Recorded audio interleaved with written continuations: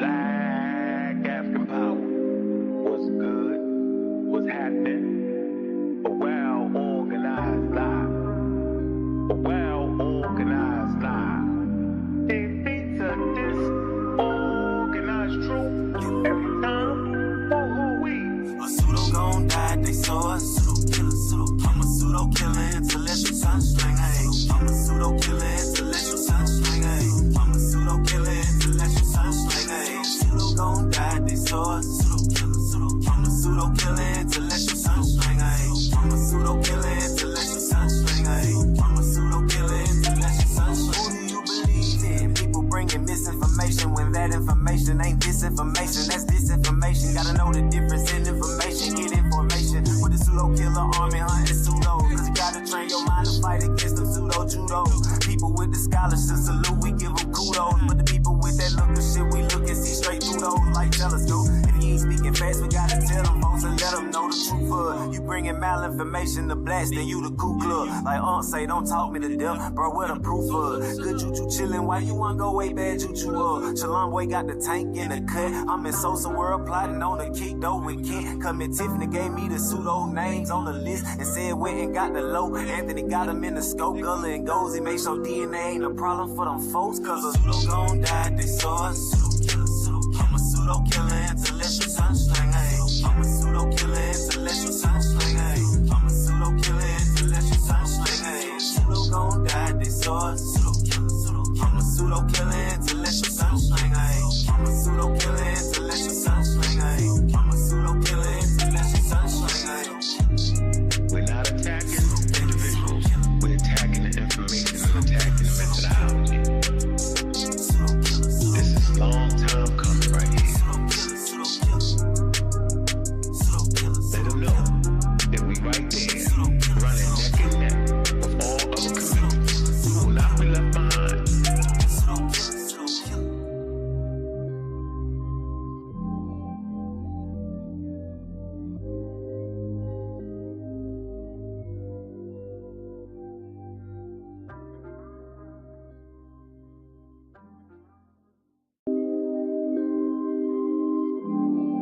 Black African power.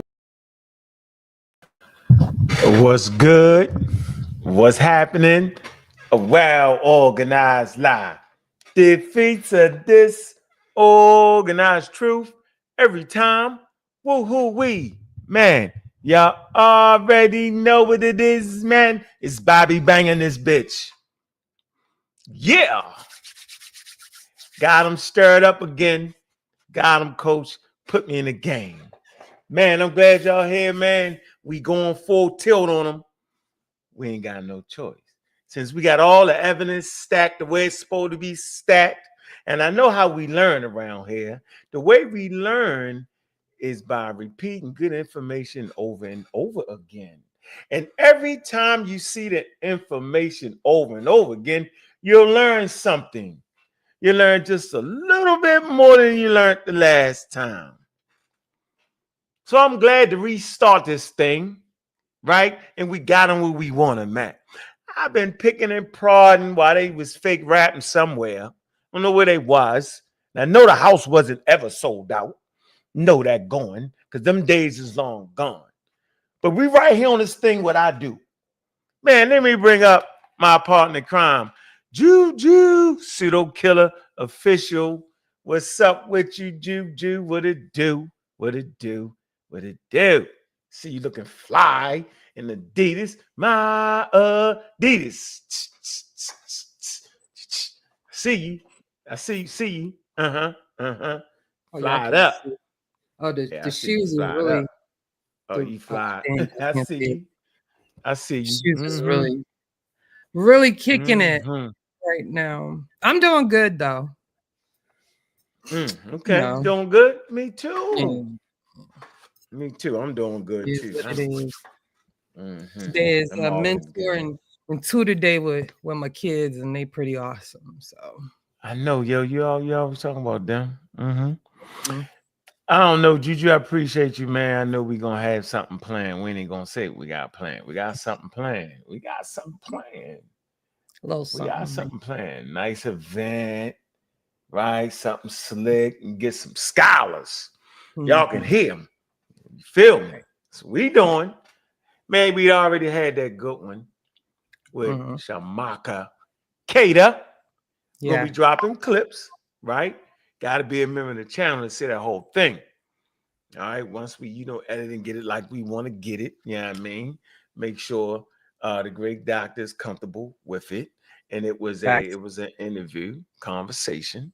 Mhm. All right, we're gonna bring him back to go ahead and do a lecture. All right, him and a surprise. We're just gonna keep bringing it. Good, right? Right now we're in our bag. We didn't heard Smash Scamwells went too far for me. Now everybody know that Dr. Oyama Yada is my people's man. All the way. Like, come on, bro. Thick as thieves. Well, what I don't understand is why you gotta bring the sister's name into the daggone conversation, man. Smoking too much before your lives, yo. Then you're gonna bring up Mel Trek. Now, if anybody know anything about Mel Trek, I've been supporting that campaign from day one when nobody would. Right? Sold a lot of Mel Trek's DVDs. How many have you sold, Smash Scamwells? Not none. But you thought it was a chink in our armor trying to pit us against each other. That was dumb. Because it's things you just don't know. So he's sitting there thinking that we ain't having great discussions over each episode. More so the last two. So I'm gonna deal with the last episode, right? Mel Trek, and I'm gonna show you what my research was in that. Did you get that phone call to talk about Black Egypt? I don't think so. And if you did get that phone call, none of that scam research you got was ever used. So while you talking that talk, I'm gonna make sure I walk that walk. So I'm gonna play this clip, and we're gonna see how he smoked a little bit too much weed, and got a little bit too slick. But I'm gonna let the people come in first. What's going on, Gary? What it do? Miss Black Panther, what it do? What it do? What it do? Mm, mm, mm, mm, mm. Who else we got in the chat? We got Mr. T. He said, "Can you bring Truth Savior to do a show on hip hop?" Yeah, I don't agree with everything he say though. Some things is good. I don't agree with everything he say. I don't agree with everything. Some things I agree with. I kind of agree with some of the things that Dr. Cologne say, and I agree with some of the things that Truth say. What I will tell you about Dr. Cologne is I would never call him anti-black. Mm-mm.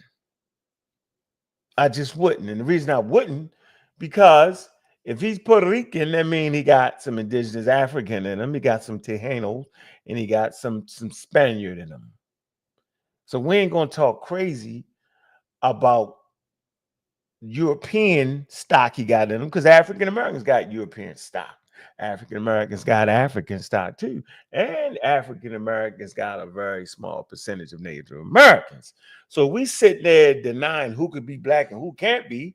Interesting conversation there. Very interesting conversation there. But I do know those that will become Puerto Ricans, their ancestors came off the boat and ended up in the Caribbeans. I do know, and they get their mixing. Same thing with African Americans. So can he really be anti-black or what y'all call black? Can he be? We all had that conversation. So I'm gonna be the first one to stand up for Dr. Cologne. In my conversations with him, I felt no anti-blackness at all. What I felt was another human being fighting for his people, right? Talking about a music form that they felt like they helped create. He got a right to do that. So I'm gonna stand on everybody right to do it. Just like Smash Scams Wells got a right, you know what I'm saying, to do his little scholarship thing he do. Got a right to do that. But what he don't got a right is he don't got a right to lie. And I'm gonna call him an outright liar. Mm, mm, mm, mm, mm. So let me start off with you. Let me first. Let's see.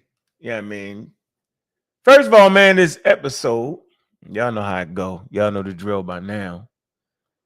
This episode is brought to you by Conscious Ingenuity. Mm-hmm. Conscious ingenuity, building character, confidence, and capabilities through STEAM.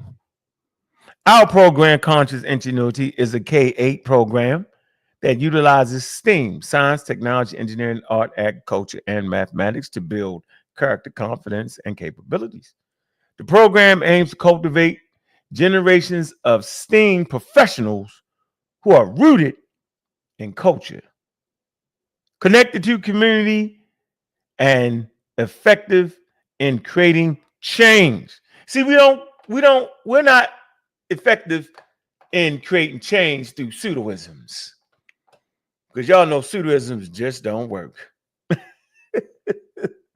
Because if the pseudoisms work, we wouldn't even be the pseudo killers or the community of skeptics. We're very skeptical in our approach when listening to people who sit in a chair from YouTube and do absolutely nothing. We're not actually listening to rappers who are playing scholars. We're not listening to them neither, right? We're backing it up with scholarship, and we're not changing what the experts are saying, flip-flopping back and forth, acting like they agree with things they just don't. But I like the conversation. I won't be cussing anybody out. Almost thought about cussing them out. And I said, but that's not even part of the brand no more. It's not. Well, how you doing, though, Juju? I've been, you know what I'm saying? How you feeling? What it do? I'm I see you. good. Everything's good. Of course. Mm-hmm. Nothing but good news this week. So Mm-hmm. Uh-huh. I was a little teary-eyed about it because I was thinking about, first time I was told about it, and I was thinking about the expert, doctor that diagnosed me. So I'm very grateful. Then I'm thinking about other people that we love, people that are connected to us by members of pseudo killers, just thinking about it. So I'm Yeah, just man. grateful. Yeah, it's grateful to have some experts around us, man.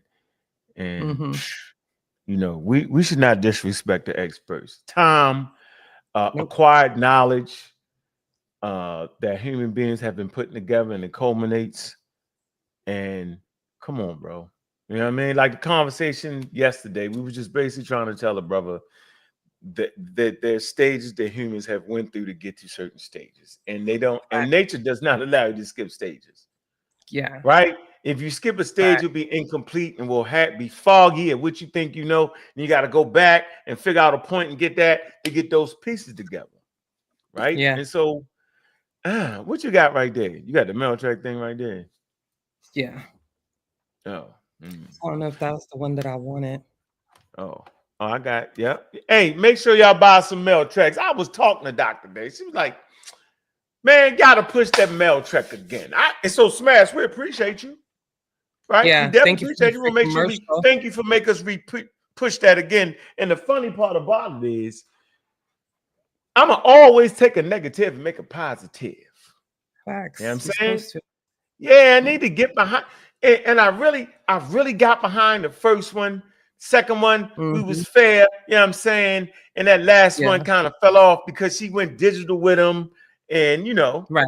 yeah, I used to sell them at all the, all my events and stuff, and even had a battle with Irritated Genie because he didn't want to carry it because it had a European in it and a Chinese person in it, and he was talking crazy, man. I couldn't believe that. It's crazy, right? And so, That's we ridiculous. been behind the project, right, from day one, yo. Okay, and the sister, the sister will talk about that. We've Mm-hmm. never not. But people that run their mouth ain't even bought one before. We can just check the books. See, we can know who bought one, who didn't. Right. Feel me? Right, we can check the books to see. All right, talking crazy. All right. But yeah, and some of my research is definitely in the last one. And y'all gonna and I'm gonna verify and prove that. Right. And so no, we don't have the pseudo Mel Trek series. That's not what that is. Right. We've had extensive conversations over the All Max and the who they was, Incas, Mayas, right? Had prolific conversations over that. And when that thing came out, it was right. You know what I'm saying? Simple as that. And me and Doc talked about, she said it was some things she might want to redo right? Maybe she felt Right. like it may be a few mistakes. I haven't felt many in it, right? Got it. So that nonsense that Smash talked about as far as we some kind the fact that we don't believe, right? See, he's a Christian, right? I'm not knocking the Christians, but Christians No, don't come for me. right. You ain't practicing ancient Egyptian religion, right? But don't come for me because I don't believe, right? And so he tries to make it like I bring some kind of negative energy around because I'm not willing to acquiesce to faulty premises, and I'm not willing to act crazy and make up stuff and play the pseudo games, right? I don't have a problem with hurting people's feelings. Oh, he's fear mongering. Fear mongering. So let's hear the Yeah, clip from Smith. And you see he deactivated his clip thing too. Because I clipped it up and he deactivated running. And that's nobody tell you okay. to shake the tree. Yeah, yeah. Yeah, but we Well, just want to give Smash some we want to make sure he gets some views off of this And then, next round. and another Hmm? thing about Mel Treks and what is that? Uh, um, what's the company over it? What's the name? Hold on. What? Edamate Productions. Am I saying Anime that? production. Anime productions. Edamate Productions, like her Mhm. sons are like owners of that company. So she Yes, made they come. sure that they had a company before they were like graduated from high school, Oh and yeah. that she was trying to help them retain generational wealth. So that's a family business or her son's business, young men, that's Look their up to the company. boys. So they helped with the creation of the series too, and I think that's a powerful thing. That's what a So mother do, don't ain't it? you could joke and drag stuff through the mud, but that's like hands off. Don't do that. The Yeah, you baby can't did mention that. that. Yeah, Yeah. you can't mention that. You Wow for can't that. try to pit us against each other, yo. I love Exactly. Shorty. That's family right there, yo. We Right. can't pit. You know what I'm saying? Like, don't do that. I would never come in between whatever friendship y'all probably got. I wouldn't do that. I Exactly. would not bring her name up and then be wrong. Exactly. Come on, man. But you did it anyway. But yeah, I was chilling. Now I gotta do it. Now I gotta tear your catalog all the way to pieces now. I didn't ask for this. You did. I gotta do it now. Since you claiming to be this big bad wolf photo opping, right? He's a photo op guy, stand beside some scholars, and he think we're supposed to go for that. That's like Lex yesterday. Like, why do they keep thinking they can just tell us anything? We're not that group of people, right? We've been through all the stages with everybody. So it's things I just wouldn't say to Smash because I know he know better. So there's supposed to be things he's not supposed to say about me because he know I know better. He ain't supposed to lie. Same thing with Lex. Lex ain't supposed to come over here and try to trick me. You know I'm gonna catch it. Come on, man. They gotta stop that, man. They don't respect me enough. That's the problem. And I give them too much respect. Yeah, use a pseudo Smash, and everybody know it. They just won't tell you. Your fake artists won't say it. Yeah, they just won't say it. Only yeah, and your whole crew is pseudo. That's how you know it's pseudo. A pseudo attracts pseudos. Man, you can't even get it. Boy, I'd have respected you if you'd have got some scholars behind you, bro. I would have. Yeah. So it's fair usage, right? Because I don't know. I don't know these days. I don't know how people can take it when they losing, right? How we know you losing? We know you losing, yo, because you went below the belt. Gonna grab at a good friend of mine. That's crazy, yo. I wouldn't do it, yo. The feds used to disclaimer here. We're gonna play a little bit of this, man. We're gonna see what's good around here. Man, y'all go ahead and support Mel Treks, right? I'm gonna show you what some of my research is, okay? In the film. All right. Straight good work. And I don't even know why you use an animated lesson in a scholarly conversation. Like, what's the point on that? That's crazy. Watch this. Here you go. My man, Smash Scamwell, scamming as usual. Boy, you need to stop that. There you go. Right? I don't think he made no mistakes. But I got a question. I got a big screen question. And shout out to Dr. Ma'at. All the moves she done made to make sure the children know that the Egyptians was black people. And I was just smoking a joint, and I started thinking. I was like, damn. I wonder what Dr. Ma'at think about First of all, nigga be trying to be all on her page every other day. You know how cats be. But what Dr. Ma'at feel about slandering her whole business? Mel Trek. See, we don't even play like that around here, yo. See, now you got a problem on your hand because we don't play like that, yo. And it took all I could not to cuss you out. But we don't play like that with loved ones. We just don't. We leave it to the side because there's some things I could say to get you super hot. I could really turn it all the way up. I could talk pandemic. I could start talking. Ain't that right, Smash Scam Wells? I could really start talking. You know what? I'm not even going to go below the belt, bro. And it's Mel Trek. I call it Mel Trek. No, he did too. It's Mel Trek. Mel Trek. You always correct the correct English. He's an English teacher. I'm going to call you an English teacher. That's fine. It's fine. Because I think there's something else out there that has a similar name, and it is Mel Trex. That's why. Oh, okay. I don't want people Mel to get Trek. it confused if they Mel look Trek. it Mel up. Trek. You know. You put that link in there, right? So they can get that animated So lesson, man, it's for like- the babies, man. It's definitely hot. But I'm slandering our whole business. Is that what he said? What did he say? Oh, yeah. Really? Yeah. So you don't know. So he must don't know, yo, that I'll be right there educating the baby. He don't know that, do he? He don't know that you must be don't. in her classrooms. He don't know that. But he ain't never got the call. But see, he ain't never got the call. Because see, them academics gonna be like, no, why you got that? What? No. He said, what? About what? Don't call him a pseudo. Access denied. See, you ain't never got that call. So stop hating. I think you hating a little bit, Smashy. You hating, Scammy. You hating right now. And I ain't even gonna never hate on you and your family, but you gonna hate on me and my family, yo. Oh, you ain't know Doc was family, huh? Yeah, but you gonna know now. Right? Very much yeah, so. and I ain't gonna never, I'm saying, be in the same area and slip and let her put out some pseudo information. Never. And she never would use your pseudo information in nothing. How about that? Until you get your thing straight.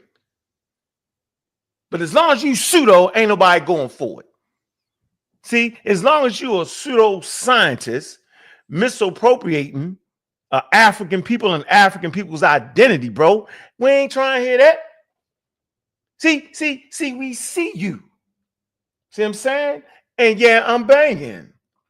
You ain't getting that off in no universities, bro. Not that. You can play with us and flip-flop and act like the experts all agree with you. They don't agree with you. See, I fucks with you. So I'm going to tell you when you're wrong. But you can't handle that. Could have been grown past that. See, you got a skill set that you misappropriate. Your skill set is being able to read and put the glyphs together and do. That's your skill set. See, you can do that. And I remember the time he act like he was going to go to school. He act like he was going to school. And I'm going to and ain't go. I wonder why. Like I told you, I said, you're going to flunk. You is not going to be able to go to Egyptology school. You're not going to be able to do it. You're going to flunk out. That's why you ain't never go. Because you know you're not going to. You can get that off on YouTube, right? Around broken toothpicks because they don't know no better. You take advantage of them too. You got them people actually thinking that the aches in the hole It's the fact that you can read meta-nature or read some daggone glyphs from the TLA. That's the magic bullet, right? You even hear James talking about it in the chat. Are they illiterate and such and such? Yeah, whatever. Think about that. All right? Craziest thing. And I'm going to say it, I'm going to keep repeating this, the hardest thing to do, right? After Champollion and Thomas Young and them, decipher the meta-nature. The next thing is to put it in its proper cultural context. And this is what this man has not accomplished. And all the experts said it, and all the experts said that. So it's not like I'm making that up. We can pull up work. Let me see. When they talk about like this, the Rosetta Stone by Carl Andrews, the British Museum Press. They all talk about putting it in its right cultural context, and I'll give you an example. Man, Shorty, she fat to death. She got out that car, the car was on fire. If you put it in the improper context, you would think that she was actually short because I called her Shorty. Nah, she was actually 6'1".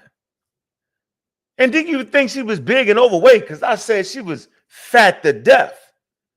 And then you would think she was so fat that she died and got burnt up in the car that was on fire. See, that's how he be translating the thing. When in actuality, I was saying, look, Shorty, fine. She fat to death. I was saying her figure was beautiful, luxurious. I said the car she got out was fire. I said it was a top-notch vehicle. Beautiful car. All right? So, context is everything. Cultural context is boss around here. Not because you can read some glyphs and flim-flam everybody. Nope. It's about the cultural context. And so if we're actually teaching the babies, right, and we're fighting for historical accuracy, then we would have to learn the context of the time.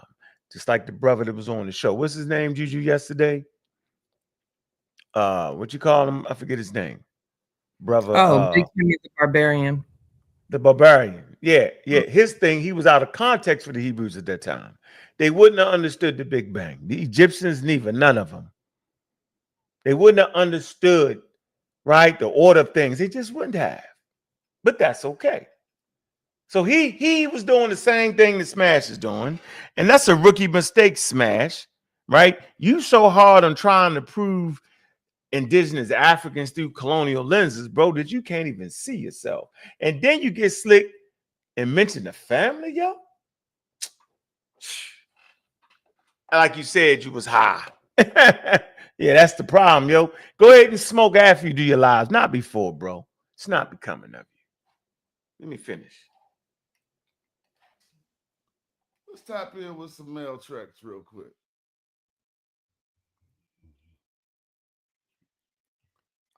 We've been supporters of Mel Treks, right? He done slandered the whole Mel Treks.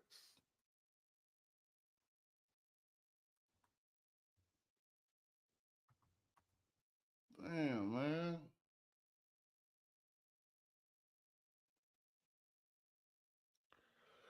So how you just gonna be? Oh man, that make me be thinking. I don't even understand. See?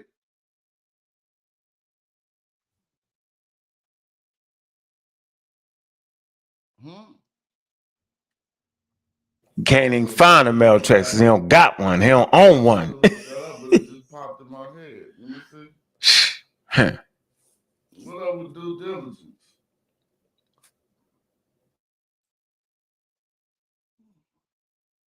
Who remember the Mel Treks videos? I gotta find that.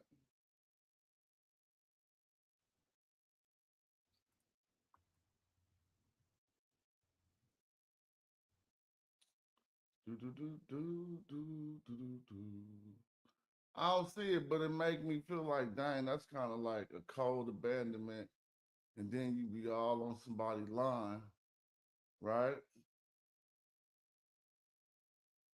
We gonna pull that up and show that. We gonna, cause Mel Trek is something y'all still need to buy and still get that to the kid.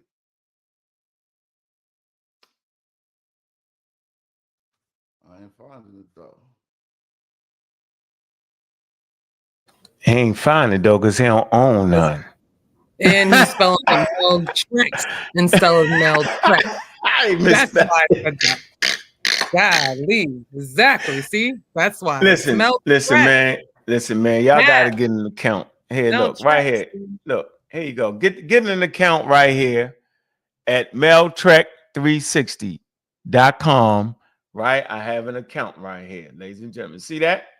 I have an account right here. All right. If he had an account, he'd have went right to the joint. See? He online trying to get it. And this is wild. See, when you come for the king, you got to kill him. He gonna just he don't got it, obviously. He misspelling it. You funny, Juju, right? And he ain't even got it to show it to see what they really said. Because we're gonna show you what they really say on here. We're gonna see, are they is Mel Trek series? Is it saying that the Olmecs are African? Is it saying that the Egyptians are black? What is it saying? We want to know. Right? Do they have a map? Does she talk about what the word Kemet means? She certainly does.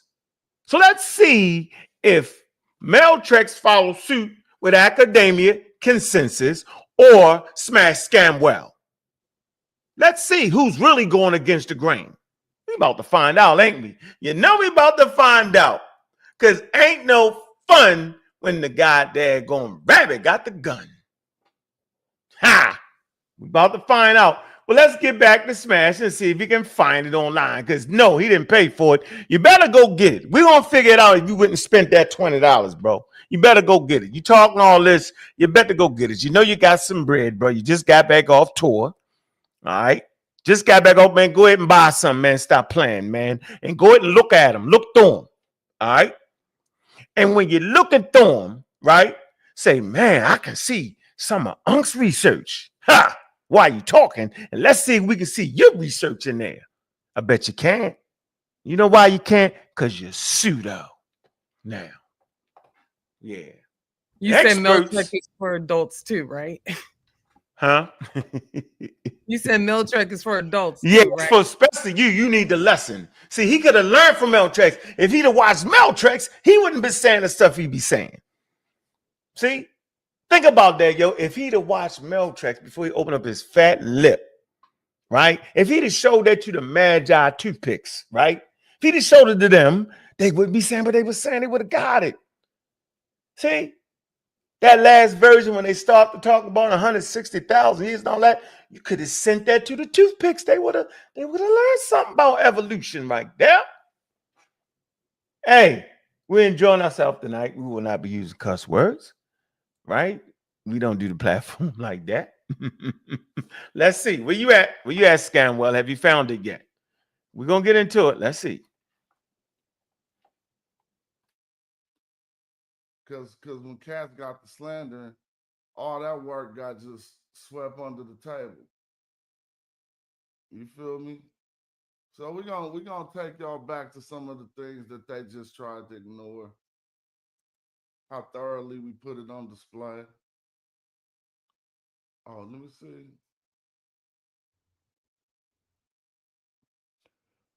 What's up, y'all? All right, here we go. No, that's something else. It's cool. But we did have a video series. Shout out to KB. Nice contribution. Appreciate you. We did have a video series worked on by the youth and our sister, Dr. Ma'at, that was set out to teach the history, African history, and particularly the history of Egypt. We can't switch that up. We got the animations. And to show the youth that the ancient Egyptians were black people. What happened to that? What happened? I really just want to know what happened.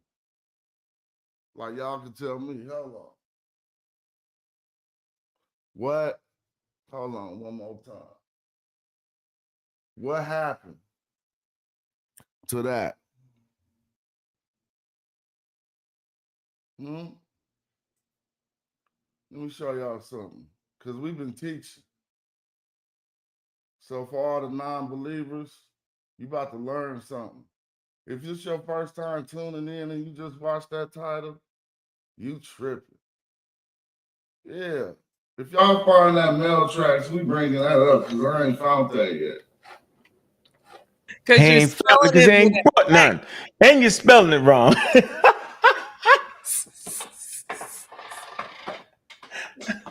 Somebody help him spell it right the fuck. Oh my God. Put a K on the end of that. Come on. Oh, no, hold on. Wait. I Jeez. think the real point is you shouldn't have to find it. You should have already supported the system Facts. and gave it to somebody. I'm definitely about to get everything because I need it for the kids now. Come on, yo. He ain't even know they went digital. He couldn't have known, yo, that I sold a lot of daggone units. He didn't know that, huh? Yeah, he started, so I'm gonna make sure I finish. Let me speed him up a little bit, like he doing basketball. The key to defense is try to speed up the offense. Let me speed him up a little bit. Let's see. Not EQ the defense. Close down the question session I had. Still looking. Nah, we right back to it. We is right back to it. Now, this is one of the reasons why I respect this sister so much. Because it worked like this. Finally. At Anime Productions. In Mel Trek's Exploring the Ma'afa, students' journey to Africa, guided by Kwaku, learning about Portuguese and African resistance. View now. Let's watch the trailer. Yeah, he ain't buy it though, did he? He watched the trailer, but he ain't buy it. See, he don't buy. He gonna watch the trailer. Why you ain't just click the buy button? Yeah, you better go back and click the buy button, boy.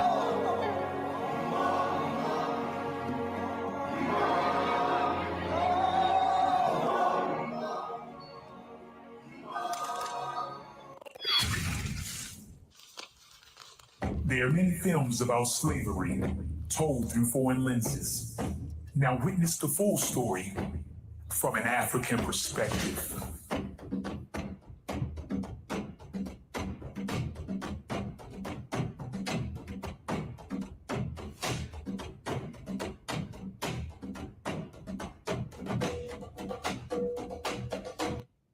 That's good too, and I'm supporting that too. But we just got episodes, so we gotta know this is a good thing, right? Come on now, don't play with all this wonderful work. How about buying the wonderful work? He ain't bought the wonderful work. He playing the trailer though. This summer, Anime Productions Hey, presents that should be rocking. Watch that. Episode 1. Exploring Hey, go ahead and get episode 1. It's the most accurate historical account of African American people. Hey. A story that has never been told like this before. Join Bunchy, Chin, Percy, Michelle, and Jessica. As they open their third eyes and are sent back in time by their magical teacher, Miss Lawful.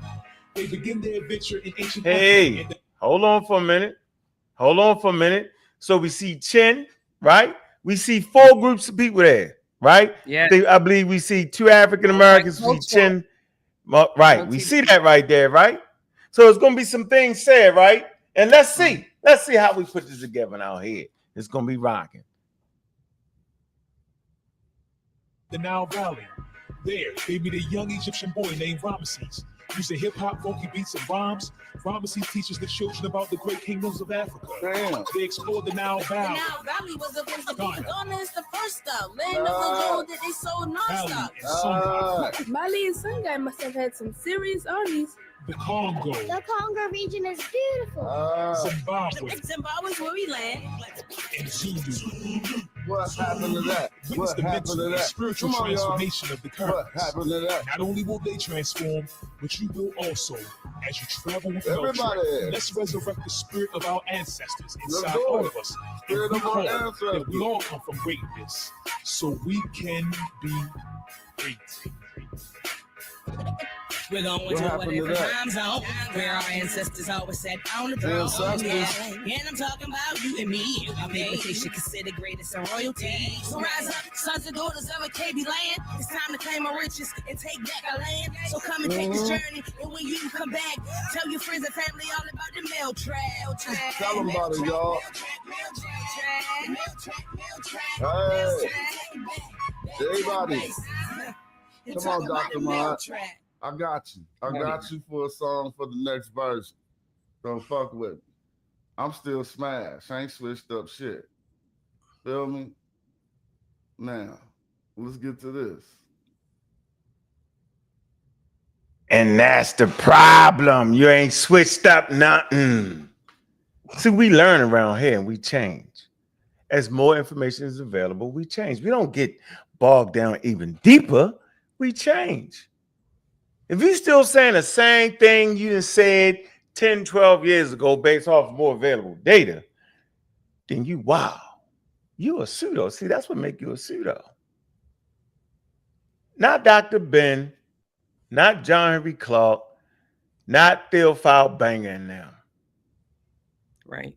Because they wrote their books.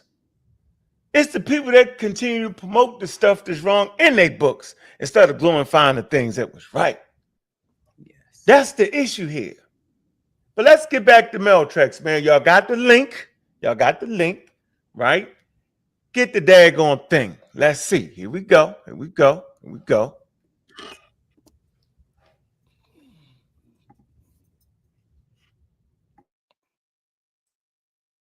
This is good teachings. Come, let me show you. Hold on, man. Get me off this full screen. Back in 3000 BC, the Nile Valley was the place to be for you and me. The Nile River gave abundantly to human beings. I'm speaking of the ancestors of you and me. So I'm saying this a lie. I'm supposed to be, no, you got to see me. So the Nile Valley gave abundantly to human beings. Something wrong with that statement? How is that a lie? Maybe this little part right here. Ancestors, you and me. But don't forget who the you and me is. Right? Standing. It's 4 people there. All right? Let's see. Come on. Of course he wouldn't know because he ain't ever watched. It's the first time he ever seen it before in his life. It's a lie, huh? Show the youth this, man. Don't let that negative energy, not believing in nothing energy come through and change your whole skit. Come, let me show you. Back in 3000 BC, the Nile Valley was the place to be for you and me. The Nile River gave abundantly to human beings. I'm speaking of the ancestors of you and me. The ancestors. The melanin people they rose. Had mad food and gold to the extent nobody knows. The story filled with holes, but we know. They build nations, form civilizations. I could show you everything, but I need your patience. There's so many places that we can start. That's so I'm flat. gonna pick Egypt, cause it's my heart. Hold on. Let's go back. I like that bar. What they say? I'm gonna pick Egypt, cause it's my heart. Let's go back. That we can start. So I'm gonna pick Egypt, cause it's my heart. So kids, they built the pyramids, perfectly aligned with the sun, moon, and stars. So honor did, so mathematics. So they tried to come through and debunk Mel Treks. Yeah, see, why would he play like that, yo? Why would he do that, yo? Where the hell is we debunking Mel Treks anyway, yo? Like, see, that's what I'm saying. Like, I wouldn't even play with that. I'd be afraid that I might just offend that nigga. I might offend Unc. See, Unc got a little more time on his hands now. A little more now. I can sit back and play with you, smashy, scammy welly. Yeah, got a lot of time now. Back to my old ways now. Got time on my hand now. Yeah. Yeah. See? Why, bro? Why use that? Maybe it was just time to pump up Mel Treks again. It would have had to been that. Let's get these sales going, man. Make sure y'all support that. Y'all don't know what's going on right now. We got a person trying to drive a wedge in between me, because I'm a non-believer. You heard him. The non-believers. And I got negative energy because I'm not listening to the pseudoisms. So now the pseudo killers bring negative energy because they're not trying to hit a flim flam bam bam boom. Really? That's negative? So we supposed to just allow people that look like me and you to run around here and be crazy and talk crazy. Like Pan-African Jay, he's wild. He doesn't care. Right? He can't. He look at a scientific article, read one piece, forget the rest of the piece, and talk crazy. Yeah. Bananas. He one of them type of people. That's what Smash. He on Smash team. He Smash head general. See, if you got a pseudo for the head general, you a pseudo. Because pseudos begot pseudos. That's what it is. You ain't got no dedicated team of translators, bro. Yeah. Would it be Asar and them? Wuja and them? No, why not? I wonder why not. They do a great job of translating. You can't even get them to agree with you. Yeah, you out there, you didn't put yourself way out there on an island. That's what you did. Way out there, bro. For no reason. Over this? Come on, man. Tripping. What's up, Kick Door Kent? Shorty Low. What it do? What it do? Here we go. We're gonna get into it. Ooh. Cats got out here and tried to debunk Mel Trek. Tell me where I'm wrong. No, it ain't like that. You know, we from the same place. So, you know, we keep it street. Your patience, there's so many places that we can start. So I'm gonna pick Egypt, cause it's my heart. So kids, they built the pyramids, perfectly aligned with the sun, moon, and stars. So honor did, so mathematics was a must. They had equations. What they lie at so far in this video?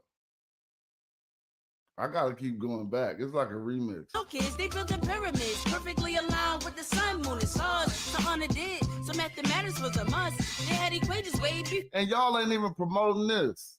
Y'all some suckers.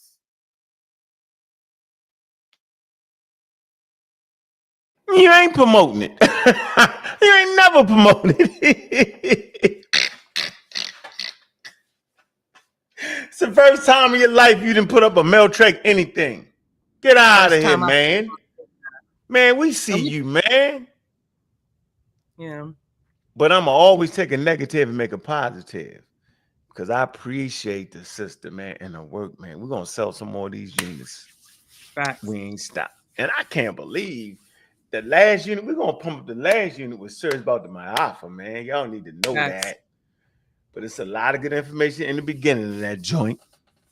I'll be getting that. Doc had to remind me. She was like, yeah, you forgot, a lot of your research in that first, boy. I was like, damn. Yeah. And we had prolific conversation over the second joint. And we had great conversation over the first joint. Yeah, I see no contradiction in none of them. Let me keep going. Tripping. It's a good time, though, for Doc, though. She earned it. She definitely earned it. This is probably the biggest thing you could have got behind. Hey, that's a great point, Smash. It was the biggest thing I got behind. And it led to the next two versions. You right, brother, because I got behind it full swing. You forgot the Blog Talk days, bro. I had the first commercials. You forgot that, didn't you, bro? I think you did. Yeah, got behind it. Hook, line, and sinker.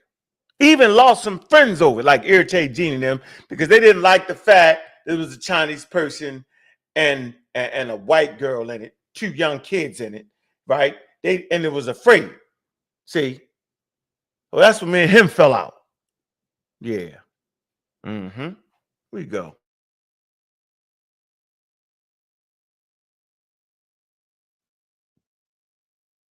Now tell me,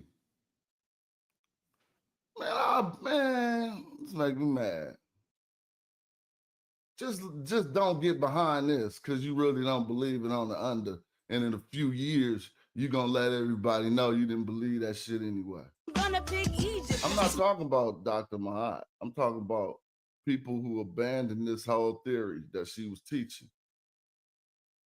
So I'm gonna pick Egypt, cause it's my heart. So kids, they built the pyramids, perfectly aligned with the sun, moon, and stars. So honor did, so mathematics was a must. They had equations way before there was Pythagoras. The test of the pyramids proved they knew the solar system too. Aligned with the sunrise and set in the moon, they give religion to the world too. I cannot accept this one God respect due. And we can't forget the son of God, the God who ruled. Now there's hundreds of religions, but they're all new. The magic letter on the walls is our living proof. It's the oldest writing system, so there's the truth. You can find it on the temples, pyramids, and Tekkens. We develop paper so you can learn these lessons. If they can, we can. But that's bars. Now there's hundreds of religions, but they're all new. The magic letter on the walls is our living proof. It's the oldest writing system, so there's the truth. You can find it on the. So let's go on and take that right there. But I want him to finish his bar. Shout out to the young man who did this verse. It's good. Temples, pyramids, and Tekkens. We develop paper so you can learn these lessons. If they can, we can, but you gotta take it back. Learn your history with me through Mel Trek. Let your mind evolve. Take pride in who you are. To let the world see you stand tall. If they can, we can, but you gotta take it back. Learn your history with me through.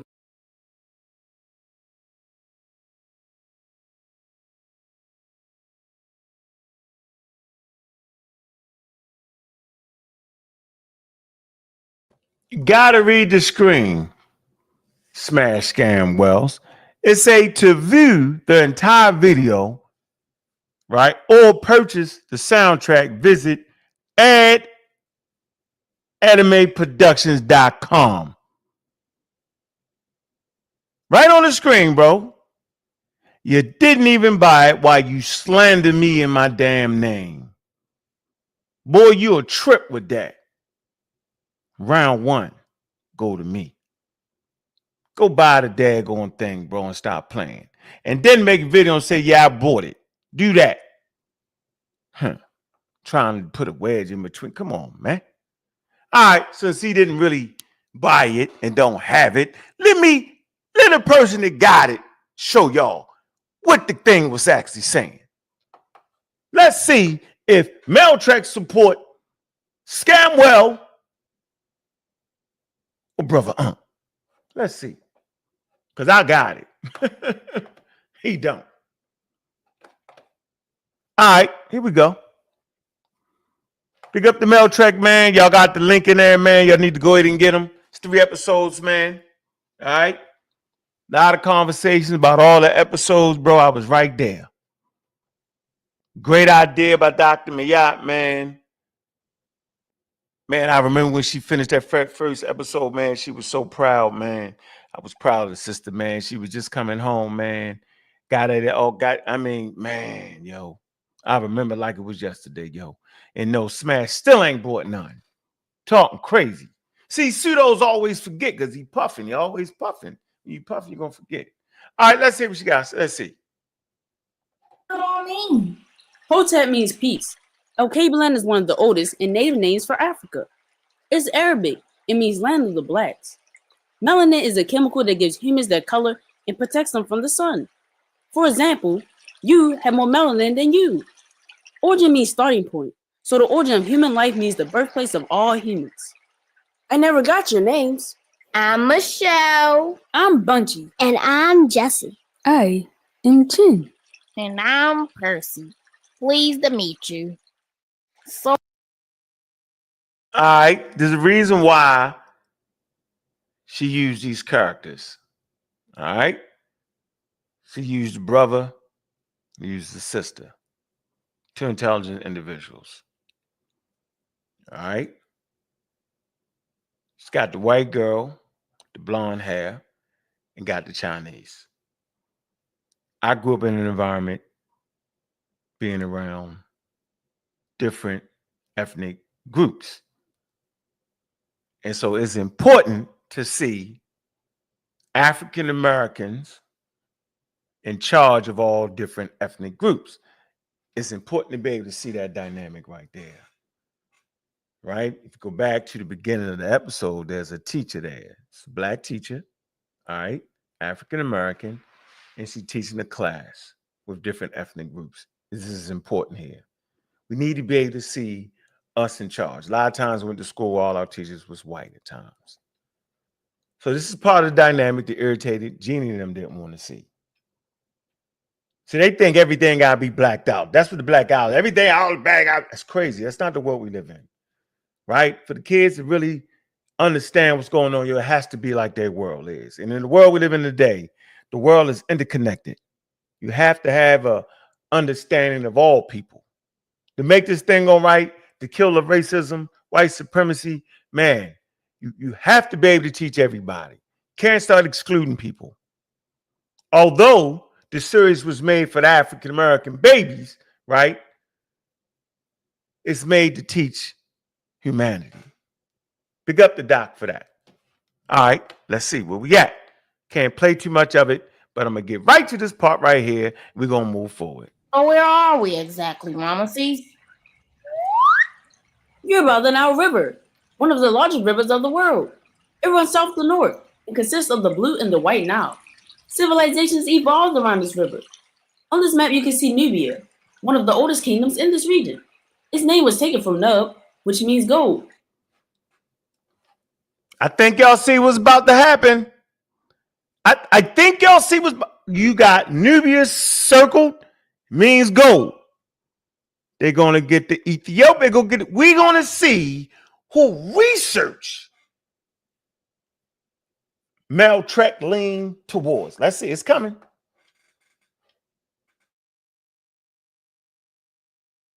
Hence, Nubia means land of the gold. Here is Ethiopia, which is derived from a Greek word that means land of the burnt faces. And right here is Egypt. The original name for Egypt is Kemet, which means the black land. Kemet. Yep. Kemet mean the what? The black land. Hey, Juju, do you see that? It said black land, not Oh, black you sure people. don't say the black people? Because she had a chance right there to say it. She had a chance to use Smash Scamwell's very words right there. Yeah. But did she do it? No, she went with the scholarly consensus. Facts. But he showboated.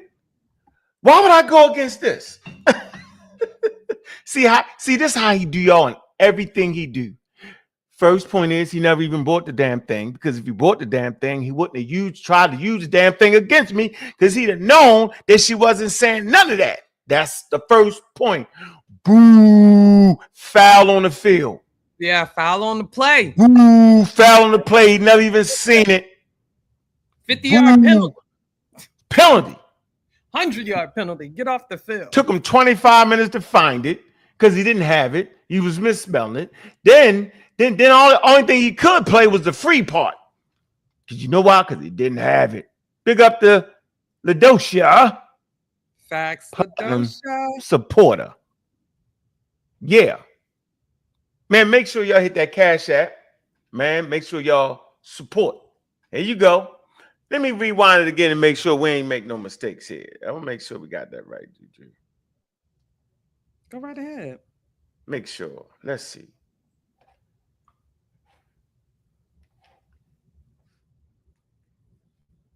In this region. Its name was taken from Nub, which means gold. Hence, Nubia means land of the gold. Here is Ethiopia, which is derived from a Greek word that means land of the burnt faces. And right here is Egypt. The original name for Egypt is Kemet, which means the black land.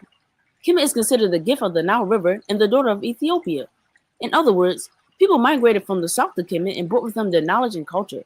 So the Nile River is considered the first cultural highway. Oh, so Miss Lofton was right. There were kingdoms in Africa.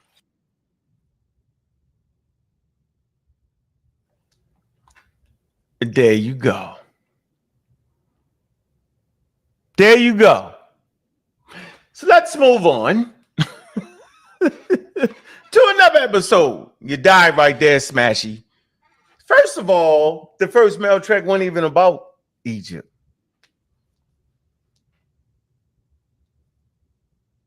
Simple as that. Wow. It's about Africa, period. Facts. All right? point blank. A lot of it was in, look, we only like, what, 5 minutes into it? At the end of the day, she talk about West Africa, all that. Y'all got to buy that to get that. All right? Got it. Okay? All right. Make sure y'all make that support right there. All right? Get the right. bundle. Just go ahead and get the bundle. Get the bundle. Stop playing and get the bundle. My supporters, man, show some love, man. Show some drop love. that in there one more time. Mm-hmm. Yeah. All right, let's move on. Since I have a couple of episodes, let me see what we're doing. What we're doing at Juju. Juju. What we doing?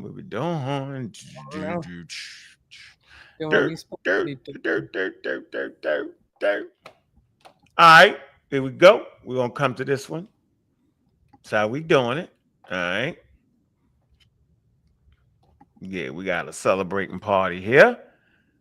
See, he couldn't push to start watching. He had to push to watch the trailer because he never really was supporting it. He just flim-flamming everybody. Tripping. Yeah. Mel Trek 365.com. Y'all go get that. Excuse me, Mel Trek, not Treks, because you'll never find it. Temples and Tekkens, history. So Miss Lofton's middle school. Miss Lofton's class was Percy, Machines of Africa. King Zosa, a Malian ruler, Mansa. So she actually kind of highlight, the first two points of it. Great. Any doubt? She's showing some of the Mesoamerica, the Incas, and all that. All right, that was the second episode. Okay, all right. Simple as that. I want to move to this one right here. Think this is important right here for y'all, man. And anybody know me, y'all can actually see my contribution to it. So we already know she wasn't listening to Smash. KB land, it's time to claim our riches and take back our land. So come and take this journey, and when you come back, tell your friends and family all about the Mel Trek. Mel Trek, Mel Trek, Mel Trek, Mel Trek, Mel Trek, Mel Trek, Mel Trek. Take it back to the basics, and talk about the Mel Trek.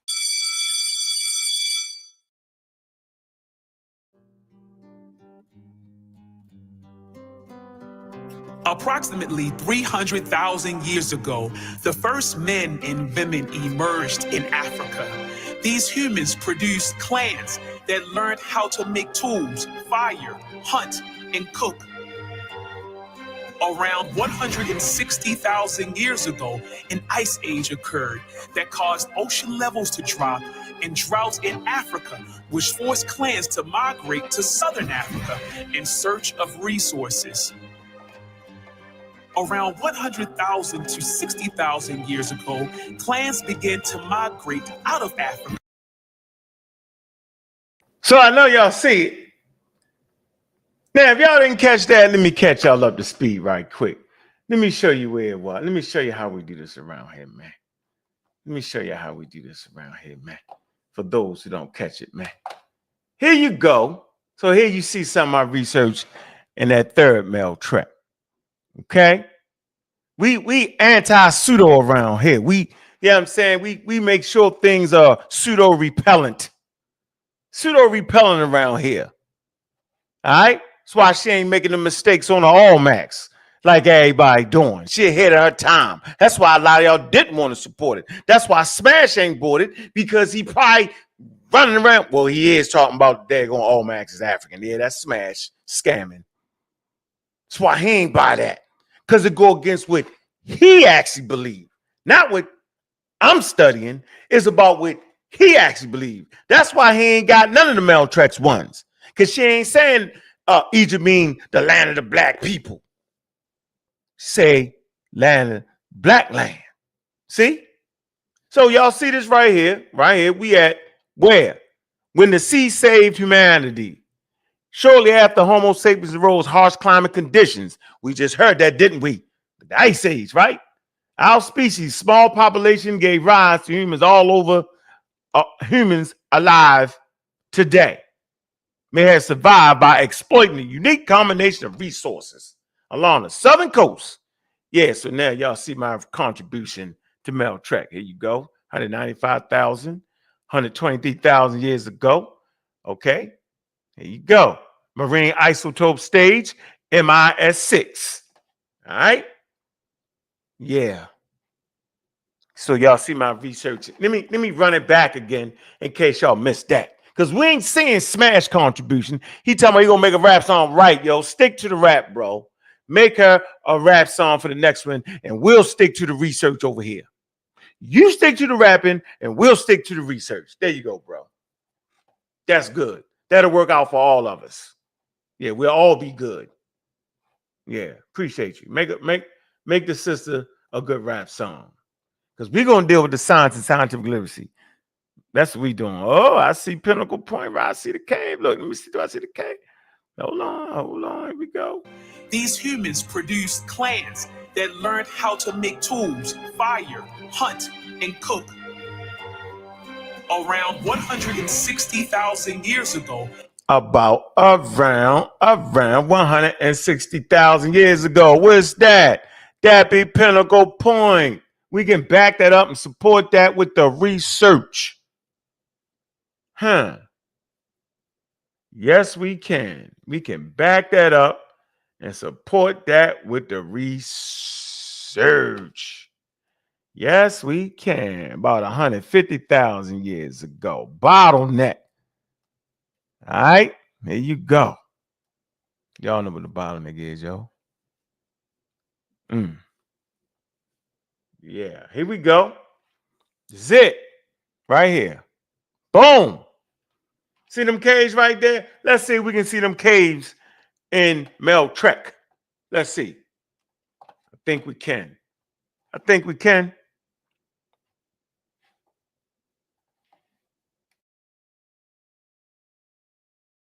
An ice age occurred that caused ocean levels to drop and droughts in Africa, which forced clans to migrate to southern Africa in search of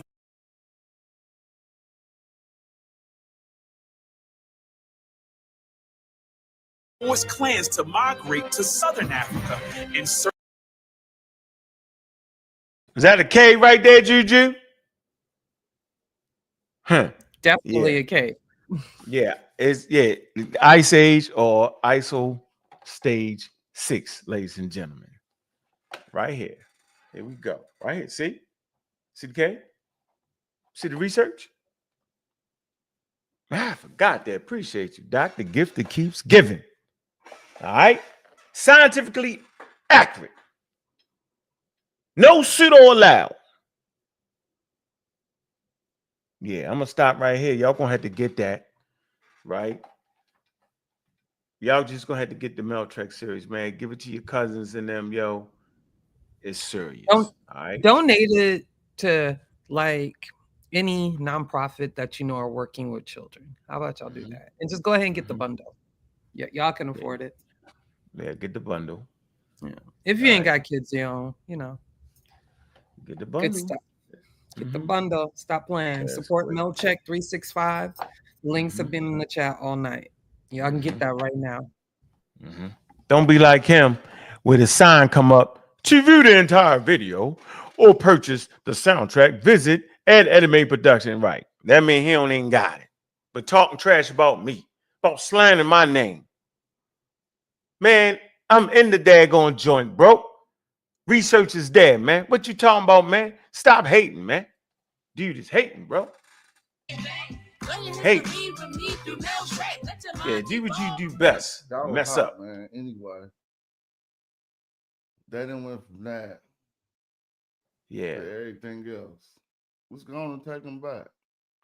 I'm having some fun.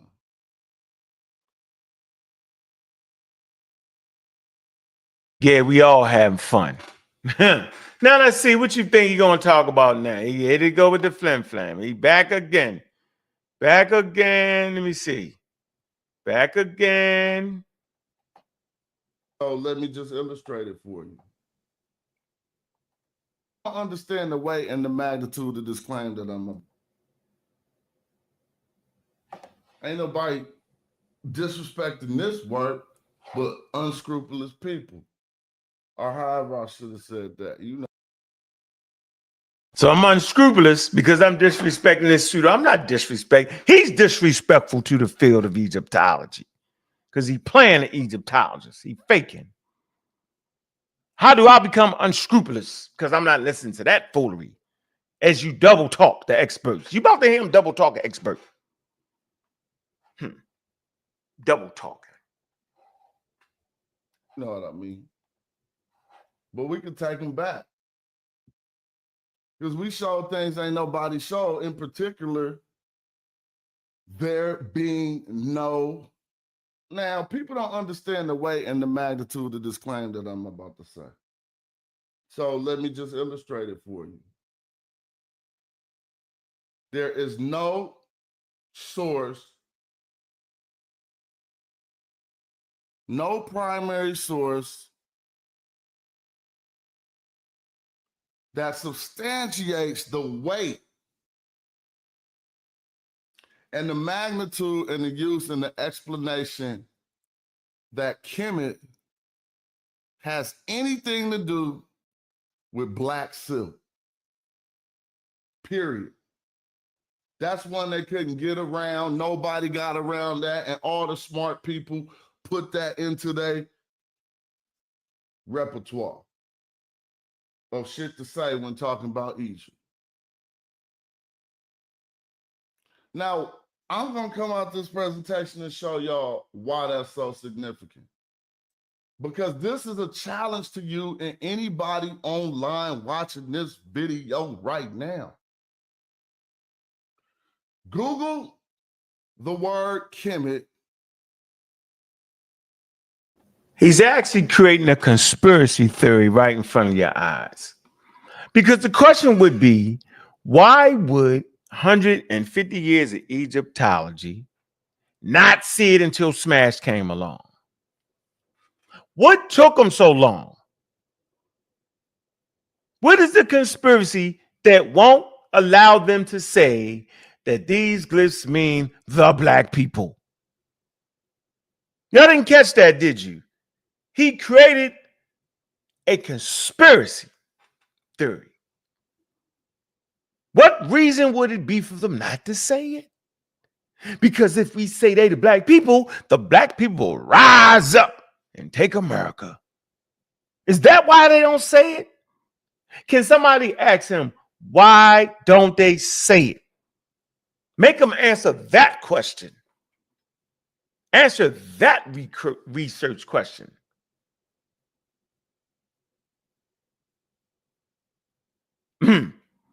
Yeah, Smash, you did a reaction to the to the trailer. He ain't even buy it. Yo, you funny, Perp. Yo, did a reaction to the trailer. You could at least spent the $19, yo. All right, man. God dang. Oh, man. Okay, so I'm glad to oblige you, Smash. I got time on my hands. So we want to know. We don't want to know whether it's called the black people or the black. We don't want to know that anymore. What we want to know is answer this research question.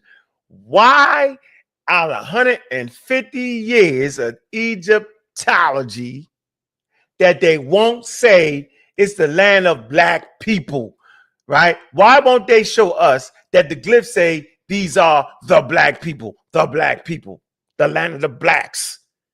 What? Why are they withholding this? Why won't they say it? Why won't the African Americans is in Egyptology? Why won't the Chinese is in Egyptology and every other ethnic group? Why won't they say it? He got to explain that. Don't let them flim-flam you. They don't got no proof. Yeah, I know. Okay, right, whatever. They ain't got no proof. Whatever.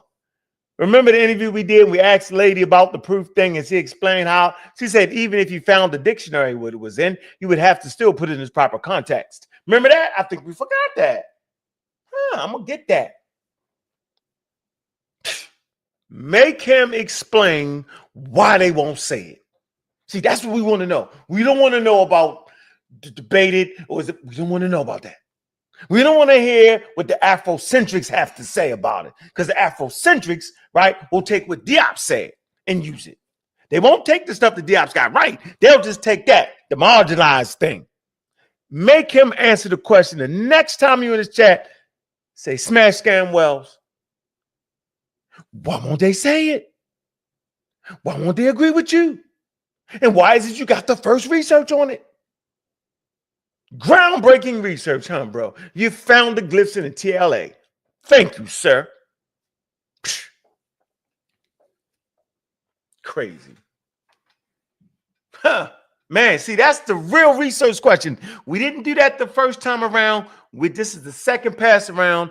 And when you go through something for the second time, it starts to get very, very clear, because he's gonna have to say the same thing all over again, and then ask him why he ain't even got it in his book.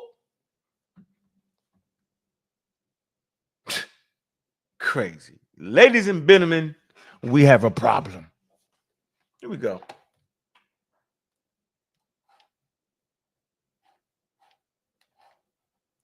And find a definition of it without this disclaimer. Trust me.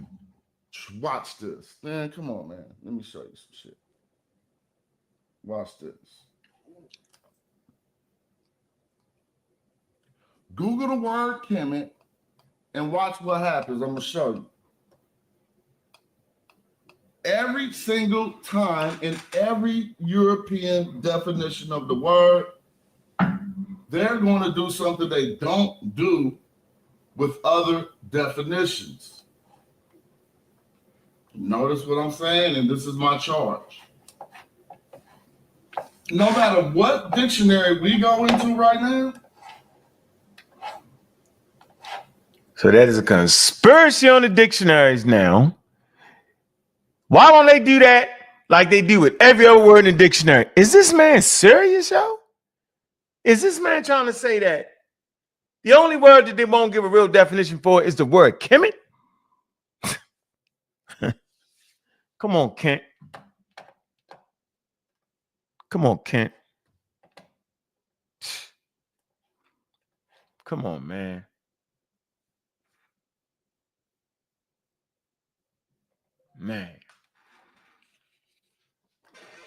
Man, let's see who the first Cash App is for the day, man. Show him some love, man. Ah, there she go. LaDosha Wright. There you go. I told you she was the platinum. Appreciate you, sis, man. And I really appreciate your unwavering support in continental Africans, too, because y'all on your way to Kenya. Where y'all going at, Juju? And what y'all doing? Where y'all going at and what y'all doing? What y'all doing? What are the real sisterhood going to do? Y'all going to do what? While the brothers holler and scream on YouTube about Africa, y'all actually going and doing something in Africa. What y'all doing, though, Juju? So it's called Textures Intercultural Exchange. We'll be going to Banjul, Gambia. We'll be doing skills training for the young ladies at Gay and Jaro Skills Academy by Fatiyu Gay, who is a Gambian woman who is very accomplished and very respected. We're doing that in October from the 17th to the 29th. And we'll be doing some shows and some fundraising. So I hope that we can get the support that we need for this trip. Yeah, that'll be coming up soon. LaDosha and Juju. Yep. For supporting the efforts, man. Absolutely. Right? Expressing our love from Africa, not turning Africa into an African American paradise. We explain African custom and tradition through the eyes of colonialism, through the eyes of those who was enslaved and had enslaved ancestors. Mm-hmm. Smash Scanwell is a slave because he promotes the ideas of a slave. Only a slave will continue to promote the mantra that was given to him. Only a slave would do that. Only a slave would be afraid to learn about Africa through the eyes of Africans. To actually express who they are, allow the ancestors to speak, allow indigenous Africans to tell their story, not through the eyes of African Americans. Only a slave would do that. You, my sir, are a slave.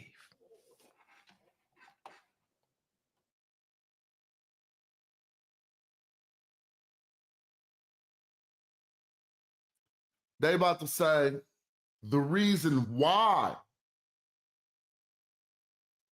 Kemet is defined the way it is. If I look up sunlight, they'll just tell me what sunlight is. They're not going to tell me why it's defined that way. One definition in everything I ever looked for has a disclaimer attached to it. Now let me prove it. I mean, I'm just going to go to any frivolous everywhere when you look up the word Kemet, and it's going to say the same thing. And so this is what spawned my research.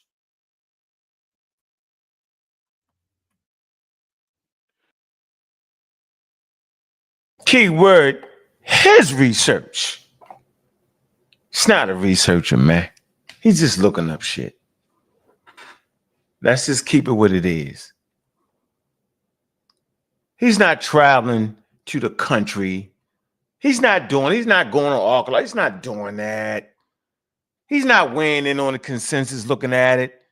He's not getting the proper documentation. He's not turning his research into experts. No, he flim-flamming. He bring an expert on and start flim-flamming and act like we ain't heard what the experts said. Watch, it's coming. Let me go past this because stop it. I ain't gonna get past this part right here because this is just nuts. I want to get to Winterman. I said 2 words. What are the word classes for these words? Black soil, adjective and a noun. See, Eden epigraphers in Egyptology. So whatever you got to say don't even got nothing to do with nothing. We had to sit down. Let me get me off the screen twice. Eden epigraphers. In order to prove our research was solid, I called up one of the leading epigraphers in Egyptology. In his own words, he called up the leading epigraphy in Egyptology. Dr. Winterman. Let's hear what Dr. Winterman got to say. Let's see if he agrees with Smash Scanwell or not. Or Brother Unc. Let's see. Boy, this is funny. Remember they said they all agree with me. Yeah. So whatever you got to say don't even got nothing to do with nothing. We had to sit down. Let me get me off the screen twice. And, you know, I could imagine being him with all of his skill. Shout out to Dr. Jonathan Winterman. I could imagine being him, right? With all of his skill, all of his training, and all of his everything. I remember when he cussed out Winterman. Y'all remember when he cussed out Dr. Winterman? I'm going to play that too. How you go from you forgot you cussed the man out, dog? Y'all stop smoking, yo. You cussed this man out. You threatened that man. You forgot? We ain't forgot, sir. With the suit on. He overdressed for the occasion. He tripping. You should have stood up and started dancing. Dancing. That's machine. Got to get down. He's the leader, right? That's what he said about Winterman. Winterman, Dr. Winterman was prolific. Beat the brakes off of Smash. running it again. And looking at me on this live stream the way he's looking right now, thinking I'm about to come Afrocentrist.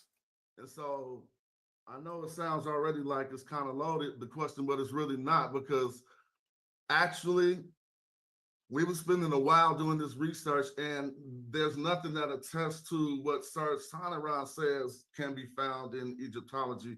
Kind of more authoritarian systems. Hold up, I'm gonna find this What one. comes out in Coptic as Kema or normal Egyptian population. But again, we don't have any of this. As Sincerely means inhabitants of and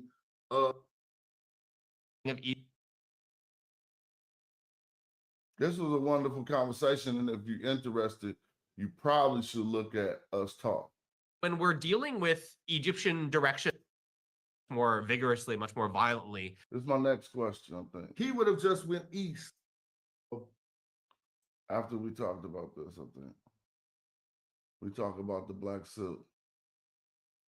I hope I can just pull it up quick. I think it's in this segment. So when I ask myself, then, if I'm the artist then and I'm trying to say something and I'm pressed for space and I have a glyph that fits. He was tripping right here. About like, why did they? Thank you for that answer. So he say Whitman was tripping right there. See? Whitman tripping now. You just said before you introduced, you just say he was the top notch one. Now he tripping. See, whenever he'll agree with you, he tripping, huh? The top notch one. The one, you can't even say nothing when you got people like that on. Really, bro? You thought we didn't hear that? Let me go back. Yeah. Huh. Interesting to me. I don't even understand it. Direction more vigorously, much more violently. This is my next question, I think. He would have just went east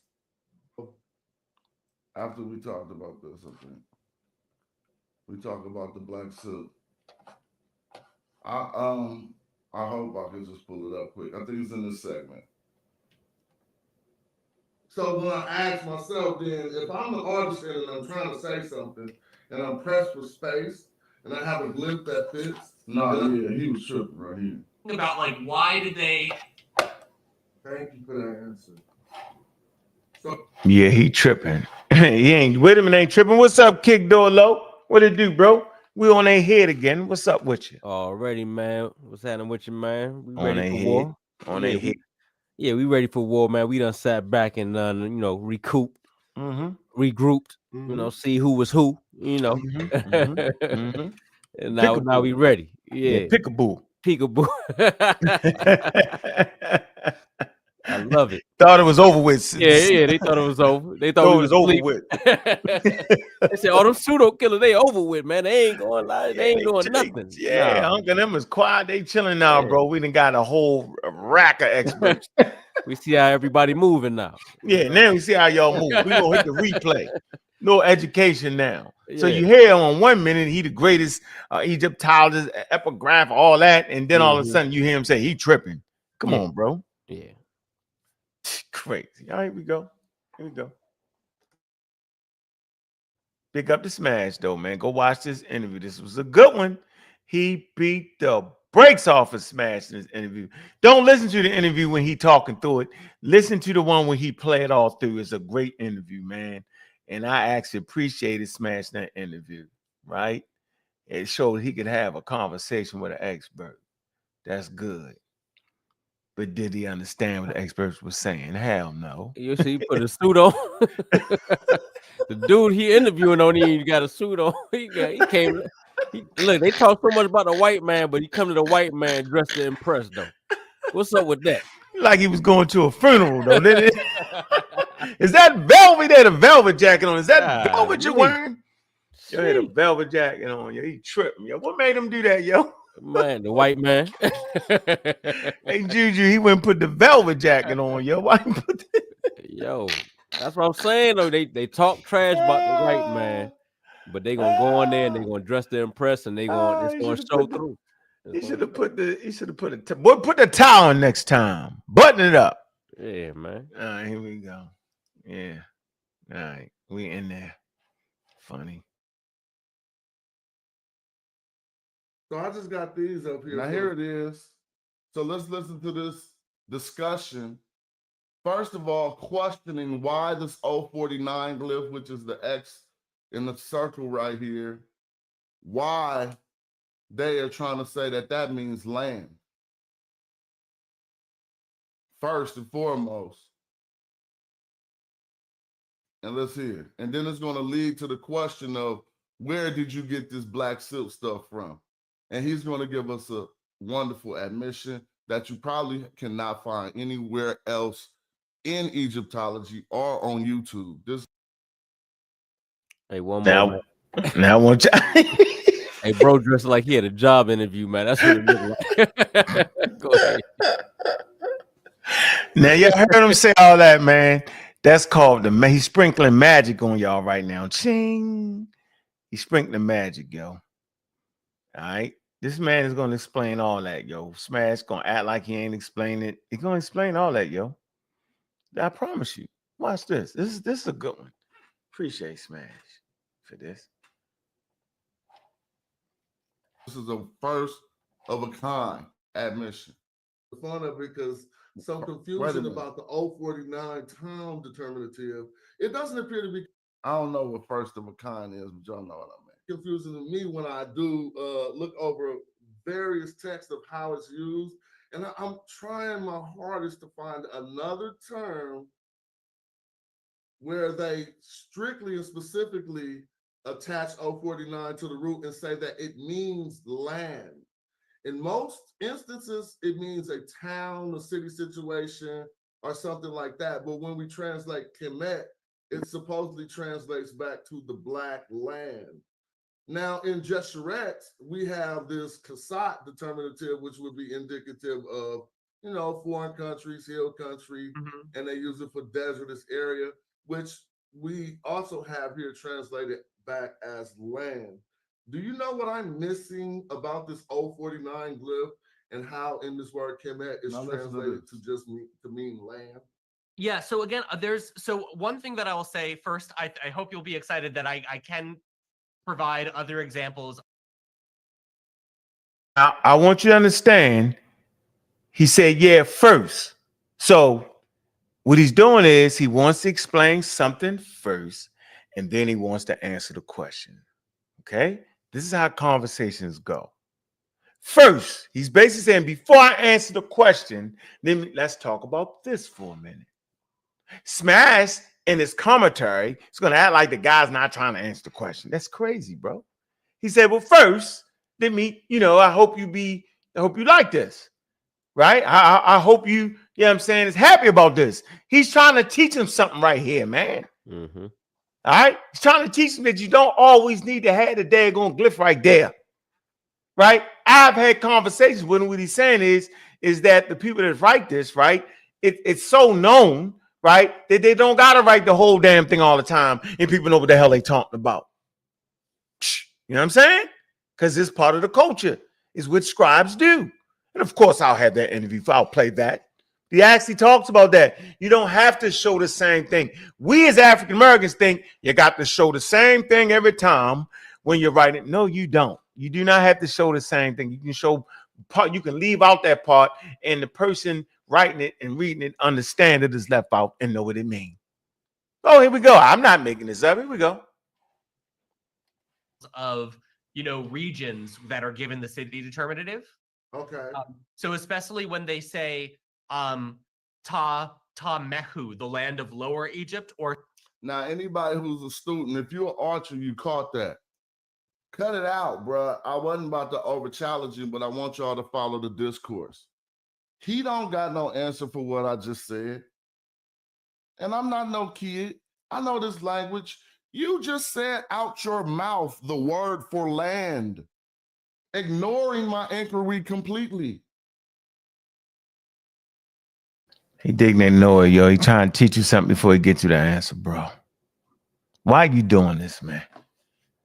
See how he do that, yo? It's called magic. He's confusing you because you only can pay attention to one thing. That's why I'm setting this up just right, so he don't trick you. Here we go. I'm saying this word Kemet don't got a ta in it. Ta means land. Come on, y'all. Shout out to us. We know this. Ta means land. So I'm even going to point that out to him politely, but I'm not going to let that be the reason. Gonna show you why all of them don't always have it. Pay attention. Notice what he did here. He came back with a word that has the ancient Egyptian word for land in it. This term that we're scrutinizing doesn't have a ta in it. It's only Kemet. So where are you getting land from? So I'm not excited, but I didn't want to be disrespectful because he said, I hope you be excited. I'm like, what? Translated to just mean land. Yeah, so again, one thing that I will say first, I hope you'll be excited that I can provide other examples of, regions that are given the city determinative. Okay. So especially when they say Ta Mehu, the land of Lower Egypt. Maybe he didn't understand my inquiry because he said he can provide other instances of region that lose the 049. I'm asking, how are you saying that this 049 means land when there's no statement of land in the root? Or Shemau, Upper Egypt. Mm-hmm. A lot of times they'll give those city determinatives. Not always. No, I'm with you. But sometimes. I'm with you on those, but that appears unfair because they literally say land there. Top. See, the man said, not always. You don't have to show it always. This man said, that's it. That's unfair. He just taught you something. You're going to say that's unfair. That's the point. There you have it. He hit him with the left hook. He was like, yo, it don't always got to be there, yo. Smash was just talking like, yeah, yo, we make him explain why all of it ain't there all the time. Why they don't always have it there all the time. And he just explained it. And Smash said, that's unfair. No, you should take your ass to school. That's what you should do. Let's rewind a little bit. Just a little bit. We're going to keep it going.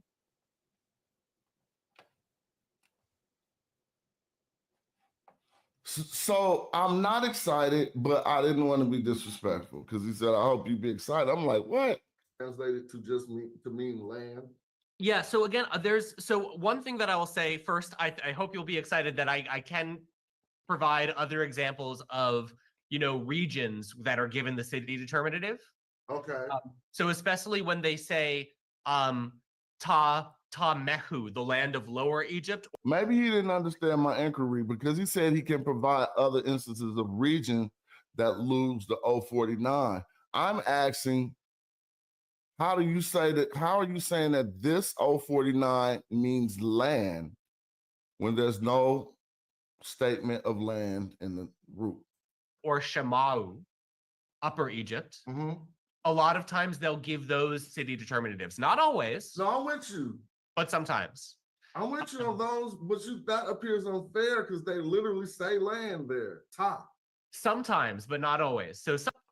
Now, y'all know that's crazy. Sometimes, but not always is fine. But if it's omitted, if I can get you to admit that the top is omitted in those terms, then I can move on to the. So he's saying the expert is crazy while the expert is teaching. And when he introduced the expert, he was like, yeah, this is the greatest epigraphic guy, the best one out of all of them. Now all of a sudden, the man pushing back and teaching, now he ain't agreeing with it. Right. Huh. Boy, I tell you, man. Oh, what tangle where we weave and we practice you deceive. Here you go. It gets better. The next subject, because there's no omitted ta in the term Kemet. Sometimes it's Ta Mehu, sometimes it's just Mehu, sometimes it's Ta Shemau, sometimes it's just Shemau. I'm with that. Yeah. And even when we see Shemau, we know they talk about Ta Shemau, and Mehu, we know they talk about Ta Mehu. Mm-hmm. And so the ta is omitted. Yeah, but again, so the ta is omitted. There's no omitted ta in this term Kemet. So far, we don't know why Egyptologists start saying that this meant land. Now you have to follow this, all right? And we getting it, and we see we take it to the top. We don't just sit on YouTube and look at paid trolls from, who trying to steal Egypt. And listen to what they say. We take it to the top of academia and ask our questions. Let's see what happens with this black silk. So going back to now your question about whether we should translate Kemet as the land of Egypt, you're quite correct here in saying that there's nothing clearly in this word or in. So he had to admit it, y'all. Shout out to Jonathan. I don't think he had no weird stuff going on. Now, shout out to William. He ain't got I didn't think he had no weird stuff going on. Get out of here, bro. He trying to explain to you why it ain't. Watch it explain. Man, what's that? I'm trying to follow this dude. I don't know what Smash got going on. He done took scamming to a whole nother level. I just don't get it, man. Now he think Winneman said something to agree with him. Right now he's saying, well, I didn't think you had no funny. You did think you had something funny going on. You just said it earlier. You just said it. The hell going on, man? Hell going on, man. Here we go. About to find out. We're correct. There's nothing in this word to say land. So all we dealing with is the black. We're going to get to it. So we dealing with the black. There's no word for land, and we ain't got no source to let you know that this black mean anything about the soil. Uh-oh.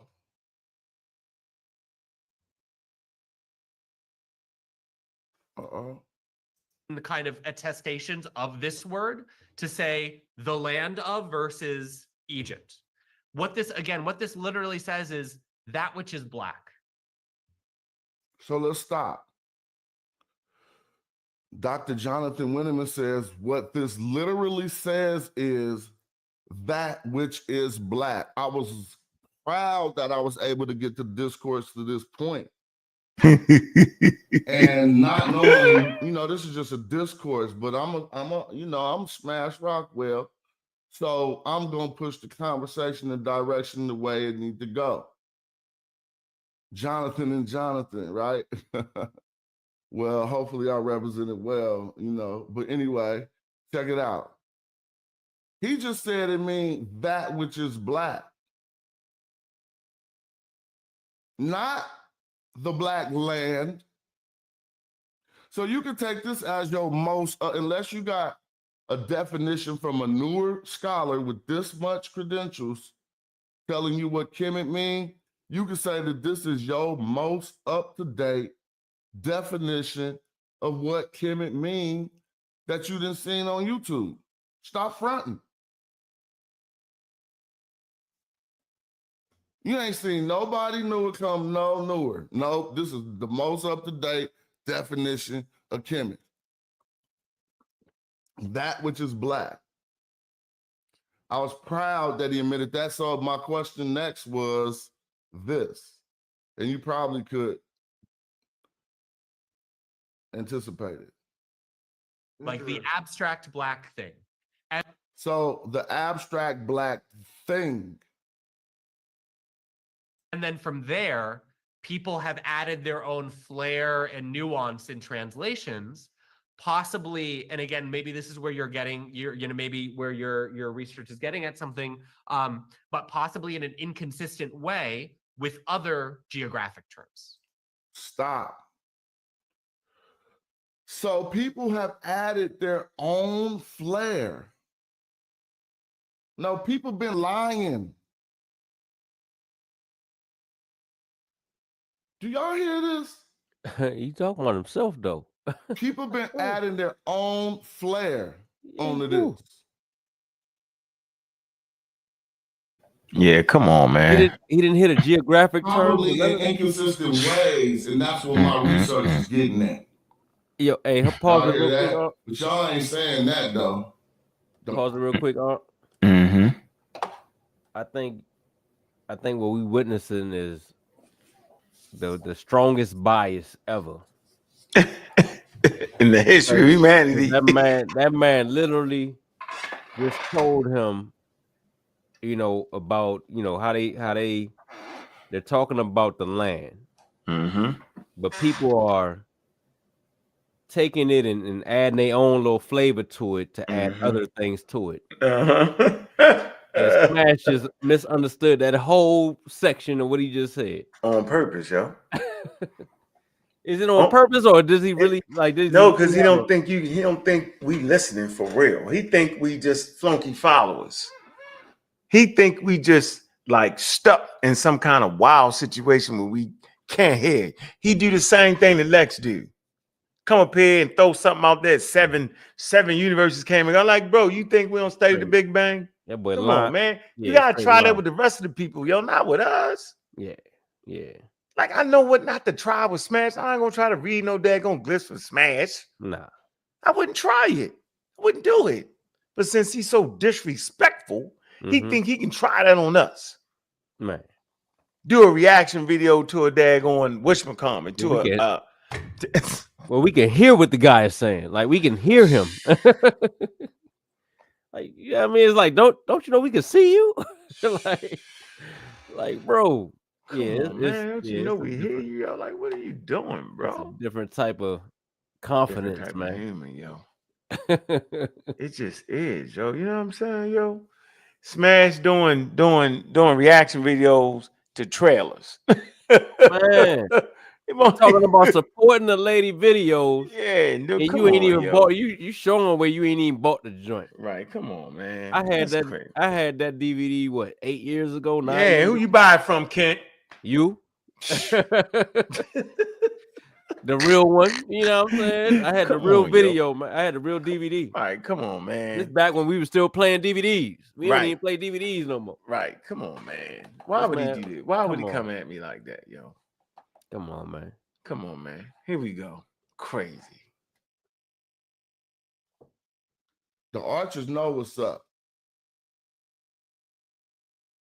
So that's what my research is getting at, how people have been expounding on the term Kemet in their own way. So, my brain's still working in the interview. Let's see what I can come with. Very much so.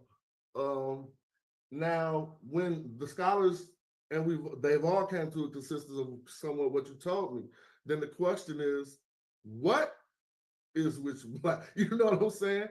What?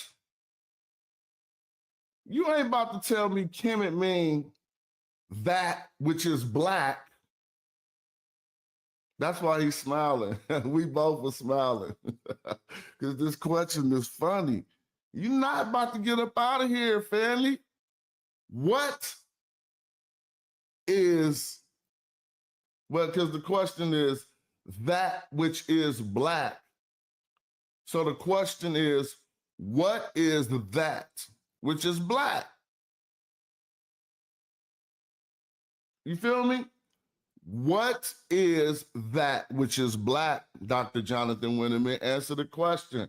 Stop playing with me. Let's do it. Let's see what it is. And we'll get to the bottom of this black suit shit, because the best experts gonna tell the truth, because you got the right questions.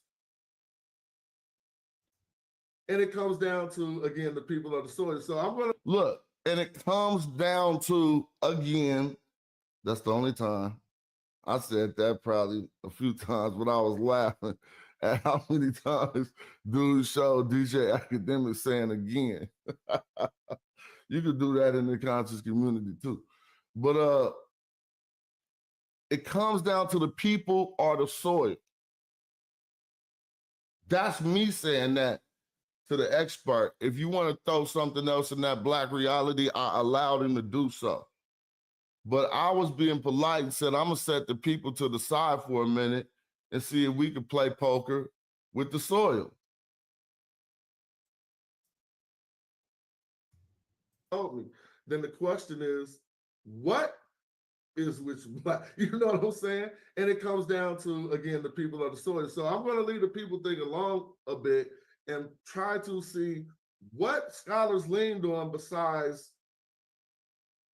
Oh, he gonna leave the people alone. Why don't you just say it? He there? Ask himself, do this mean the black people won't do it? I'm gonna leave the people alone. Man, get out of here with that. He ain't keep the same energy. He ain't keep the same energy. See? Yeah. See? He right there, yo. What a fine time to ask the question now. He ain't keep that same tone. He ain't keep that same tone. I'm gonna leave the people alone. I know you're gonna leave it alone.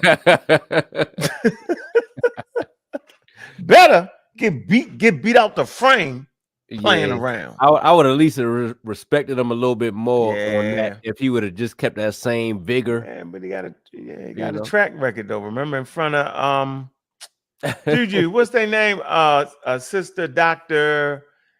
What's her name? Oh, Juju? that lady y'all was on the. What's the lady name? The smash was quiet as a mouse. From University. Deborah Heard. Yeah, quiet as a mouse when she was like, "No, we don't use that word, black people." She started clowning them, didn't he? Yeah. He was quiet as a mouse. He started rapping. We was like, what? I'm gonna pull it out next when you started rapping. Oh, do we got that? Yeah, we got that. Oh, we gotta play that. We tomorrow. We're gonna wait till he make his video and come back tomorrow because he made another video today. I ain't looked at it. We're gonna play when he rapping when he should have been doing scholarship. Oh, that's gonna be good. That's a good one. That's a good one. Yeah, and you know, who he start rapping. And look, show the difference in his behavior when he's with the experts and when he's talking with us. Come on, he's slick. Let's show the difference. Yeah, it's definitely a difference. Here we go. Secondary sources to come to the conclusion that the blackness that this referred to was the Nile silt. What did scholars use besides secondary sources? Now that look on his face is I gotta finish my question before I talk about the look on his face. What does First of all, for the first 20 minutes of this video, you talking about they ain't had no daggone sources. Now they got secondary sources. Do y'all remember he was saying, I'm gonna show y'all they ain't got no source. They changed the definitions when they, and you know, like most words, with all words, they show you definitions except for the word Kemet. Remember he said all that? They ain't got no sources. Now they got secondary source. Last time I checked, a secondary source is a source. Tertiary, secondary, primary. But they all sources. Funny guy.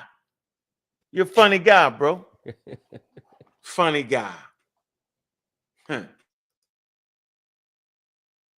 Scholars use besides secondary sources to come to the conclusion that that which is black in the name Kemet is the soil. Now, if I can zoom in on what I see in the look of his face, is that he got a good conscience and a good spirit. Because right at that moment, he had to ask himself what he was about to do. But he already kind of like seen that he couldn't go no other direction with this one. So he just was an honest man at this point. And don't forget the question.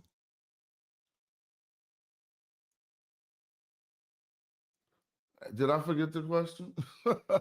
What do scholars lean on to say that this referred to the soil? Let's hear his answer.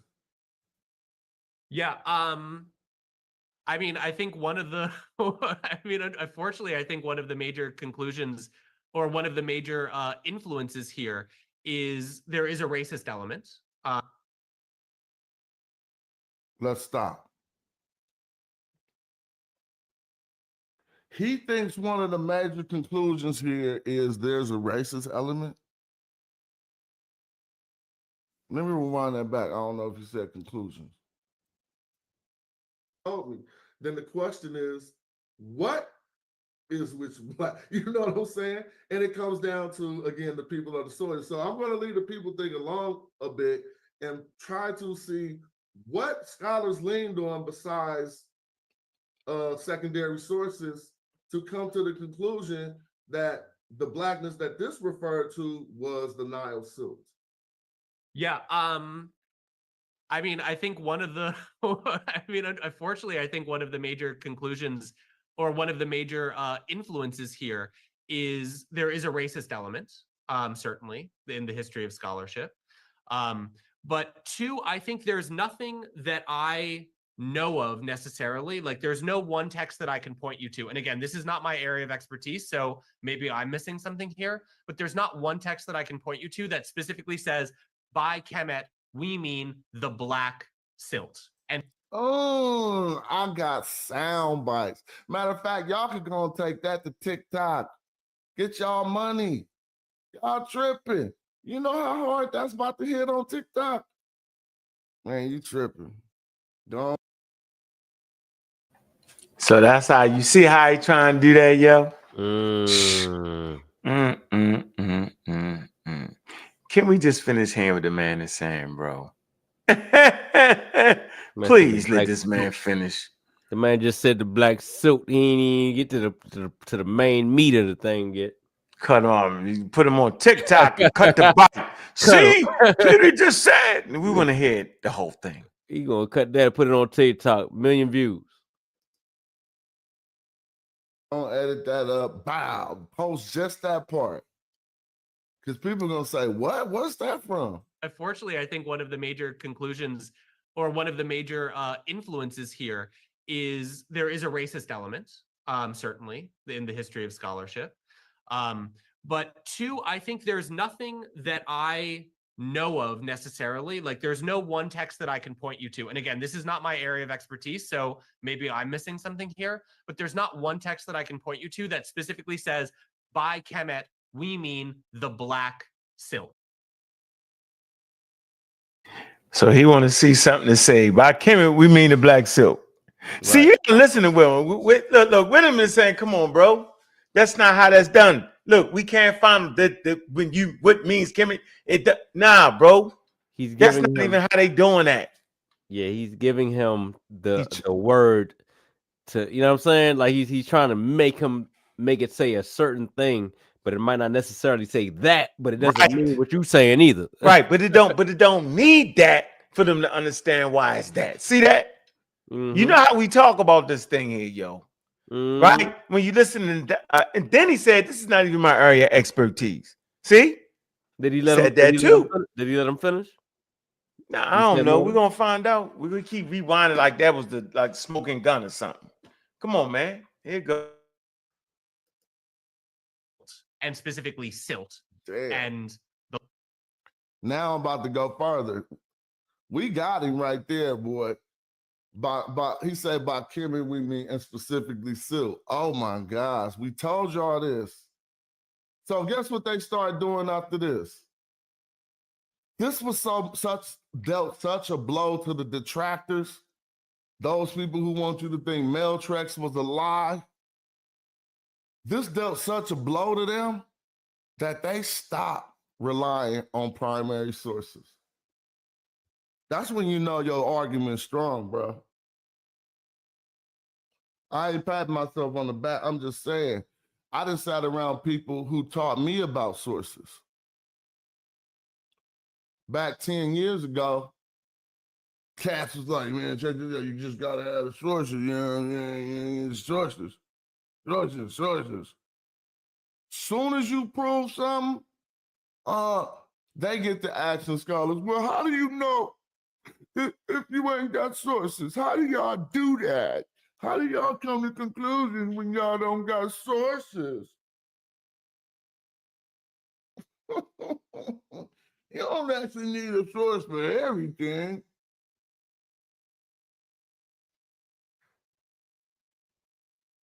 Let's listen to what he said again. We'll see what scholars leaned on besides secondary sources to come to the conclusion that the blackness that this referred to was the Nile silt. Yeah, I mean, I think one of the, unfortunately, I think one of the major conclusions or one of the major influences here is there is a racist element, certainly. Dude, that was such a the way I'm not on. Let me just say something. So Ken, he just not gonna never play it, yo? Exactly. He just not gonna never let that man finish saying what he was saying, yo? Not at all. Come on, yo. He gonna cut it right. I know he gonna let that man finish. Hold on, man. He cannot be scamming this hard, yo. I know he scammed hard, but this hard, let me see. Fuck it. The way that I asked that question forced him to go back to the people. I sat the people to the side. Y'all got to peep game. Just peep ultimate game. He shouldn't have to. He shouldn't be trying to narrate this down. If I say to you, I'm going to sit the people to the side for a minute and ask you a question probing about something else. See, I must have had to been. They need me to be an interrogator, bro. They need me to interrogate. It'll be the first 2, not the first 48. It's going to be the first 15 minutes. My show's going to be called the first 15 minutes. Because I said, look, homie, I know I've got you, man. You know you done fucked up, don't you? Like, I ain't told him that yet, but here it come. I'm interrogating you, right? And that's all right. We're gonna put the murder to the side for a minute. We're gonna stop talking about the people. Let's talk about the soil, or let's talk about the party you was at. You know what I'm saying? As soon as I asked him a question about the soil, he went right back to the people.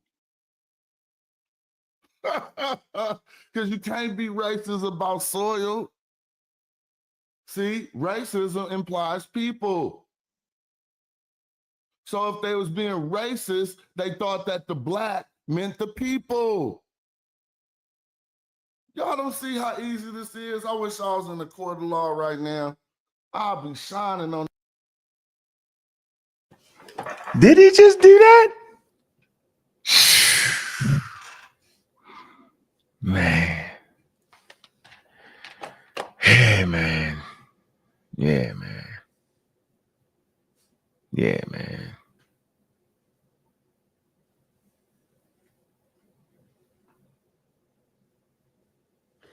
Yeah, man. When you gotta narrate that hard before you can let the man get all of the thought out. Man. You know. Man. I'm trying to figure out, why does he need the Egyptians to be black? Like, why they won't say it? Right? Why they won't say it? That's what I want to know. The hell with that. Why they won't say it? Why Egyptology don't? Why is that the forbidden rule to say? They can say they're indigenous Africans. That's cool. They can say that right now in academia, yo, we just had the scholar come on, Shamaka K, to say they're indigenous Africans. We just showed the museums to stand that they're indigenous Africans now, ranging skin color from dark to light. Why they won't just say it? They black.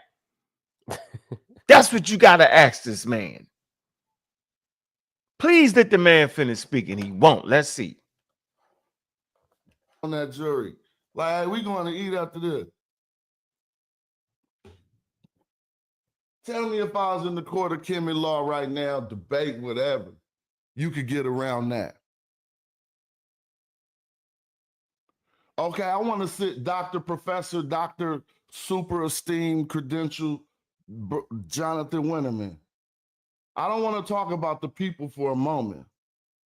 I want to talk about what sources y'all had to come to the conclusion that this was about the soil. That's like me saying the opposite. Oh, well, I think it was about the fertilizer. I would have said fertilizer, you took it right back to the soil. Racism, you took it right back to the people. Ooh.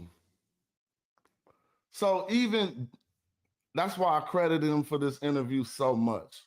And let's continue. He's not going to be shy.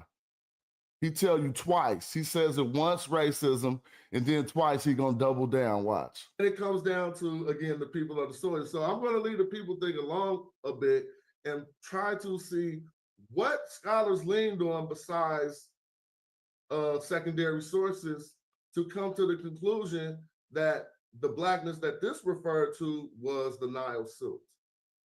Yeah. I mean, I think one of the, unfortunately, I think one of the major conclusions or one of the major influences here is there is a racist element, certainly, in the history of scholarship.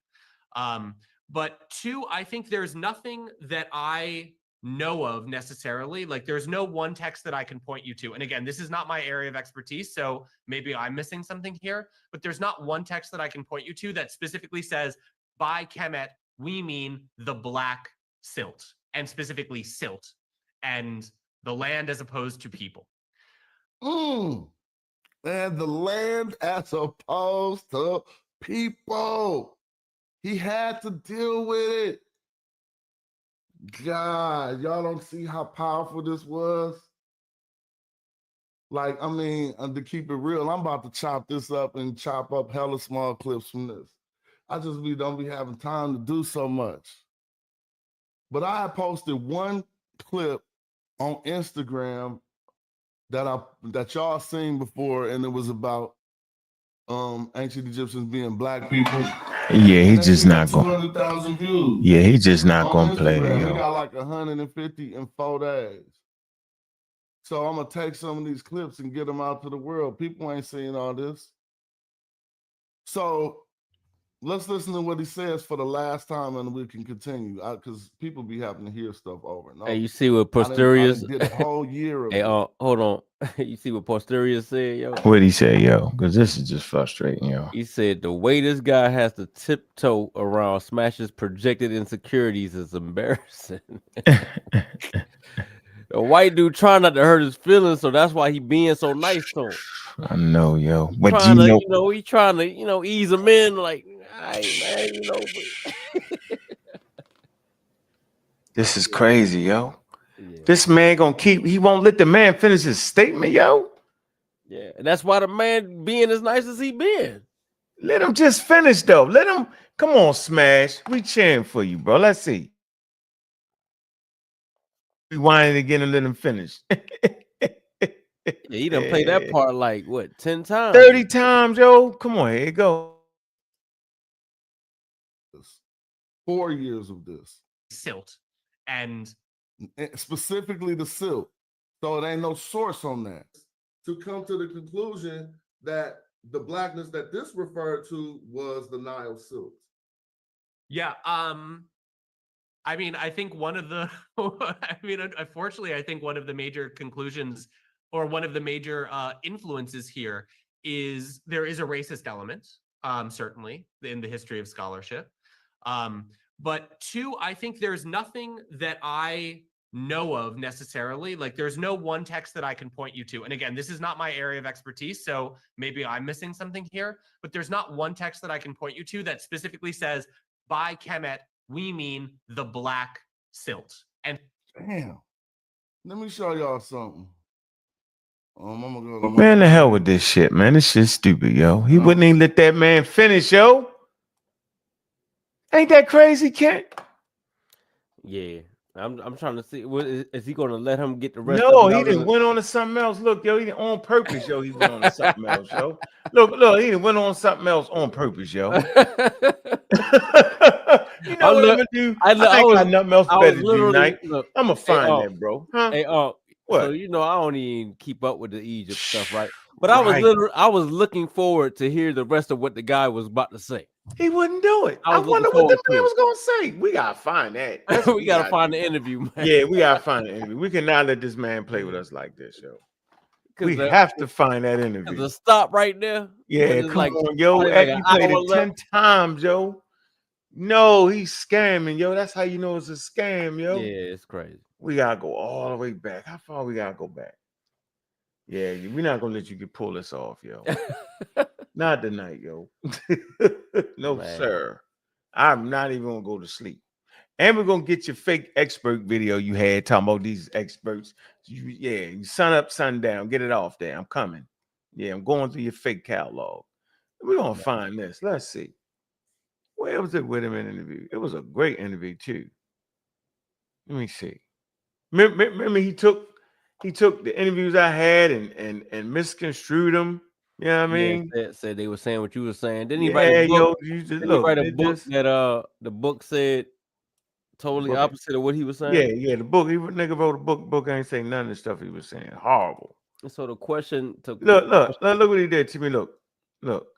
When being the internet bully goes wrong, look, got me all looking crazy. Then you got the sister, the young lady we brought on, the doctor we brought on, or got her looking crazy. Chinese lady, yeah. Nah, I ain't even talking about the Chinese lady. This is the one right here. See what the point at right here. Oh yeah, the white, Mm-hmm. That's fine. Here we go, Smash. Let's go through your catalog of foolery. Let's see. Know you got it in here somewhere. How can I be with not let us finish hearing that, yo? This is crazy, yo. Oh. Found it. Jabari beats Richard Carey, yo. Jabari ain't beat no Richard Carey. Let me see. Damn. Wouldn't he have it in the title? Damn. Smash Rockwell show all gas breaks. I ain't tripping. Might have took that interview down, man. No, he ain't take it down. He too arrogant. He like Umar Johnson. They don't even know they tripping. Hey, Stimuli God, what's the name of the video, man? I know you know. Somebody know. What's the name of that, yo? We want to hear the rest of that, yo. We got to hear the rest of that man. Yeah, we don't want to be, you know what I'm saying? We want to be honest all the way. Yeah, we want to be honest We want to hit we want to hit a whole interview. Pan African, where you at? Yeah, what's the name of it? Now he ain't gonna say nothing. He's scared. Yeah. Yeah, scared we're gonna find that. Damn, because remember he wouldn't even play the video because he was acting like he had to get it cleared first line. Remember that? I get it cleared. Man was like, I ain't say that. Man. Oh yeah, because y'all did an interview with the dude next, right? Right. The guy was like, man, go ahead. I said, yo, do we gotta wait? He was like, no. Come on, yo. He forgot I talked to the man, didn't he? Don't make me bring him on here again. So I see a few Smash fans in the chat. I don't care. As long as they ain't got no arrows up. No, they good. You know what I'm saying? If they could, please let us know what the video is so we can go so and we can hear the rest. Don't y'all want to hear the rest what the man was saying, yo? If he beat us up, if he beat us up and us got us looking crazy, then they got us. Let's look all the way crazy. Where's the video? What's the name of the video? What's the name of the video? Yo, it's got to be Jonathan Winning. You the lieutenant. You the first. What are you, the first? I don't know. He the second in command over there. Boy, what's the name of the video? Boy, I know you know off the top of your head, yo. Damn, yo. Yeah, you ain't, man, so many videos. The Magi in the morning. What happened to the ancient Egyptians?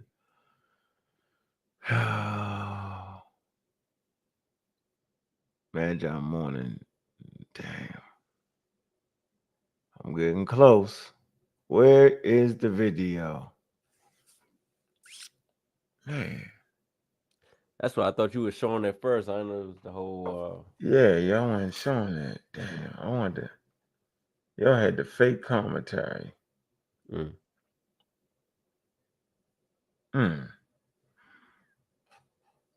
yo. That ain't it. Damn. Boy, I tell you. The Egyptians, black Indians. What? Oh, man, y'all archers. Let's see. No, that ain't it. Man. Black Egypt debating discourse. That ain't it. Yeah, he might have took that down. Nah, he got it. Like Umar Johnson, yo, they can't never see it. What was the guy's name? Whitman. I don't think he got it. He didn't put his name on it. Shit. No, he put that man's name in this thing, yo.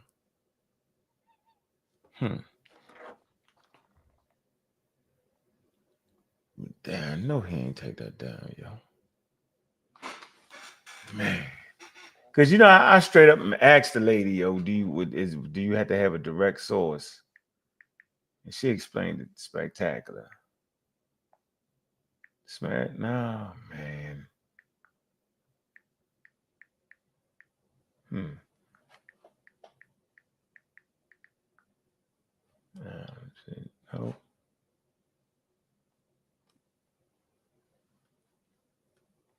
No.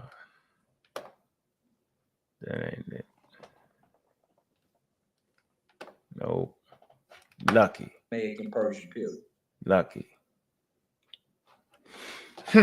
Sorry. I'm gonna come to this one though. Hey, What? Stimuli said it's called Smash Rockwell Discussion with Egyptologists. Oh, okay. Where? He might be lying. I don't know. That's what he said. He I know he one of they soldiers, man.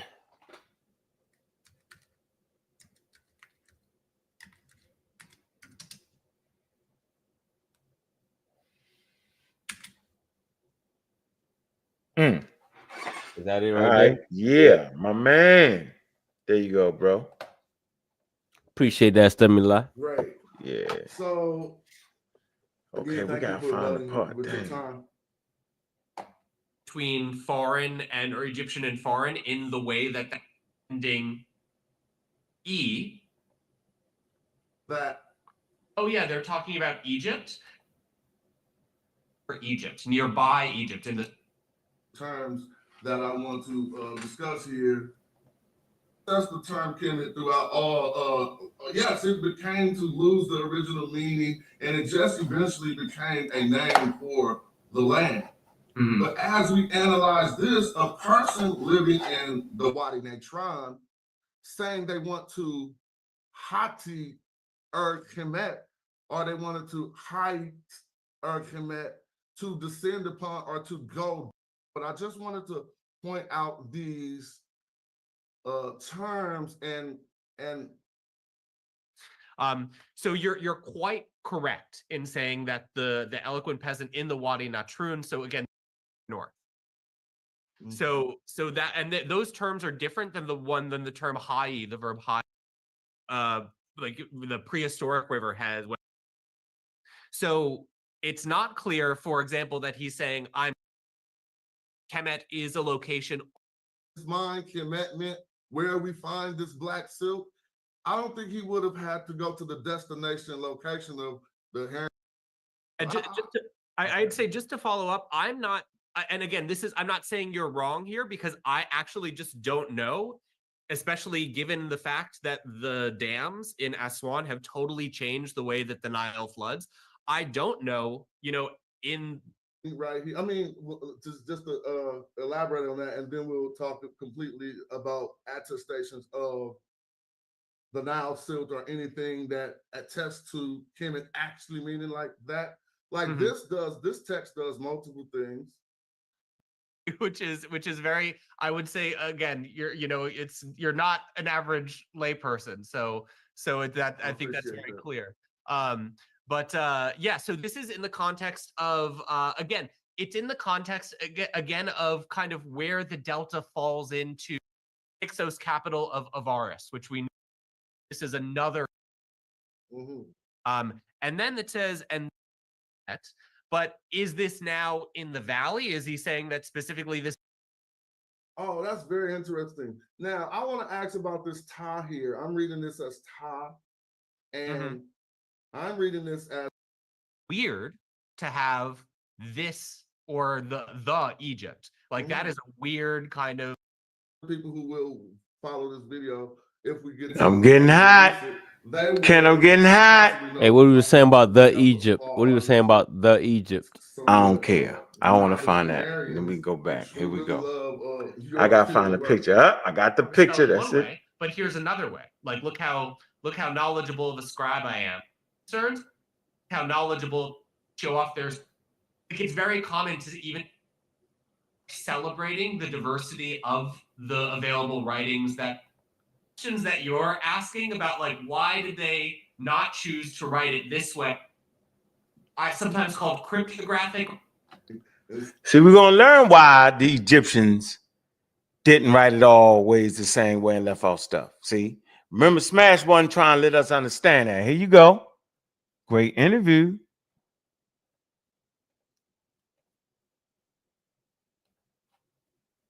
ask myself, then, if I'm the artist and I'm trying to say something and I'm pressed for space was an issue, TU-Bird would have solved it. They could have also put a TU bird instead of a quail chick. It could have just been a TU bird. That's another option.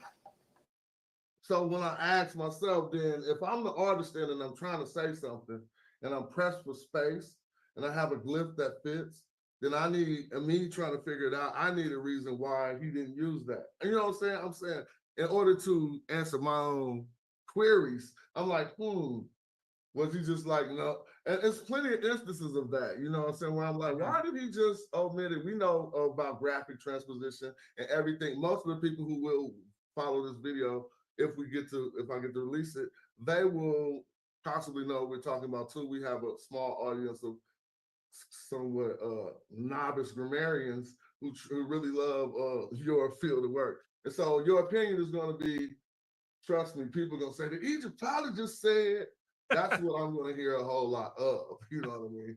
And so... So it's interesting because especially as someone, so I work with, like the main focus of my research lately has been religious texts of the New Kingdom that are written in a ornamentally, sometimes called cryptographic or enigmatic script. So this is the questions that you're asking about, like, why did they not choose to write it this way, or why did they choose to write it that way? I'm asking a lot of these same questions, and a lot of times it almost looks like they are celebrating the diversity of the available writings that they have. So basically, in order to kind of show off their chops, like it's very common to even see things that are not written consistently within the same text. And that doesn't mean that there's an error or that they're like, sometimes it can be anything. It could be a conscious choice to kind of show off their scribal chops, to say, like, look, here I know how to spell it one way, but here's another way. Like, look how knowledgeable of a scribe I am. Sometimes it could do with space concerns, or sometimes there's just no way to answer why they're choosing to do it one way and not another. Thank you for that answer. So I just got these up here for the fun of it, because some confusion about the 049 term determinative. It doesn't appear to be confusing to me when I do look over various texts of how it's used. And I'm trying my hardest to find another term where they strictly and specifically attach 049 to the root and say that it means land. In most instances, all right, so now we coming when they talk about it, meaning land and all that. Remember that, Kent? Yep. Okay. Now here's where the rubber about to meet the road. I'm not going to interrupt it. It means a town, a city situation, or something like that. But when we translate Kemet, it supposedly translates back to the Black land. Now, in Jesheret, we have this Kasat determinative, which would be indicative of, you know, foreign countries, hill country, and they use it for desertous area, which we also have here translated back as land. Do you know what I'm missing about this 049 glyph and how in this word Kemet is translated to just mean land? Yeah, so again, so one thing that I will say first, I hope you'll be excited that I can provide other examples of, you know, regions that are given the city determinative. Okay. So especially when they say Ta Mehu, the land of Lower Egypt, or Shemau, Upper Egypt. A lot of times they'll give those city determinatives. Not always. No, I'm with you. But sometimes. I'm with you on those, but that appears unfair because they literally say land there. Ta. Sometimes, but not always. So sometimes it's Ta Mehu, sometimes it's just Mehu, sometimes it's Ta Shemau, sometimes it's just Shemau. I'm with that. Yeah. And even when we see Shemau, we know they talk about Ta Shemau, and Mehu, we know they talk about Ta Mehu. And so the Ta is omitted. Yeah, but again, going back to now your question about whether we should translate Kemet as the land of Egypt, you're quite correct here in saying that there's nothing clearly in this word or in kind of attestations of this word to say the land of versus Egypt. What this literally says is that which is black. Like the abstract black thing. And then from there, people have added their own flair and nuance in translations, possibly, and again, maybe this is where maybe where your research is getting at something, but possibly in an inconsistent way with other geographic terms. Very much so. Now, when the scholars and they've all come to a consensus of somewhat what you told me, then the question is, what is which black? You know what I'm saying? And it comes down to, again, the people of the story. So I'm going to leave the people think along a bit and try to see what scholars leaned on besides secondary sources to come to the conclusion that the blackness that this referred to was the Nile silt. Yeah, I mean, I think one of the, unfortunately, I think one of the major conclusions or one of the major influences here is there is a racist element, certainly, in the history of scholarship. But two, I think there's nothing that I know of necessarily. Like, there's no one text that I can point you to. And again, this is not my area of expertise, so maybe I'm missing something here. But there's not one text that I can point you to that specifically says, by Kemet, we mean the black silt, and specifically silt, and the land as opposed to people. But what I think is more convincing to me is the contrast that is drawn between Kemet and Deshret. So these terms are often contrast together, where you can see then, Deshret, clearly it means red. It's given a foreign land determinative. Contrasted with Kemet, Pause. for example, that pause the button. Hit the button. Hold on. Now I'm convinced. Hold on. See that, man. Hold on. Listen. See. Listen, man. I know it. Listen, man.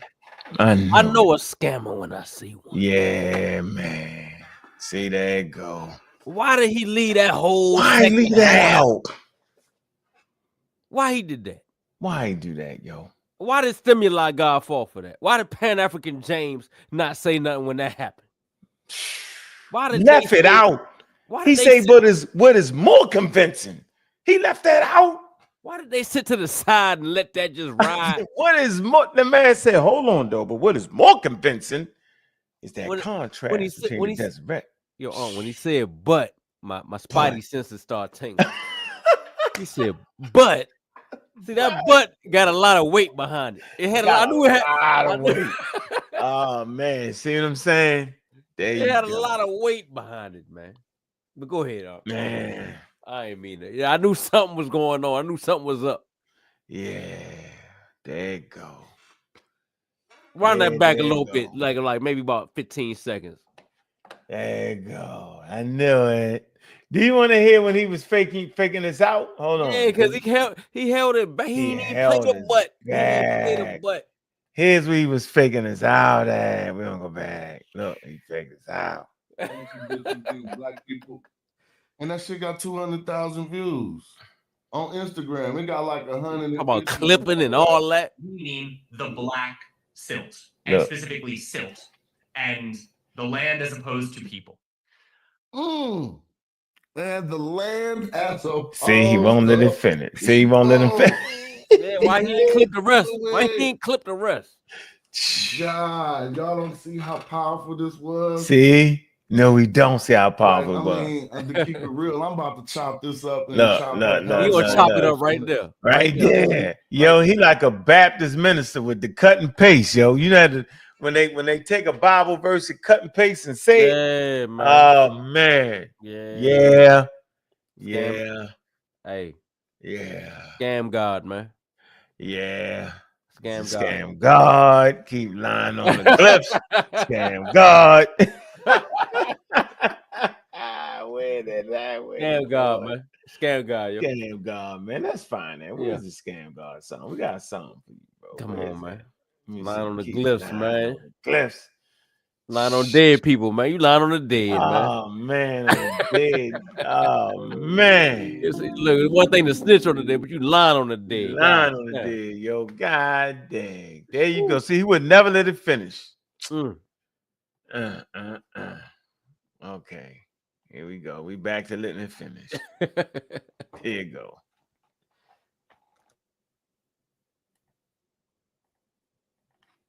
Or often contrast together, where you could is the contrast that is drawn between Kemet two that specifically says by Kemet we mean the black silt. Okay. All right, let me kind of this. He say, we find something specific that means the black silk. Here's the version where he just won't let the man finish. Let's see. People think along a bit. I said, finalizer, you took it right back to the soil. Racism, you took it right back to the people. Ooh. So even, that's why I credit him for this interview so much. And let's continue. He's not going to be shy. He tell you twice. He says it once, racism, and then twice he going to double down. Watch. Well, he played with y'all, boy. Again, the people of the story. So I'm going to leave the people think along a bit and try to see what scholars leaned on besides secondary sources to come to the conclusion that the blackness that this referred to was the Nile silt. Yeah, I mean, I think one of the, unfortunately, I think one of the major conclusions or one of the major influences here is there is a racist element, certainly, in the history of scholarship. And let you know there's a racist element in the history of scholarship. We know that. Right. All right, that's good. Right. Keep playing. But two, I think there's nothing that I know of necessarily. Like there's no one text that I can point you to. And again, this is not my area of expertise, so maybe I'm missing something here, but there's not one text that I can point you to that specifically says by Kemet, we mean the black silt, and specifically silt and the land as opposed to people. He stopped it right there. Like, right, you can see what a man about to say but right there. Oh man, stop. Yo, that's crazy. So we're investigating. That's crazy. That's crazy. So we already know. Whitman just told you, ladies and gentlemen. I can't find a direct text that says the black silk. Y'all listening, right? Yep. So y'all can't keep using that. Right? Because he already said it. All right. So the thing is, why would an expert say that? And why would the experts understand that, but still call it the black soil? Now, you can pick A or B. Remember that question I keep asking y'all? Ask them, why won't they say the black people? Smash is trying to say, right, that they won't say it because they racist. But Whitman has already said, we know there's a history of racism in academia. Right, he admitted that. He admitted that. You can't use that. Yeah, you can't even say he ain't, you know what I mean? He ain't got all that in the game. Yeah. He ain't hiding, he ain't ducking. He told him about the silk. He kept it honest about the silk. Kept it honest. So hold right? on. If he kept it honest about the silk, he kept it honest about the racism. Why he ain't keeping it? Why does Smash think he ain't keeping it honest with the rest of it? Why would he stop and start? Is it like they got a gun to his family member head when he come on the show? Do you know if you say that's black people, we're gonna shoot them? Yeah. See, there's something going on here. So if they don't see, we understand science and scientific literacy, bro. Right? So if they don't have a text that says this is the black Kemet, this is the black silk, right? Then how do they still reach their conclusion? See, this is where the scammer plays. It's the devil's workshop right there. That's the point. And he keep overemphasizing. You know how you keep saying something too much? Why they keep saying that? I remember Sana kept saying they don't got no direct source. They don't got no direct source. Yeah, but he got a secondary source though. See, we know that. We know it's primary, secondary, tertiary. We know that. See? Yeah. All right. Now he keep cutting that man right there. I'm gonna play it again. He gonna cut that man, and then I'm gonna play that man whole statement so we can see why he cut that man 10 times, yo. Yeah, on purpose. On purpose, he kept playing that back, would never let that man finish. We got to let the man finish because we knew it was something there. So this is what I want y'all to listen to. Why is it that he is admitting that there's no direct text like that would say this is the black soot, right? And then how do they keep reaching their conclusion? This is how we're thinking very intelligently. Here we go. Let the audience know this was done intentionally. Intentionally did this. Here we go. Hold on. Yeah, this ain't no mistake. He heard the whole interview. He heard the whole interview. Yeah, he did the interview. Yeah, he did the interview. He know. Here we go. But two, I think there's nothing that I know of necessarily. Like there's no one text that I can point you to. And again, this is not my area of expertise, so maybe I'm missing something here, but there's not one text that I can point you to that specifically says, by Kemet, we mean the black silt, and specifically silt, and the land as opposed to people. And the land as opposed to people. He had to deal with it. God, y'all don't see how powerful this was? Like, I mean, to keep it real, I'm about to chop this up and chop up hella small clips from this. I just don't be having time to do so much. But I had posted one clip on Instagram. We see you. We see you. Now let's come to the man's whole statement and see what he says. This is important. Now, let's get here. We cooking with hot grease. Man, this is Here good. We go. Yeah, we yeah, go. this is good. Here we go. And specifically silt, and the land as opposed to people. Silt. Not one text that I can point you to that specifically says, by Kemet, we mean the black silt, and specifically silt, and the land as opposed to people. But what I think is more convincing to me is the contrast that is drawn between Kemet and Deshret. So these terms are often contrast together, where you can see then, you know, Deshret, clearly it means red. It's given a foreign land determinative, contrasted with Kemet.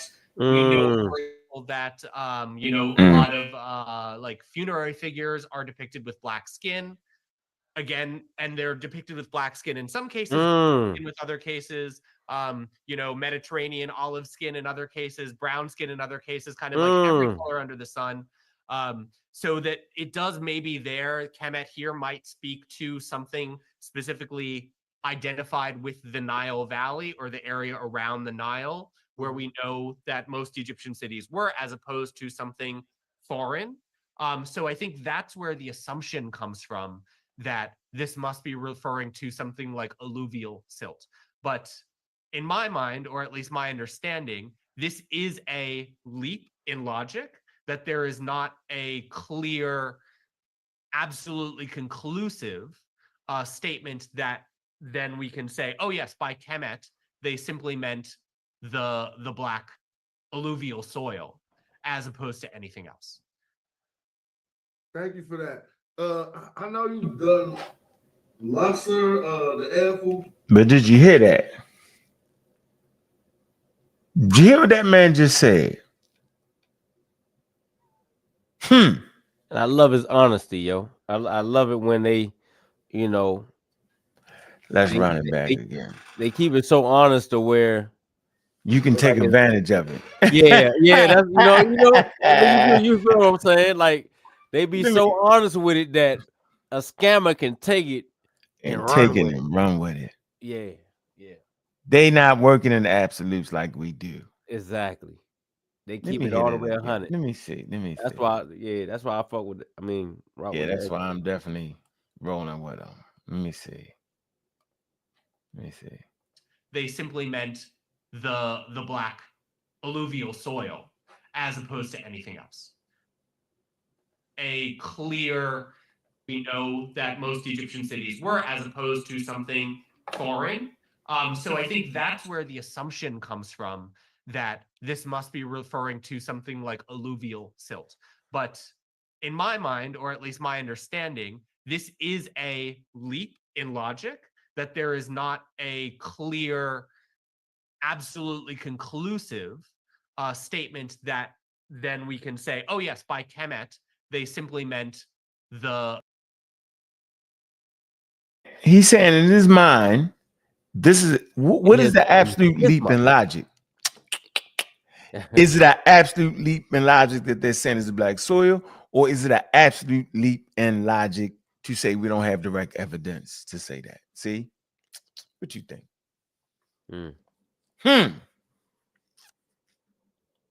Interesting, ain't it? I think I'm gonna go back to posterior thoughts statement. That man tiptoeing around some insecurities around him. Let's go back again. Let's see. Let me see. Hold on. What is the leap of logic? He tiptoeing because a lot of these scholars they get that it's a sensitive. Hold on. Let's see. Hold on. Go ahead. This must be referring to something like alluvial silt. But in my mind, or at least my understanding, this is a leap in logic, that there is not a clear, absolutely conclusive statement that then we can say, oh yes, by Kemet, they simply meant the black alluvial soil as opposed to anything else. Did you hear that, yo? Hey, what was that he said about the red? What's the leap? Hold on. What's the leap in logic, yo? That we gotta have conclusive evidence. See, you get that? Come on, yo. He's saying, you see, everybody think you got like the leap in logic with if a person testified, like a person that was there at the scene of the crime, right? They say that a lot of times that's the worst evidence, right? A person right there, right? What do they call that, Kent? Say that one more time. You know, if a person witnessed a crime, eyewitness accounts aren't the best accounts. No. Right? But it would be a leap in logic to say if we don't have an eyewitness account, then that couldn't happen. You get that? Yeah. Yes. So I'm thinking he said it's a leap in logic to say because we don't have direct evidence that it doesn't mean that. That's what I'm saying he was saying. What you think? Yeah, I mean, like I say, he's keeping it honest, and he's just being all the way 100 with him. No, I'm saying which one is leap in logic? A leap in logic to say it means the black soil, right? Is that a leap in logic, or is it a leap in logic to say because we don't have direct evidence? See? Because we don't have the evidence. Because we don't have direct evidence, you can't call it the black soil. Yeah. That's the leap in logic. You get it? Yeah. Put a one in the chat if y'all understand that. Because Smash kind of caught the left. He stumbled. He's like, oh, Smash caught it. But maybe he didn't. You know Black what I'm saying? channel. Maybe he didn't. You know, when you got that. You want to listen to it again? Let's see. Let's listen to it again, though. No, I'm talking about Smash. You know, maybe when you got such a bias towards a certain thing, when something even leans towards your bias, you ain't trying to hear nothing else. Like all he heard was, oh, he just agreed with me. Look at Black History Channel. He says, "Is this a cult?" Of course not. and you know, and the thing is, scammers take advantage of this, right? They take advantage of this little area right here. Let's play it one more time. Hold on, we want to hear it. Let's see. Go ahead. And then you gotta listen to what Smash thought. He wouldn't even replay it again. Smash wouldn't even replay this part again. Remember that, y'all. Right. No, he did it for a reason. See, if he thought that man says the other way around, he would have played that. See, he said it was a leap of logic. He didn't play what he said. He didn't play the second half because it was shaky. The first part, he could have run with. But the second part, he was like, nah, can't run with it. Here you go. Here we go. Look. A clear, absolutely conclusive statement that then we can say, oh yes, by Kemet, they simply meant the black alluvial soil. Yeah. Leap in logic. Here we go. Valley or the area around the Nile, where we know that most Egyptian cities were, as opposed to something foreign. So I think that's where the assumption comes from, that this must be referring to something like alluvial silt. But in my mind, or at least my understanding, this is a leap in logic, that there is not a clear, absolutely conclusive statement that then we can say, oh yes, by Kemet, they simply meant the black alluvial soil, as opposed to anything else. Run that back. Run that back real quick. I know you've Do it done again. That clear leap in logic. To anything else. Leap in logic. This must be referring. Kemet here might speak to something specifically identified with the Nile Valley or the area around the Nile, where we know that most Egyptian cities were, as opposed to something foreign. So I think that's where the assumption comes from, that this must be referring to something like alluvial silt. But in my mind, or at least my understanding, this is a leap in logic, that there is not a clear, absolutely conclusive statement that then we can say, oh yes, by Kemet, they simply meant the black alluvial soil. Pause as that. opposed Pause that. I hear what you said just now. Yeah, come on, yo. Hold on. That man said, Come on, yo. he thinks it's a leap in logic Mm-hmm. that there is not. It's a leap in logic. There is not Mm-hmm. a conclusive Mm-hmm. rest of that statement. Yeah, you trying to use logic and you leaping. Right, come on, yo. I'm listening to how they talk. Come on, yo. Yeah. Come Pan on, African bro. James ain't hear that. Yeah, Pan he African don't want to James hear ain't that. understand Smash ain't here because Smash would have argued that, right? Yeah, He wouldn't even understand that. play that. Yeah, he didn't Because understand. Smash, know what that man. Anyway, look. So we're gonna go ahead. Look. What? Smash understood it. Yeah, he did. Pan African didn't. Did. You know what I'm saying? Like I you know, when if you know, you know. Like Gideon just said, when you know, you know. So watch Smash response. Watch this. Here you go. I'm gonna finish. anything else. Thank you for that. I know you've done. And he thanked him. And he thanked him for that. Thank you for that. He's stunned. Hold on. So anybody that say he Smash disagreed with him, the man just thanked him for telling them it's a leap in logic. They play, but don't worry about it, bro. Don't. Hey. So if it's a leap in logic, why he keep leaping in the logic then? Why he keep saying that? Why he write that down in his books? Why he keep doing that? Think about what I'm saying, yo. Come on, man. Come on, bro. We gotta stop playing that, yo. Come on. Like man. y'all gotta be smart now, yo. Why he keep saying it? Like no expert is gonna say it's a leap in logic to say such and such, and then keep saying it. See, the key word is not. Go back and listen to it when y'all get a chance. The key word is the not. The not. Go ahead, Aunt. Yeah, we're gonna move on, right? So remember, they keep pushing the same thing about what it mean and having direct evidence. Am I correct in that? Mm-hmm. So here's my interview with Maggie. Let's keep going. Right, like Nasser didn't exist then, but we have the now cataracts that serve as kind of geographical boundary markers, but people could cross them. And there was a lot of exchange over that line in various periods of Egyptian history. But yeah, so very roughly from the Mediterranean to the cataract region of the Nile, and what is arable, what is farmable is the black land, and what is not is Deshret, right, the red land, the desert. And so the desert on either side, to the extent that the Egyptians traveled into it, right, they mined in the eastern desert for gold, they, crossed the western desert to interact, right, they had interactions across the western desert in the sort of ring of oases, right, that allowed them to trade and interact with people in, western North Africa, and to travel farther south into the southern parts of Africa, as far south as they could permeate, right, to trade, right, to find things, to get luxury goods like gold and ivory, right, prisoners of war, right, people were forced to labor in trafficked in the ancient world the same way as they were not, again, I say the same way. human trafficking is an eternal human problem, right? It's been going on through war and exchange for millennia, right? So there was trade, there was conflict,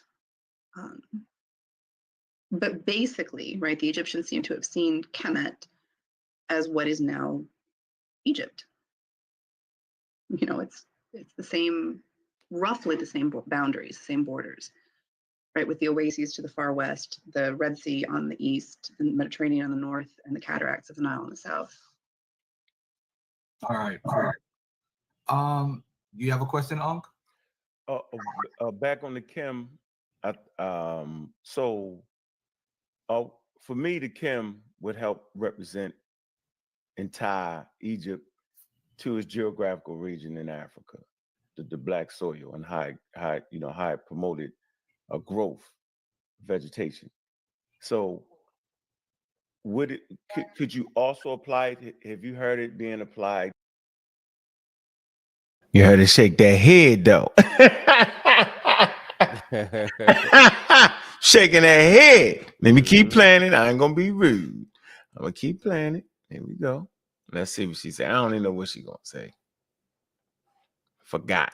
I've heard people say the black town, the black people of Kemet, all kinds of stuff. What and your reading of it and what your understanding, what would you lead to more? Would it be, dealing with the skin color or dealing with the soil?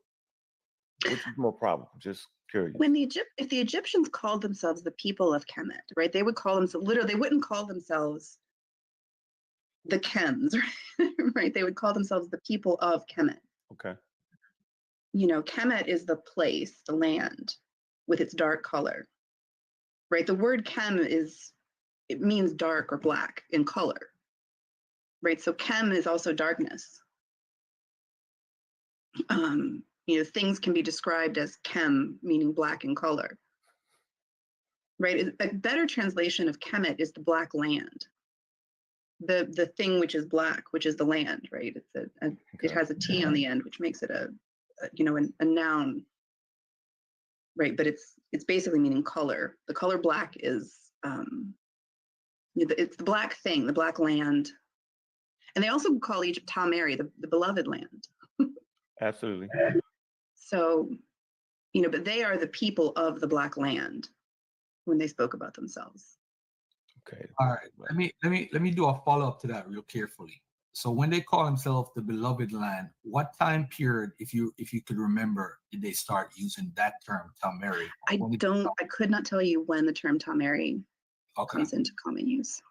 Okay. I don't know off the top of my head. All right, no problem. So wait, one more thing. So a lot of times, here you go. Hey Kent, where you at? Right here. I'm about to ask her, do you have to have direct evidence to say that? See, y'all kind of forgot that. That's why we wanted to do the keep it going. Now we can really put it together. Here's my question. I'm asking the question because I got tired of y'all saying we don't got no direct evidence, but never realized they may not have direct evidence, but they got secondary evidence, right? We just learned that from Smash. And we know there's 3 types of evidence. There's primary, secondary, tertiary. Y'all do know this, right? Here's my question to her. How do you get it without having direct evidence? Here we go. All right, I'm gonna let her talk.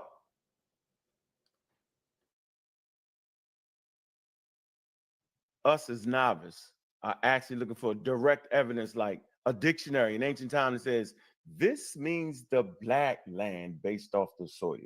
So how do Egyptologists come to associate the word Kemet with the black soil without direct evidence? Did I not ask the question, Kent? Already. Okay. So we done heard all that. Stopping the video, not letting it. We heard it, right? Yeah. Here's your answer. Now, this is what we learn. Now, you can either learn or act like that lady ain't who she really is. Here we go. See, we teaching that. What's that worked out? We have to use a combination of what we know about how the Egyptian language forms words with the context in which we see those words used. So in ancient Egypt, what we would call an adjective, right, like a word that is used as a descriptor of something else,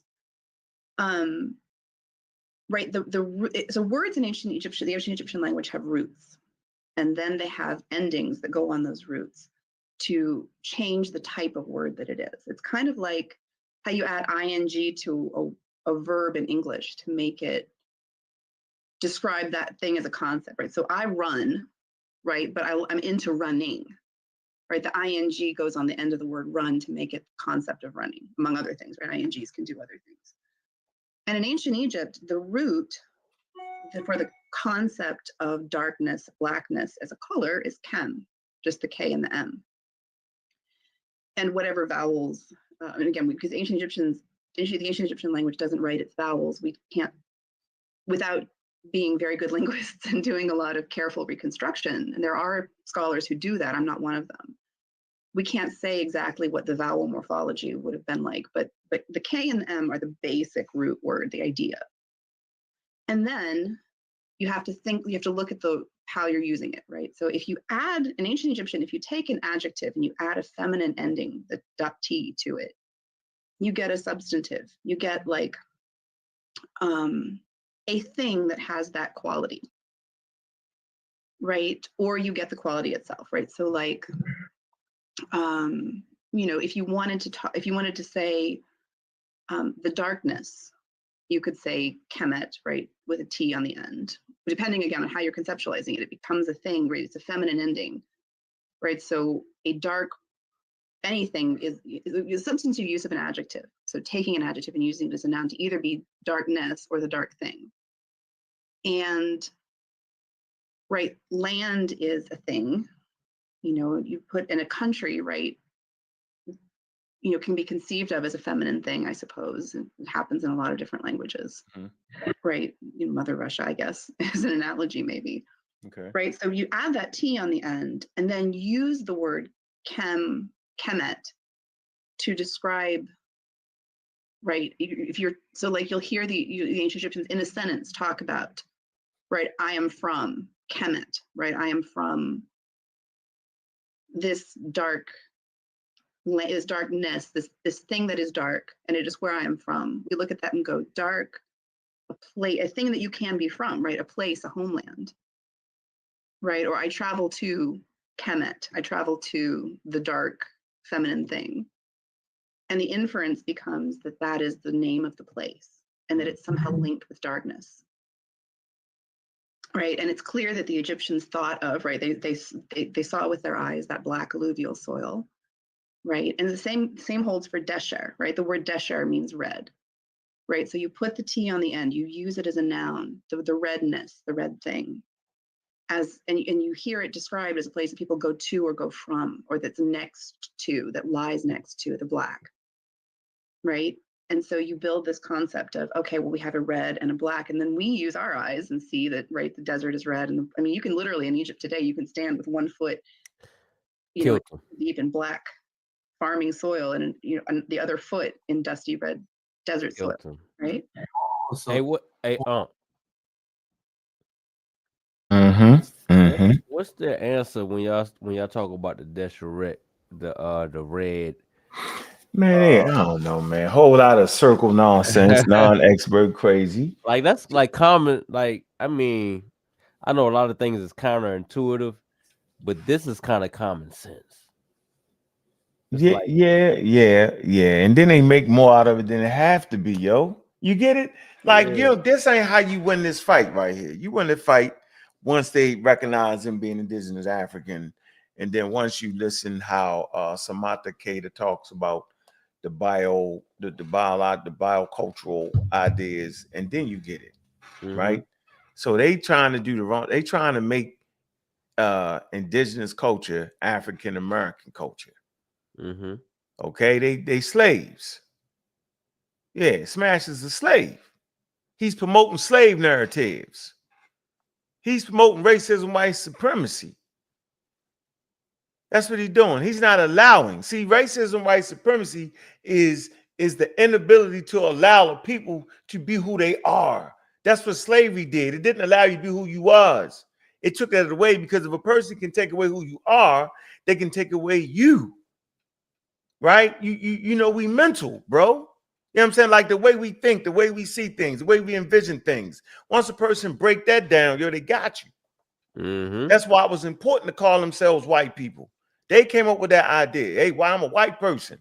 And then they put themselves at the hierarchy, right? And then they got the weaponry. And then they got the intercontinental ships, right?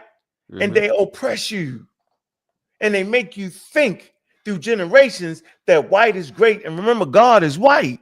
That's why you had the white Jesus in the church. Black churches with white Jesus in the 50s was prominent. It's not until you get to the 60s when African Americans start throwing up the fists and say, I'm black and I'm proud. And now black becomes an esteemed skin color thing where the blackness that they all talk about. Yeah. Black is great. Black is power. You know, I give you black African power. I'm saying the power, black people, African. Right. But that's a continental North American, African American thing, response to colonialism and slavery. That ain't something that ain't something that African people had to do in ancient times. Correct. That's not an African perspective. That's just dumb to even look. That's so damn, man. Listen. They're idiots. Slaves. And then you get the slaver. Yo. He's a slaver. He's a slave. And now he raising other slaves to say that. Man, Craziest thing ever, yo. Man, listen. See? That's a silly argument. This whole thing has been a silly argument, yo. Like, to think that Egyptians would have to be black and proud. Yeah, they gotta be black and proud. Before colonialism. Yeah, it had to be black and proud. Come on, man. Yeah.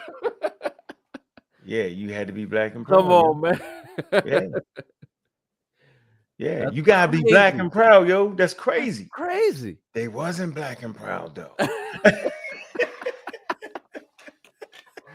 Yo, what the hell is going on with the Egyptians? Wasn't black and proud. Yeah, they had a whole different understanding of what the black color was.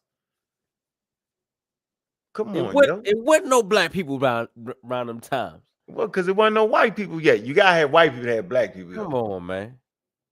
I don't know why we don't get there. Hold on. When did race come to when was race a thing? What year was that? The racial construct. Yeah. When the Europeans started, it culminates at Europeans when they in the 1700s when they make white. Yeah, they do that. They the ones that full blown with that. And so these Egyptian maniacs societies was back when? What year did pre-colonialism? They was pre-Greece, pre-Rome, yo. I'm saying year, like AD. What was it? You remember? BC. BC. Yeah. Okay. They in BC, bro. So this way. Yeah, man. Come on, yo. Yo, what are we talking about right now, man? What are we really? Come on, man. Come on, bro. We debating this right now. Come on, yo. Come on, man. Yeah. Come on. I understand, but I mean, come on, y'all. Yo, they exist in an environment pre-history, yo, before written record, yo. Yeah, and then the thing that's crazy for over millions of years, yo. Guess what, Ken? Guess what occurred over millions of years, yo? What that? The flooding of the Nile. Mm-hmm. And guess what that over a million years it brought? Take a guess. What Did the flooding of the Nile bring black-skinned people or black dirt soil? Dirt soil. Right. So before humans even existed, for millions of years, the river had been flooding, yo. And so when people arrive to the valley at about 250,000 years, it was there, yo. They didn't have to run. It was there. And they went there and the river overflowed too much and they left and they went to the Sahara. Remember that? And they come back again. The same thing was occurring, yo. That's a geographical feature, yo. Mm-hmm. So if we in Africa, ranging in skin color, yo, somebody being brown and dark ain't nothing. That's not a big, you see that when you go into the Sahara, you run into the same brown people. Think about it, yo. It's no big deal. But when you hit that river, yo, you see dirt black. You see black. It's a feature to help feed you, clothe you, shelter you, bro. It adds to the economy. It's part of your religion. Yo, having black skin ain't part of their religion. No. But having dark skin does not tie you to Africa. I don't give a damn about no damn black skin. Listen, having dark skin does not tie you to Africa, yo. That was a misnomer. That was colonial powers coming in, calling people Negroes. Portuguese word for black, Negro, black. Right. And then as they went to say they circumnavigate the globe, they go to Mesoamerica, they see browner people again. Why? Because these people living close to the equator. Yeah. Yeah. So as you go around the equator and fan out away from the equator, you get from darker to brown to lighter. Y'all know this, man. Yeah. So you're gonna find people in the Adamese Island, they dark skin, peppercorn hair, yo, but they more directly related to people in Asia, bro. Yeah. Not Africa. And they got dark skin. I wouldn't do this a million times, yo. Yeah. So no, yo, this guy just a sore loser. So he attacked me with my friends, like Dr. Mayat. He don't even buy the daggone animated lesson, yo. He do a reaction video to the trailer. But he got a scamming charge on him right now, though, because he stopped that video on purpose. And I want to know, he been a scammer, yo. It's one thing to just been a scammer, yo. Believe something, then we can give you a pass and say, oh yeah, he believe that, he a little bit strong in his belief. But you stopped that video on purpose at a certain point. On purpose. Because you knew that what was said after that didn't align with what you was pushing. Of course, yo. And then you try to make it seem like the dude was scared to say such. No, he said exactly what his honesty, his research taught him. Right. Slavery taught him. That's what slavery taught him. Let me finish this though. Here we go. My bad. Go ahead. My man says, what did he say? He says, race is a modern concept. It's race. The modern concept of race emerged as a product of colonial enterprise of European powers from the 16th, 18th century, which identified race in terms of skin color and physical differences. Absolutely. So they enslaved people and they tore them down and they gave them Christianity. And the Arabs gave them Islam. The Arabs said, what about Sudan? They call it El Sudan. What does it mean? It means the black land or the black people. El Sudan. Once again, outside people can't looking at another group of people and naming them. You get it? Yep. See? I'm going to say this again. Arabs. So why didn't they stop the Arabs from naming them? The golden age. The Arabs was at a golden age. Couldn't nobody stop the Arabs. The Egyptians couldn't stop the Arabs. The Byzantine Empire couldn't stop the Arabs. None of them could stop the Arabs. They ran people out of Iraq. Matter of fact, they made Iraq the capital. They stormed Europe. Remember the Moors in Spain? They stormed Spain. That was an Arab enterprise, ladies and gentlemen, in case you didn't know, right? And no, they couldn't stop them from naming them. They could not stop them from naming them Sudan. That is not an indigenous name for the people. Once again, outside people naming other people. Right. Colonizing them. Right. There you go. I don't know. This is not hard to see. See, but that's okay. I'm going to keep pounding you till I pound you away. And don't say my name, but I'm going to make sure I say yours so y'all know who I'm talking about because we ain't playing. Let's finish up. I think she's going to mention something about a dictionary somewhere in there. Watch this. They say it's the soil, not because the word is there, but using common sense based on the land and what you're pointing directly to. And other, sort of references in ancient Egypt, right, to darkness and black, right? So there's, it's clear, right, that they're contrasting black and red. It's clear that they're talking about this in terms of place and the qualities of the soil, right? And we can use our own sort of what we can see about the land and what we can reconstruct about, it still looked roughly the same, right? The Nile has stopped flooding. Right. For what that's worth, right? But You know, there are still, I met, you know, someone that I, you know, was very fortunate to call a friend, was a child when the Nile still flooded. And he told me, right, about going around and, you know, he took me around his village. Like, that used to be under the water. That used to be not, right? Like, in you would have this dark mud when the floodwaters receded, right? So when we use the term Kemet, talking about the land, is it, would I be crazy to say, although Desheret is the red land, would they also call the red land Kemet? Or it doesn't, that doesn't, name is not used for because when we talk about Egypt today, it includes Desheret and it includes Kemet. So I'm trying to figure out, so Kemet would be that area where the Nile floods over and produces kind of soil that they use for farming. And I think by extension, right? So if by extension, by analogy, by stretching that concept, Kemet is the entirety of whatever territory the kings of Egypt controlled and whatever territory is inhabited by Egyptian people. I like Right. that. I like that. So I really appreciate that language or linguistic lesson about it. And again, this is my understanding, right? Like I'm not a linguist. I'm an art historian by training, but I was very lucky to have some very good education in the Egyptian language and in language in general. And that's my understanding. So, you know, and I think probably it's, I hope it's one that would make sense to other Egyptologists. They would look at me and go, I think you've gotten rusty here. I think you're crazy or you missed something. I think that's one that would probably resonate with most Egyptologists. Did, as far as what you in your lifetime, reading the text and so forth, have you seen Kemet having other meanings? The word Kemet itself having other meanings in other cases? The word Kem,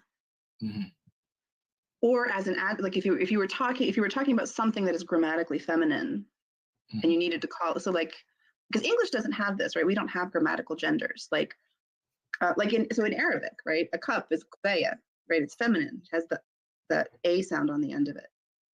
And so if you want to call it a blue cup, you'd have to call it blue with a feminine ending, you know? So the word Kemet could mean a black female thing. And the word Kem could mean a black male thing, right? So if you wanted to say, I'm trying to think of so like a house in ancient Egypt is grammatically masculine, it's a pair.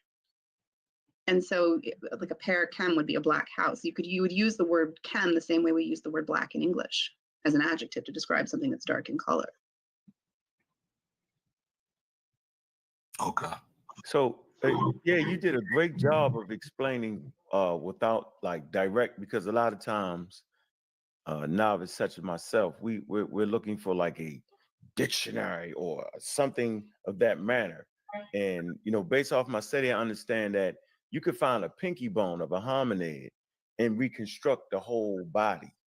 And I just like the way you really explained it. That was very thorough, the way you explained how, without direct evidence, that you can reach the conclusion that it makes more sense for it to be the black soil. There's a lot of evidence there for that. And so I really appreciate your answer and the way you constructed that. Well, very of course, helpful. And I would encourage you to always think, even if we found an ancient Egyptian dictionary, because the ancient Egyptians did take an interest in their own language and they did study it and they did think about it.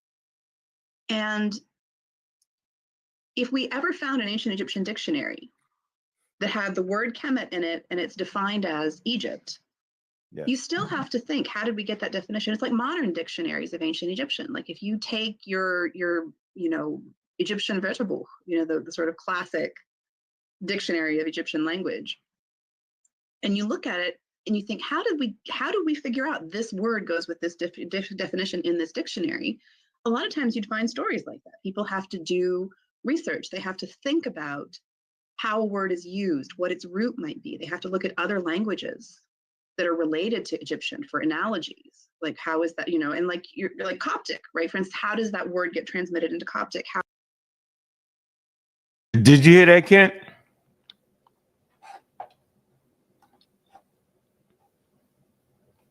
Did you hear that, man? I can't hear you, Kent. Yeah, you can hear me now? Did you hear that? Nah, I had to put my little son up to sleep real quick. Oh, no, she said even if you found the dictionary, you still had to put it in its proper context. You missed that? Yeah, run that back. I'm gonna run that back. Yeah, I got my man right here, Ananak. He said, how many Dr. Katie tickets did y'all sell? Was it a flop? Admit it. Yeah, man. Yeah, it was a flop, bro.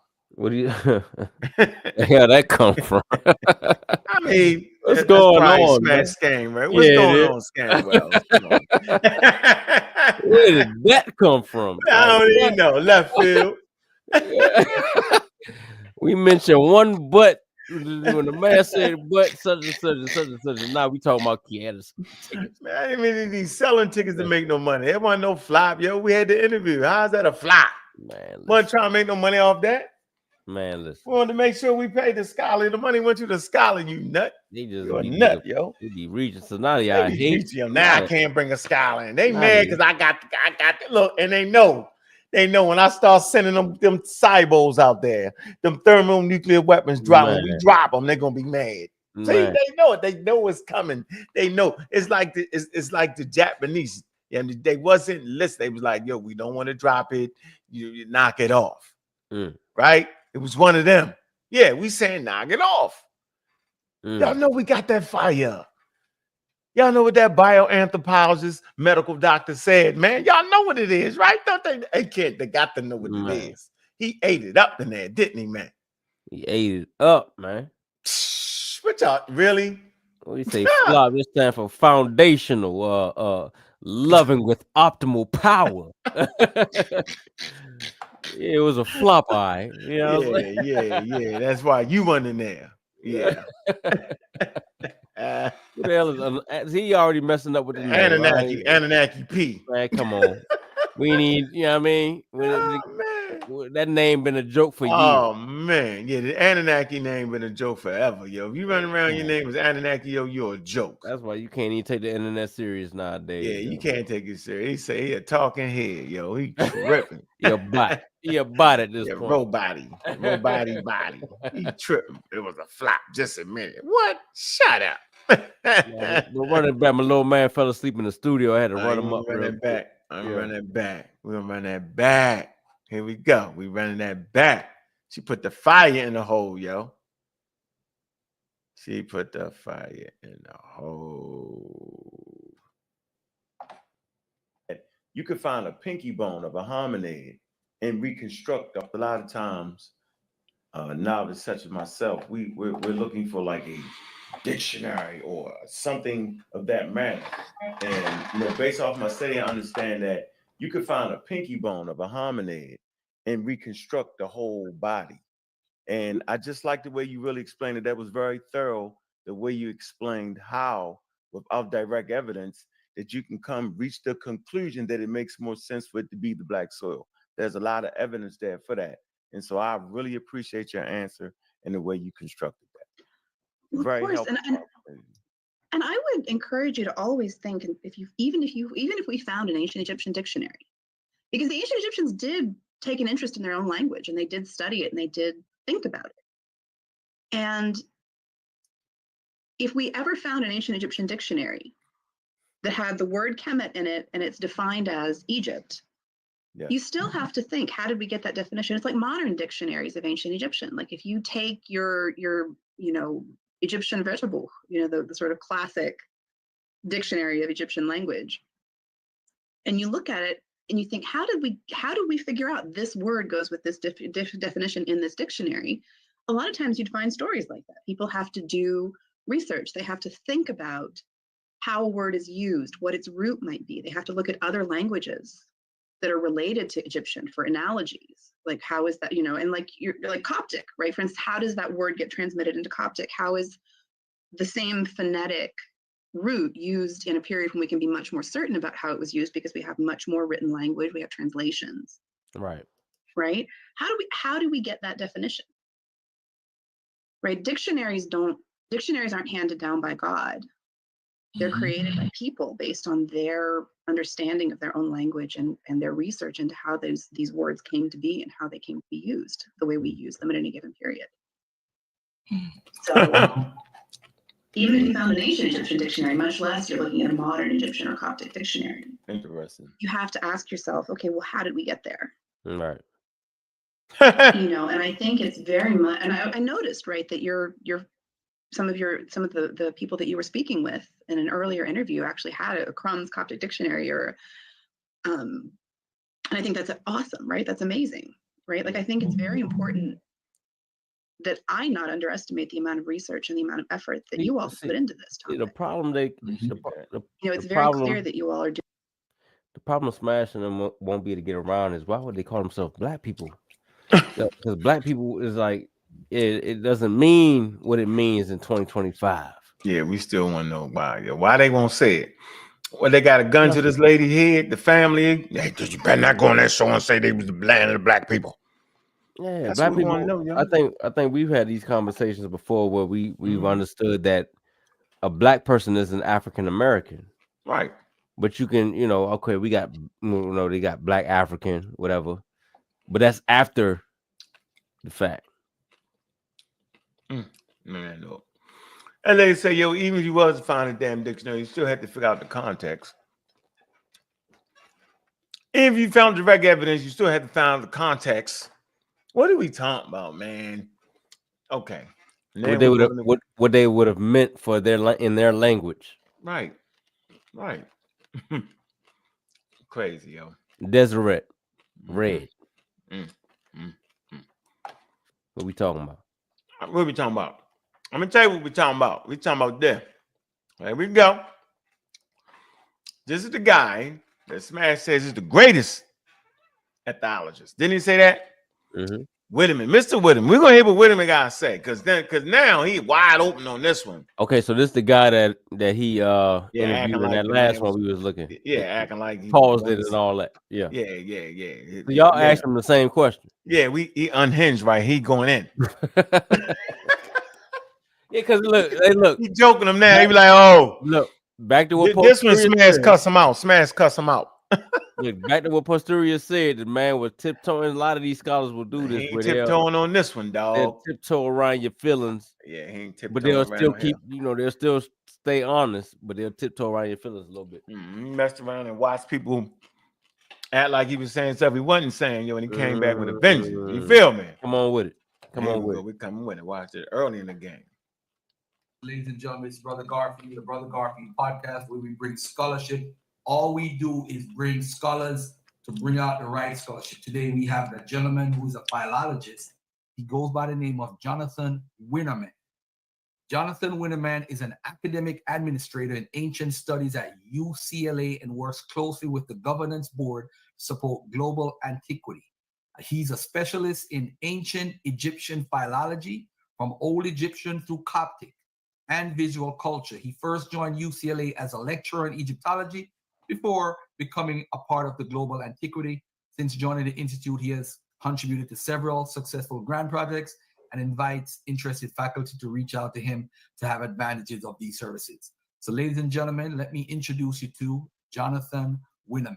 And of course, I have my partner, not in crime, my partner, Brother in this scholastic fight that we're going through in this community. This is definitely my partner. We have intellectual guns blazing every day. He dealing with these crazy. But Jonathan Winnerman, welcome to my channel. And I was looking for a group of philologists to deal with the language of ancient Egypt, and you're one of the first persons that came up on Google. So that's how I ended up sending you an email and asking you to come on. But we had Kara Cooney on a couple weeks ago, and of course she's the head of the UCLA Department of Egyptology, and wonderful person, wonderful individual. She did a great interview, caused a lot of uproar. People twisted her words and so forth. So I want to welcome you to the platform and hopefully we get to do something again. This is not the first and the last, and hopefully you enjoy the interview and you'll want to come back. All right. Yeah. All right.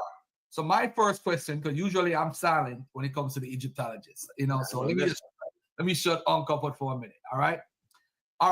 What does the term Kemet, on a basic understanding, what does it mean from a philologist perspective? Yeah, well, first of all, thanks for having me. And maybe one thing that I should say, just as a kind of caveat to all of these things. So when we describe myself as a philologist, that essentially means that I'm a humanist. And what that means is complicated, but what I should definitely say that it does not mean is I'm not a scientist. So I don't usually deal in absolutes, and usually I'm suspicious of absolutes. What we instead try to practice in our work is kind of a process of both knowing and unknowing at the same time. So you kind of learn as much as you can, get as much training in something as you can, know how to interpret the primary sources to the best of your ability, but then also at the same time recognize that there's many factors that make whatever interpretation that you have at the end of the day not the final word on any matter. So there are personal biases that enter. There are just the inability to actively capture the living situation of an individual that has been dead and not able to correctly or not able to communicate in their own words for thousands of years. This is kind of, so there's kind of a constant, almost like a yoga that goes on of balancing between kind of knowledge and also the limitations of knowledge in whenever we're talking about ancient material, which is, I think, also what makes it so interesting and what makes it so powerful, but also why we should then sometimes be suspicious of kind of the desire to kind of get a definitive answer on any kind of subject. But now that I got my little kind of rant out of the way, let me focus on your question, which was, I believe it was, what does Kemet actually mean, or was it what does Kemetiyu mean? Kemet.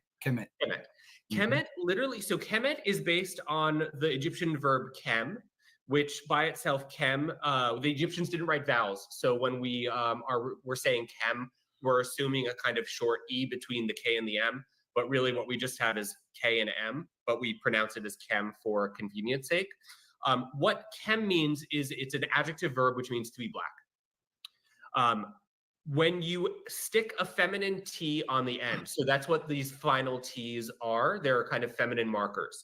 And they can mean a few different things based on because the ancient Egyptian hieroglyphic script, the Medu Neter, is based on both phonetic signs and then kind of classificatory signs, which are sometimes called determinatives, but basically which kind of ground the semantic dimension of the word. So it's important to kind of take both of these into account. So by itself, Kemet, depending on the classifier that follows it, can either mean the feminine black thing. So it could mean if there's, for example, an image of a seated woman after, it could mean the black woman. If there's an image of a cow, it could mean a black cow. It could also, however, they also use the feminine for the abstract. So not to say the specific feminine black thing, but instead that which is black. So the idea of kind of, again, like the idea of blackness, or kind of, the land which is black if you're writing a settlement determinative after it. So that's usually, I think that's kind of what the question that you're alluding to now. Kemet, that is often translated as Egypt, literally means the black thing, or with the appropriate classifier, the black land or the black place. Okay. All right. Beautiful. All right. What about? He got right to it, didn't he, Kent? I don't know. That's funny. Where you at, Kent? Kent must be gone. I'm right. No, I'm right here. He got right to it, didn't he? Yeah, man. See that? So why would he get right to it? Why would he say that? If it was a leap in logic. See? Why would he continue to say that? Doesn't make sense, does it? It don't match up. Don't match up. Gotta make it match up. Watch this. He's cooking with hot grease. He's cooking with hot grease.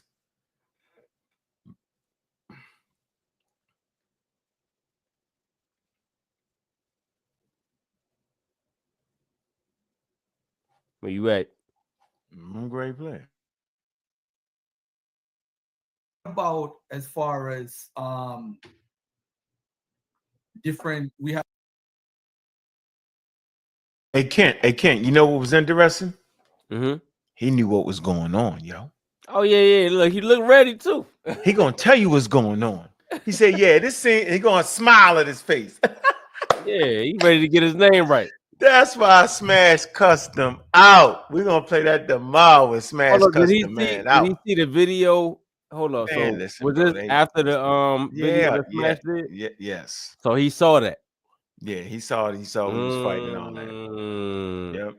No, I'm talking about he saw Smash pretty much clip him up and pause him and all that. I mean, I don't know. I can't say what he's saying, but he knew that he's gonna start cracking jokes. Yo.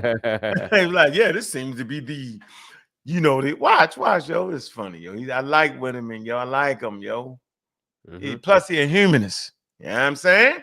Here we. So he got a little compassion. Yeah. Here we go. Yeah. Have different words and different terminologies that's used on a daily basis with the KM and the have you found there's a lot of conversations or arguments about Black people, right? Did the Egyptians use terminologies in how we refer to it as Black people today? Did they use terminology in that sense? Not really how I understand it. And I also think I have a, perhaps a kind of reason why I don't see the Egyptians describing kind of the one specific Black people. I just also don't think that would kind of make sense in an African context where you're not only are you dealing with people from the let him go. Let him go. Yeah, let him go. I want to back it up. Wait, what did he say though? The what? No, what did he say? Hey, man. Shots fired. Shots fired. Oh man. Wow. Did that man say that, yo? Man. All right, here we go.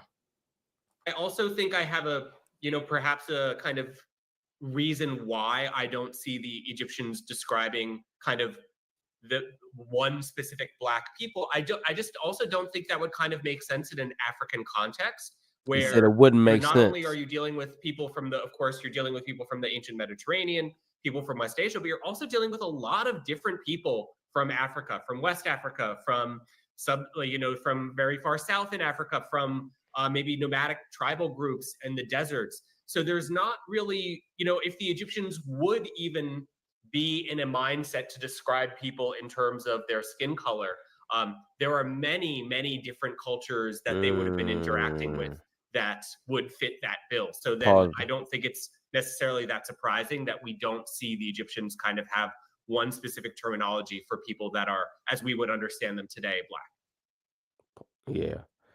Yeah. Sunk that ship, didn't he? Sunk that ship up. He said there's too many different things they could have called themselves. Hey, what I got from it. It's a diversity. Yeah, they wouldn't just focus on one skin color. You got the Mediterranean people up there, You got all kind of people. Oh man. Shot him up. Boom. You shot him up, yo. Come on, man. Oh, here we go. He cooking with hot grease, yo. Remember those Smash days, he's the greatest. Remember that, right? It's 7 minutes in. He going in already. He's cooking them. Because this supposed to be the champion of the champion. Remember Smash said all that. Remember that, right? Let's see. Let me see. After this interview, Smash cussed him out. Crazy. Start threatening the man job and all that. Remember that, yo? Come on, man. Oh, man. They start emailing people and act like we couldn't read the email. Left the email up there. We read the email. They didn't say nothing he was saying. This man is crazy. Yeah, let's keep going, Smash. On purpose. I'm having fun. Let's keep going. Scamming. Here we go. All right. Did the Egyptians look at people and think of them as color? Like if you look at, I think it's Ramesses III, you have all these different people from the Libyans, you have the so-called Nubians, you have the Ramesh, you have other people. Did they look at them as, is that a way to say differentiating? Because I see a lot of folks in the community, whether they claim to be Hebrew Israelites or people who support or love ancient Kemet, they will use that as saying, hey, this is them saying they know different people in different colors. What do you say as a response to that? I mean, I would say as a response to that, of course, to some extent, they did know different people and different colors. Like this is the experience that we all have as people. The way that the Egyptians stereotyped, though, was not first and foremost based on color. It was more based on kind of, again, cultural stereotypes. So if you were, we actually have some really interesting depictions, and also the way that this was negotiated probably changed over time. So the examples that I'm going to give to you now are not the definitive final word on the matter. But we do have examples of some people that that we know are from Nubia, so we can probably assume were, as we would understand people today, Black. That in certain contexts, for example, when they are shown in their official capacity as a kind of representative of a Nubian official, will show themselves as with Black skin. But then in other capacities, when they're in their tomb and showing themselves just as a member of the honored deceased, will not show themselves with the same shade of Black skin, will show themselves in a manner that we'd kind of expect to see from any tomb owner in ancient Egypt. So I would say in this case that color, as the Egyptians understand it, particularly skin color, is less a reflection of reality as we know it, and more kind of a reflection of a cultural stereotype that is also associated with dress, with perhaps language, with culture more generally. All right, so let me put you on the hot seat for a quick second here. Don't get burnt up now. All right. The ancient Egyptians were Black. How do you respond to that? So it's interesting because I think that that's not a very controversial statement, because certainly there were, I think it's, again, undeniable, there probably were ancient Egyptians that were Black. But as we know from any culture, any state especially, maybe not culture, but state especially, any state contains a diversity of peoples. So some of them were, I don't think that's a wrong answer, but I don't think it's the only answer, is kind of a way that I would put it. Pause it. So it's almost like saying, yo, the Americans were Black. Yeah. It'd be wrong. Right. You do have some Black people. Right. So it's like you could say the Americans are Black, and you would be wrong because there are some Americans that's white. All different colors. Chinese, yeah, all. But you wouldn't be necessarily wrong because there are some Americans that are Black. Right. That's right. There you go. And see, listen to them. But even then, you wouldn't have said Black back in those days because they didn't even have that terminology. Right, and they wouldn't have called themselves Black because it would have been a whole variety of different people. That's the point. But if you're talking about phenotype, then I don't, because you still got people in other countries that have the same phenotype. So do you call that Black? Like the Adam and Eve people? I like his answer though. Yeah, I love it. Hey, he's still cooking. Here you go. Look, he's cooking, yo. Here you go. It's certainly more accurate than to say the ancient Egyptians were white. Right. I was just about to ask you that. All right. So now let me ask you this. Well, let me also, sorry, I should follow up on this because of course now, as you know, you mentioned that you talked with Kara, and I'm sure that this is something that came up, but you know, we're not now talking about categories that don't have value judgments. And value judgments in the modern day, and value judgments in the modern day in ways that we, as people that don't live in contemporary Northeast Africa, might not understand. So if, for example, we were in the contemporary state of Egypt, and we said that the ancient Egyptians were Black to a contemporary Egyptian, they would understand this statement as very, very differently than the way that I am understanding it as a white American, or that we perhaps are all understanding it as Americans of you know, different ilks. So there's much more hostility towards that kind of statement. And a lot of this is based on racism. A lot of it is also based on a colonial experience. So it's a very complicated. Yeah, and for the record, whoever watches this interview, I don't know where Unk stands as far as ultimately, but I don't know if he's going to agree with me or disagree with me. But I said the ancient Egyptians had different skin tones ranging from dark brown to light brown, and they had different phenotypes. You know, they could look different ways, different anyway, but they pretty much are Africans, you know, at the end of the day. They could come in different shades and they could look different way. They could look like, they could have my nose, they could have Jonathan's nose, they could have Ong's nose. It doesn't matter. But they are basically Egyptian. So it is what it is. All right. And you see it also in the diversity of the genetic makeup, what they found so far. You find the H4 for the woman a lot. You find R1 being the 18th dynasty. You find different genetic markers all over the place. All right. It's because different people. And this is from pre-dynastic times because they're mixing up. It's like New York. I live in New York. New York, you got everybody. You got Germans, French, Haitians, Jamaicans, African Americans. You got everybody. I'm a New Yorker now. I'm from Jamaica, but I'm a New Yorker. You know, so that's how I look at Egypt. I don't know if Ong would agree with that. Ong, you want to add on? Yeah, I always say that that the Nile Valley culture is indigenous to Africa, indigenous Africans, and depending on the ones that live closer to the Mediterranean, would coalesce more with people in the Mediterranean, and people that live closer to the south would coalesce more with people in Nubia and Sudan. It's a range right there. That's what I would say. Now, me personally, I would not use the term Black people because that was introduced during colonialism, and I feel like to capture the essence of who they was, they Africanists, right? I would prefer to call them shaking their head, or what their name actually was. I think that actually leads more to us actually understanding how they live their lives and how they participate in the world around them. That would be my personal stance. All right.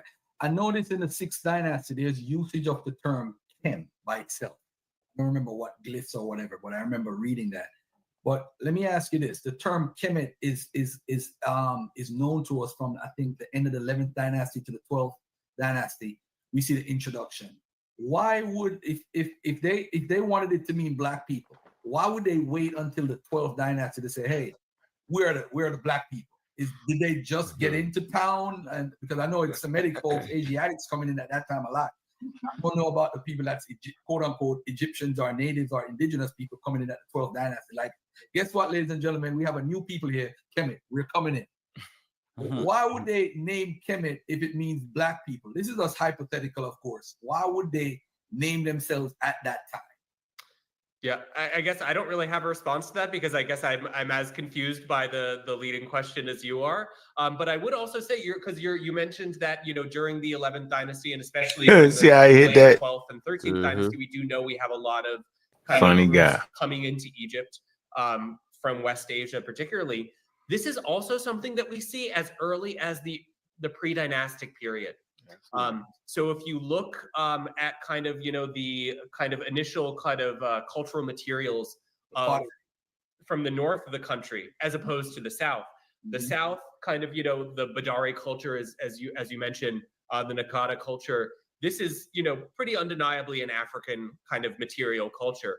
But if you look at a lot of the material that's coming in the north, a lot of it has very close connections with what's going on in West Asia at the time. Not surprisingly. But the Egyptians during this time, this is not a foundation. It's, as you said, like this is a moment of foundation. But in this moment of foundation, in this moment of state myth making, they do not choose to kind of employ these terms. Of course, our documentation, again, this is now where the humanist in me needs to chime up and say that we can't speak in absolutes because our documentation from the Old Kingdom is more limited than it is for other periods. So, maybe they did, but it certainly doesn't appear that way in the evidence that survives for us. As far as geography is concerned, we definitely can't speak in absolutes, but I notice the term Kemet, whenever we have a conversation in our community, people get offended when we use Egypt. And I think Egypt, geography-wise, is totally different than what Kemet was. Is Kemet a set location, or is it the same size as what Egypt is today? That's a great question, and we don't exactly. So to answer the question, we don't exactly know what Kemet was when the Egyptians talk about it to mean the country that they lived in. But it was certainly dramatically different from what we understand as the borders of modern Egypt today. This is probably for a variety of reasons. The first is that the idea of borders as, again, that, like, you know, you look at any map. I actually hate maps more than anything else. Like, they're very helpful, but they're so misleading. Think of like how like they imply kind of almost a Trumpian vision of the world, where there's kind of, you know, this like wall like separating everyone into their own little sphere. Not only is it Trumpian, but it's also really based on kind of, you know, this ethno-nationalism of the 1800s and 1900s in Europe. So I think this is really kind of a damage that continues to be done to all our minds and all our possibilities by maps.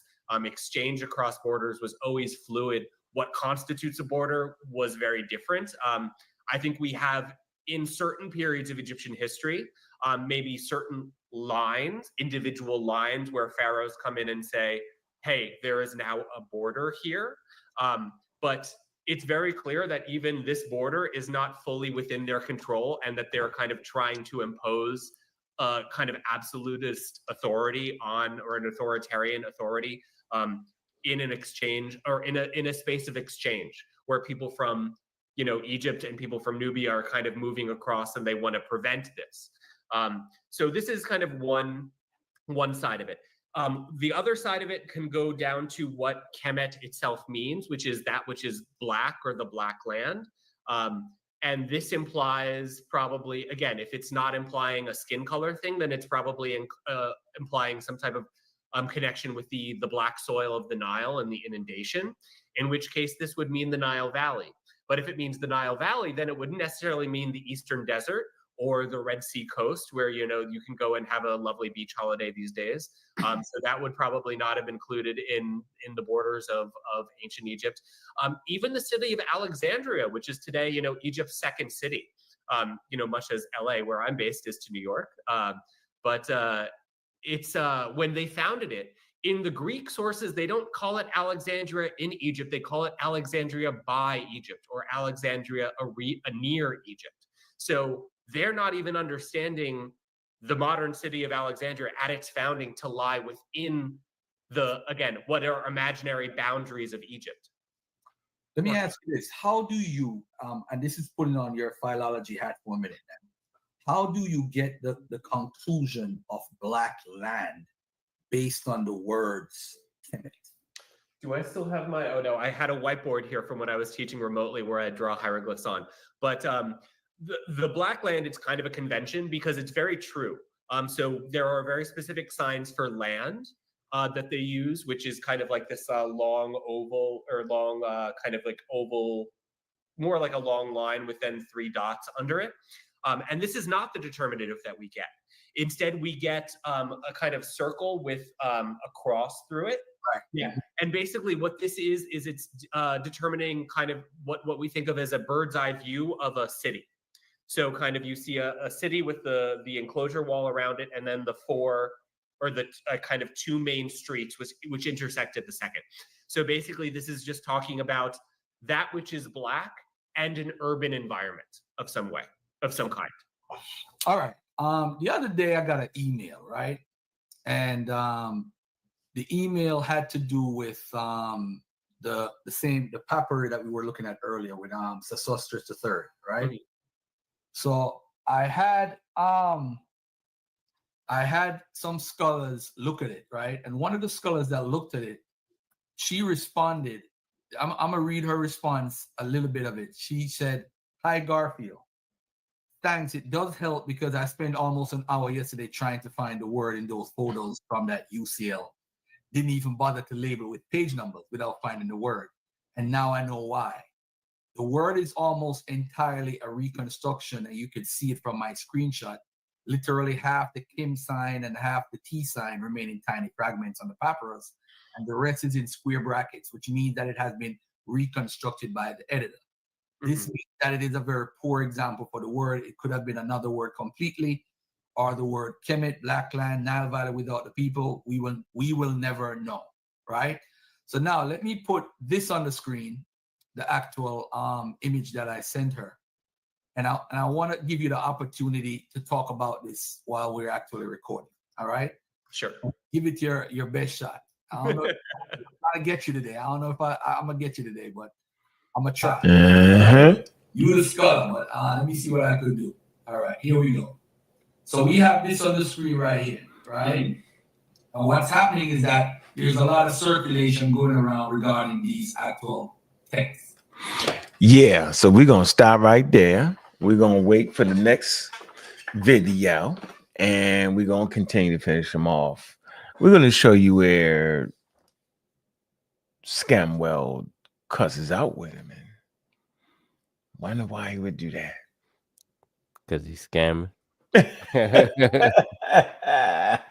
he done got exposed. Yo, why would you buy that Spo being your man? Yo, it's the greatest of the greatest. Stop threatening the man job. If you want to deal with me, I'm a YouTuber. I do what I mess your job up. I was like, what? He did that to the lady too, didn't he? Yeah, man. Yep. Yeah, man. Yeah, yo. Contacted the lady on the email. She did the interview, then contacted her. That's come on, yo. Doing too much. Doing too much, yo. Like, if you won, why you do all that? I didn't call nobody. Yeah, if you honest, if you being honest with what you're doing, you right. gotta do I all didn't email nobody and try to act like they ain't know what they were saying. I didn't do that. You the one made the mistake to do that and show the email, and then didn't say what the email said. That's the crazy thing. What the email really said? I ain't trying to say I made the lady change her whole position. Remember that? Oh wow, yeah, we'll save that. You got the screenshot on that, right? Yeah, I love that. Oh yeah. My favorite one. You gotta show what he's saying something, and then she ain't saying. Yo, what kind of clown shit? You know what I'm saying? It's crazy, yo. So I'm gonna wait for his next. You know, and if he play nice, I'll leave it alone. He bet not. He bet not come back out here in these streets. I dare you coming out in these streets. Bet not. It's still hot out here. Double dare. Triple dog dare. Yeah, man. That's crazy. What's wrong with him? Yeah. He gonna start cracking their head on this one too. This is a good one. He start cracking heads, yo. He started cracking heads, going to the book. Remember this one? They was trying to say it's the black people with the tooth. Man, I can't even read none of that. Yeah, I can see it in there. But I can understand what that guy is saying. Mm-hmm. And I can comprehend that he's not saying the same thing Smash saying, yo. Hell no, come on, yo. Man, never hold stratosphere, yo. Yeah, he in there playing, yo. He playing.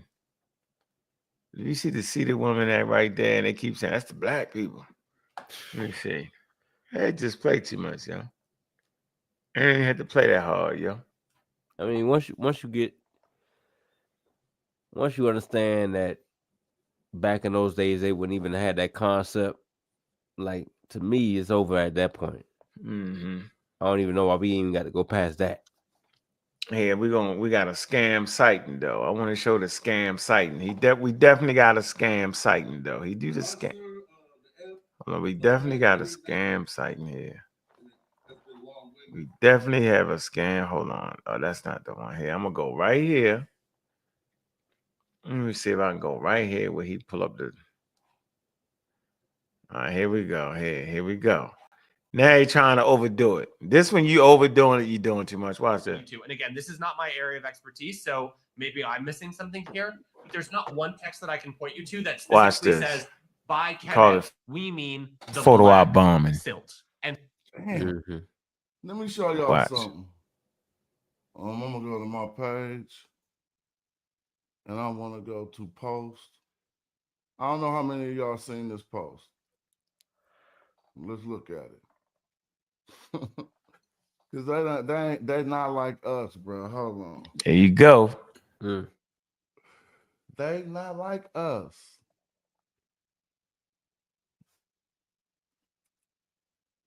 Shout out to the head of the Egyptology department at Cal Berkeley, Dr. Rika DeLucarelli. Egyptology. Shout out to Achille. Tomasino, I didn't want to say your name wrong. Oh, lunch was wonderful. Shout out to Professor Young, if I'm saying your name right. Shout out to my 2 young PhDs to the right of me, Egyptologists. Shout out to my archer. Shout out to the gallery manager of the Hearst Museum. And shout out to my other PhD brother right here.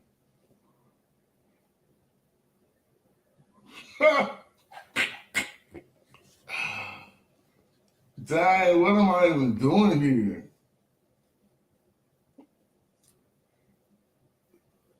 I mean, to be among such esteemed people is just an honor.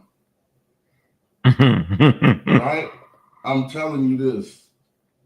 I'm saying this. This is an honor. It's like the highest for the work that I do. There you go.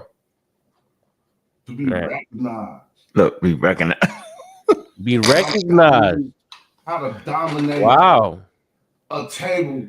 Since when did hold on, man? He played too much, yo. He played too much. Since when did having lunch with folks dominate them? He said to dominate the table of Egyptologists. Come on, man. Hey, man. It's either me or him, yo. It's either me or him. He said he got acknowledged, like he got an award. One of us got to go, yo. I made it up in my mind that one of us got to go. Because he's sitting here, he takes some pictures, eat lunch with some people, and now he dominated them. Did he get an award at that joint? No, he got a sandwich award. He got acknowledged at that joint. He got a sandwich. What the hell going on, man? I know them people. If them people knew what he was saying about this picture, right? They'd tell him to take it down. Take it down, man. We did not acknowledge you about nothing. He played too much, yo. All right, let's go back. Let's see what he say. Come on, yo. Let's see if he's trying to trump it up. What's that doctor's name right there? Is he the one I interviewed her right there between comedy? This comedy verse with yellow shirt, and I figured that out. He's a pseudo, but that's what I knew. The whole thing was corny. All right, hold on, let me go back a little bit. Look, you said the white lady is somebody you? Yeah, I interviewed her. That's the lady from. Let me see. Hold on. Let me look. We interviewed her. Let me see. Yo, play too much, man. He gotta stop that, man. We just can't keep living like that in these streets, man. I said we cannot keep living like this in these streets. I said we cannot keep living like this in these streets. Oh, what tango way we when we practice you. Oh, look. Oh, here you go. Here we go. We interviewed her. That's her. Yeah. Okay, I didn't even see this one. Read it. I know. Yeah. Rita. See? Yeah. So y'all done been building a case on this man. Yeah. Hey, look, y'all been questioning witnesses. You're like, yo, I'm gonna tell him what you said there, bro. Yeah, you beat him up. Let me see. Let me make sure you ain't say what I thought you shouldn't have said. I know you ain't say that. Oh, man. Let's go back and hear this. He do a photo op and act like, you know how you shake Mike Tyson hand and say, yeah, I was talking to the champ. Then you don't even know the champ. Yeah. Here we go. He doing that. That's what he doing. Yeah, he doing a whole nother thing. He got a whole nother agenda. Did he say he got a whole nother agenda with this picture right here, yo? And with the yellow shirt, that's comedy versus the suit on. That's what I knew. See, that's when I knew. Here we go. Here we go. Ladies and gentlemen, go. Dang, what am I even doing here?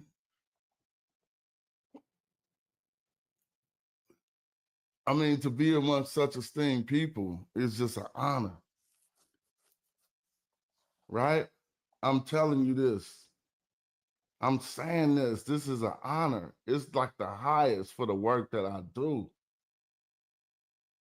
To be recognized. To be recognized? And I'm telling you how to dominate a table of Egyptologists with inquiries that they say, damn, you didn't kill this whole. What? Let's listen to you for a minute. Wow. Yeah, that's what we doing, yo. We take a picture and act like you got some award at lunch. Is this what we doing? Man, listen. This guy is something. You know what? It's something wrong with him. We are And to finding prove there's something wrong with him, he gonna lose his mind. Watch, he gonna wild out. He cannot not say nothing. You want to bet? Bet $2. This man said he dominated a table full of Egyptologists like it was some damn award. It's like he got an award at lunch. Let me finish. Let me see. Get that black shit out of here. Don't let nobody even bring that up. So look, what the ladies say, because the people that he's saying that he get his The lady was doing something different, man. I gotta go back over the interview. We was talking about something totally different, yo. Okay. We was having fun. She was dealing with like black people that study Egypt. It was a good interview though, yo. Oh. Yeah, we ain't even get into the whole thing with her, yo. But he gotta stop that though, yo. Like you gotta stop that. That's like I go take a picture with Shamaka and everybody else and say, I dominated him. Why would he say that? And say you gotta acknowledge among the greats. Ain't that crazy, yo? Who's the guy in the middle? That's comedy. Oh, I'm gonna go over hold on, let me finish. I'm gonna show you everybody in a minute. Hold on. All right. Unless you got a source on that, and then you hit the soup. Hit the soup from your cup. I mean, from your spoon. One time. Ooh, this was. Oh, he went in there talking to the people about the black people, and he said he kept eating their soup and ignoring them because they had no sauce. That's what he said, yo. Yeah. Let me play this again, yo. They told him that he had something. Yeah, let me see. Let me see as he showboating. He's delusional.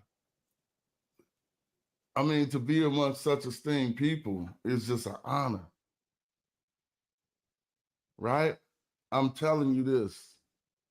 I'm saying this. This is an honor. It's like the highest for the work that I do. To be recognized. When I'm telling you how to dominate a table of Egyptologists with inquiries that they say, damn, you didn't kill this whole. What? Let's listen to you for a minute. Get that black shit out of here. Don't let nobody even bring that up. Unless you got a source on that, and then you hit the soup. Hit the soup from your cup. I mean, from your spoon. One time. Ooh, this was a wonderful meeting, and I was honored to be here. And I'm going to start trying in my space. They know we archers. They know they in academia. They don't, it's like two different playing fields. They not about to be on YouTube doing this, but we all sitting there talking about everything we talk about right now. So when I say that the archers got that information that really, really, really is not like a boast, just saying, dog, this is it. Like, this is what we've been talking about. This is what we've been saying. Shout out to the contribution from Y'all's Chosen. Is that what we doing, yo? Man. The sun has risen. Man. Grab any picture. Grab a picture, yo. Really, yo. This guy is something wrong with him, yo. Now I realize it, dog. One of us gotta get out the space, yo. I'm not gonna stop, Smash. I'm letting you know, bro. I'm not gonna stop, yo. Ignore me. Ignore me, yo. I'm gonna show you how Baltimore do it. Yeah. You play the Cali, I play the Baltimore. I'm gonna show you how to do it. Just for mentioning Dr. Meont's name, I'm never gonna stop. I'm gonna have a show every 2-3 weeks on you. Go make another song, go do all that, because we see you the biggest scammer in the community now. Now we see it. Now we got it. We got you. You grab a picture. Let's see some of these great people right here. We got, first of all, let's start right here. start with the post. Let's look at the post. Here's the post. Here's the post right here. He says, Dr. I can't even say the man name, Dr. Akili Tamosian, Dr. Rita, we got her, Ernest Jolly, Dr. Daryl Smith, Rap God, and Comniverse. See, he wouldn't even say his name. You know why he wouldn't say his name, Kent? Why not? Because we know he's the biggest pseudo on YouTube. That's why I just call him his archer. He couldn't shout out Comniverse because we know Comniverse is a pseudo. And then if Comniverse is standing there, we know them experts don't know who the hell Comniverse is because they was like, yo, he's a pseudo.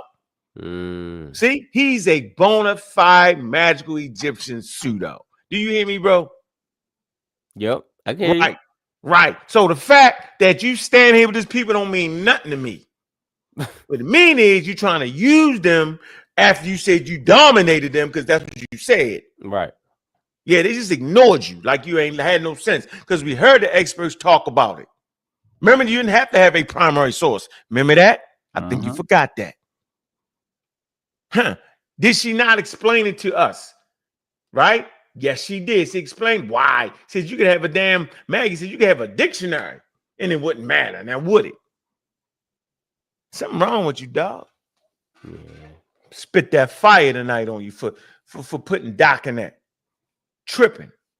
Yeah, Comedy versus the pseudo. Here you go. All the names. Jolly, Daryl Smith, Rap God, a pseudo, right? A scammer, and Comedy-verse. And two PhD students to his right. All right? Comedy-verse is right after the lady. Right after Rita. To Rita's left, that's Comedy-verse. Yep, because we know who everybody is. I'm going to show you the page. You go. See that? That's Daryl Smith. All right. So Daryl Smith will be right here with the hat on. To the right of him, he behind the two PhD students right there. That's him. Matter of fact, got a bigger picture. I don't know if y'all can see that. You can't see that picture, can you? Yeah, I can see it. I'm see I'm make it bigger. I probably can't even make that bigger. All right, we can make it a little bit bigger. All right, here you go. Yeah, see? All right. So that's all right. There we go. All right. So we got Daryl. There go Daryl behind two PhD students. All right. Then we got him. These are serious people right here. Look, right here. See? Here you go. The Metropolitan Museum of Art Associate Curator. He's serious. All right. They didn't heard it. I want y'all to know they didn't heard it all, yo. All right. They didn't seen white people talk like this man. Act like he know all that. And they just listen. They don't sit up there and argue with you. Here you go. All right. Then we got, I already showed him. He got a beautiful family. He's standing right beside Smash. Here you go. Then you got Ernest Jolly. All right. Yep. So this is the guy standing right beside Smash, the tall guy, right? And then you got Ernest Jolly. That's all the way to the left, right there with the glasses on. Is Ernest Jolly. And beside, and then beside Rita is the pseudo comedy verse. Yeah. Playing. Then he hit him with the t-shirt. We empower something steam. You don't even mess with steam. Tripping. You tripping. Yeah. And then you got a bunch of artists. Powerful, right space of people. Hey, get out of here, yo. You can go sit down and have some boy. Yeah, y'all going for that, yo. Y'all gotta watch out for that right there, yo. Yeah. Yeah, watch out for me bringing some pictures, me sitting down with some Egyptologists, right? And acting like, yo, I got with them. Yeah, y'all be leery of that. Yeah, that's the tell right there. In case y'all didn't know, that's the tell. Yeah, I'm saying that's like a Kent, you know, like back in the day, right? Some serious dudes walk up, right? You don't even know, you barely know them, you standing there, you know what I'm saying? And they talking and you just standing there and then they leave, yo, you make it seem like you know them. After they done went on down the street. Yeah, you know that's what's common to them. Yeah. Mighty knew him a little bit, yo, but you make it sound like he was really down with their crew. This man said he went and dominated. Come on, yo. Come on, yo. Let's stop this madness, yo. Let's stop this charade. Whatever, yo. Call me what you want. I'm on your head, Scamwell. Crazy. Yeah, you're gone. Yeah, I ain't tripping. You tripping, yo. Gone. Did you guys play Kara? I didn't play Kara. I'm gonna save her. I got a couple. I'm gonna save Kara Coney. Kara Coney. So Kara Coney is the chair. She's the head chair of Whitman, right? She's their director. All right, and we know what she said. We know exactly what she said. We hit the Coney again. Look, we hit this Coney interview. What's McConnell went and Reggie went and interviewed her. Hold on. He interviewed her. No, that's a good one right here. Oh, man, I ain't doing that. Let me see.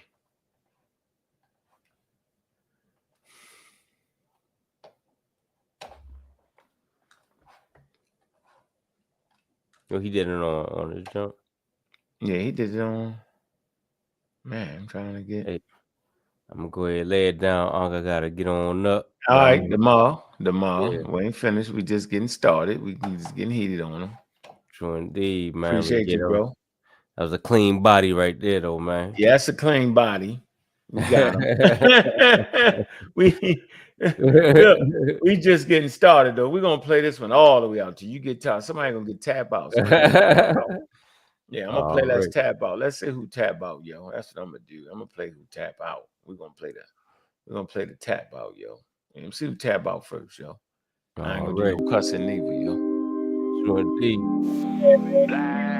Kick go low. No, you gotta get up early, my man. What's happening? For sure. All right, man. Peace. Man, thanks for everybody showed up, man. 3 the hallway tomorrow, yo. Petro, all things Pop TV, Juju. Appreciate you. Man, hit that cash app going out the door, man. Show some love, man. Show that love, man.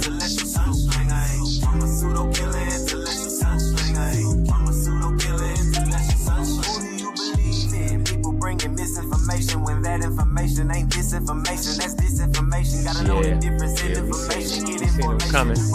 Anunnaki P. Smash Scamwell. Yeah. Hey. Kudos. That look of shit. We see straight through the pseudo. Hey. The blast and you the cool club. Like say don't talk me to death. Bro, don't talk me to death. Good choo chillin'. Why you wanna go way bad choo Shalom boy got the tank in the cut. I'm in Sosa world plotting on the kick though with Kent. Come in Tiffany gave me the pseudo names on the list. It said went and got the low. Anthony got him in the scope. Gullah and Gozy make sure DNA ain't a problem for them folks. Cause a pseudo gon' die the source. Yeah. I'm a pseudo killer intellectual sunstring. I'm a pseudo killer intellectual sunstring. I'm a pseudo killer intellectual sunstring. Pseudo gon' die the source. I'm a pseudo killer intellectual sunstring. I'm a pseudo killer intellectual sunstring. I'm a pseudo killer intellectual sunstring. Hey. We're not attacking individuals. We're attacking the information and attacking the methodology. This is long time coming right here. I know it's long time coming. Let them know that we right there, running neck and neck with all other communities. Killers. Hey.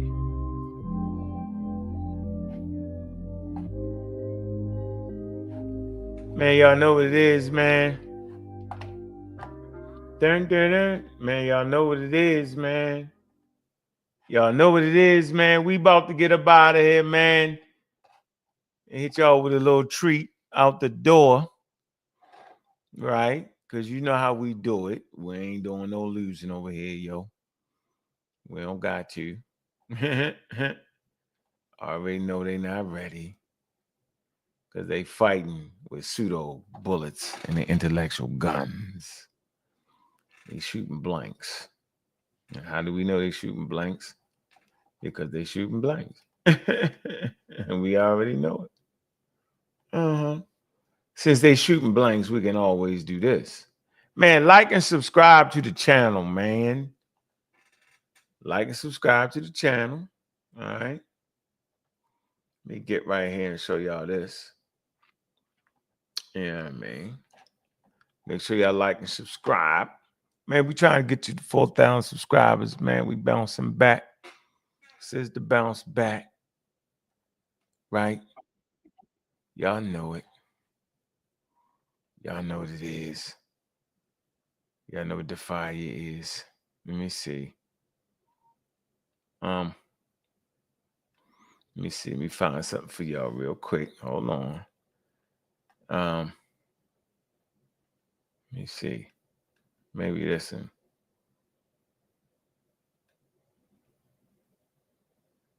Let's see. Let me give y'all this one out the door. How you define? I think I want to go this way. How I want to grab that. Yeah, we're gonna do this right here. Here we go. Gonna let y'all get a taste of this. Get a taste. A little taste right here, man. Yeah. Y'all see the question on the screen. What are the dangers of oversimplifying African history by claiming all major achievements as Africans? Little, just part of the discussion, man. Little thing. Here you go. Oversimplifying African history by claiming all major achievements as African. Think you kind of touched on it a little bit. What are the dangers? When you say major achievements, are you talking about major achievements within Africa? See, even the way you juxtapose the words African history, and are you talking about things within Africa? So, for instance, things globally, Africans contributing to the global stage. Which one are you talking about? We talking about people will literally say, "A car." Africans invented the car. Okay, all right. Now things like that, you have every right to ask for proof and evidence. You know, you have everything to ask. You have every right to ask for that. Are there some things that Africans invented? The interesting thing is that there's some things that Africans invented that some archaeologists still want to debate about. Did Africans actually independently smelt iron on their own? Okay. Okay.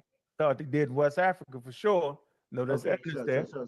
But what I'm trying to say is that there are issues from within African history that for a long time, if you remember the Hamitic hypothesis, Seligman basically said that the civilizations of Africa, any meaningful culture in Africa, they come from the outside.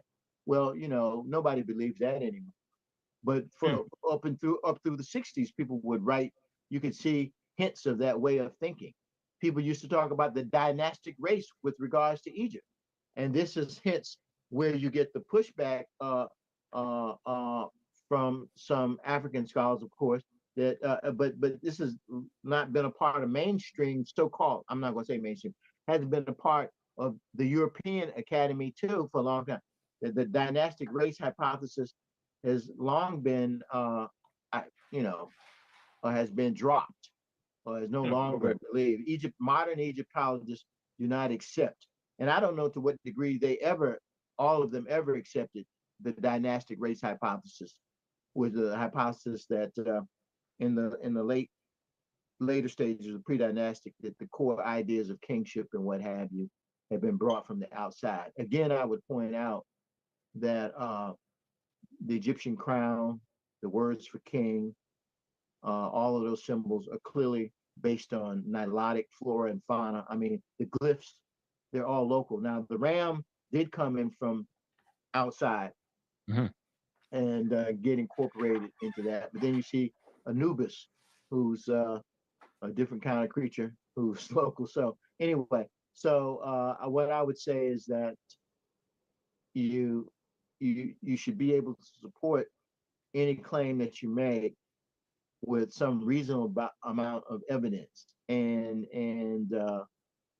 be able to show it genealogically speaking. You should be able to build it up. Okay. Okay. All right, let's get to the next slide. Yeah. And the house was packed and full, very successful all day, every day. Yeah. Make sure we like and subscribe to the channel, man. Appreciate all the support, man. Appreciate you, Juju, man, for supporting the event at the platinum levels, man. For supporting my family, man. Fontaine, man, appreciate you, bro, for writing that pseudo killer music, man. Y'all know what it is around here, man. We doing it big as usual, man. Yo, we always flying bomb, keeping them in our rear mirror, man. We don't gotta act like it. We don't gotta act like we doing something we not doing. We don't gotta fake. We don't gotta do none of that. We don't gotta fake. We don't gotta act like we doing none of that. We don't gotta act like we better than everybody, better than the Egyptologists and giving their homework and all that. We don't gotta do that, man. We sit back, man, and be students of the game around here, man. That's what we do. Man, we students of the game, man. Students of the daggone game, man. Hey, man, you listen to this community of skeptics, man. I'm your host, Bobby Banger, man. And you know what, y'all? I see you. And with that, we out. Peace.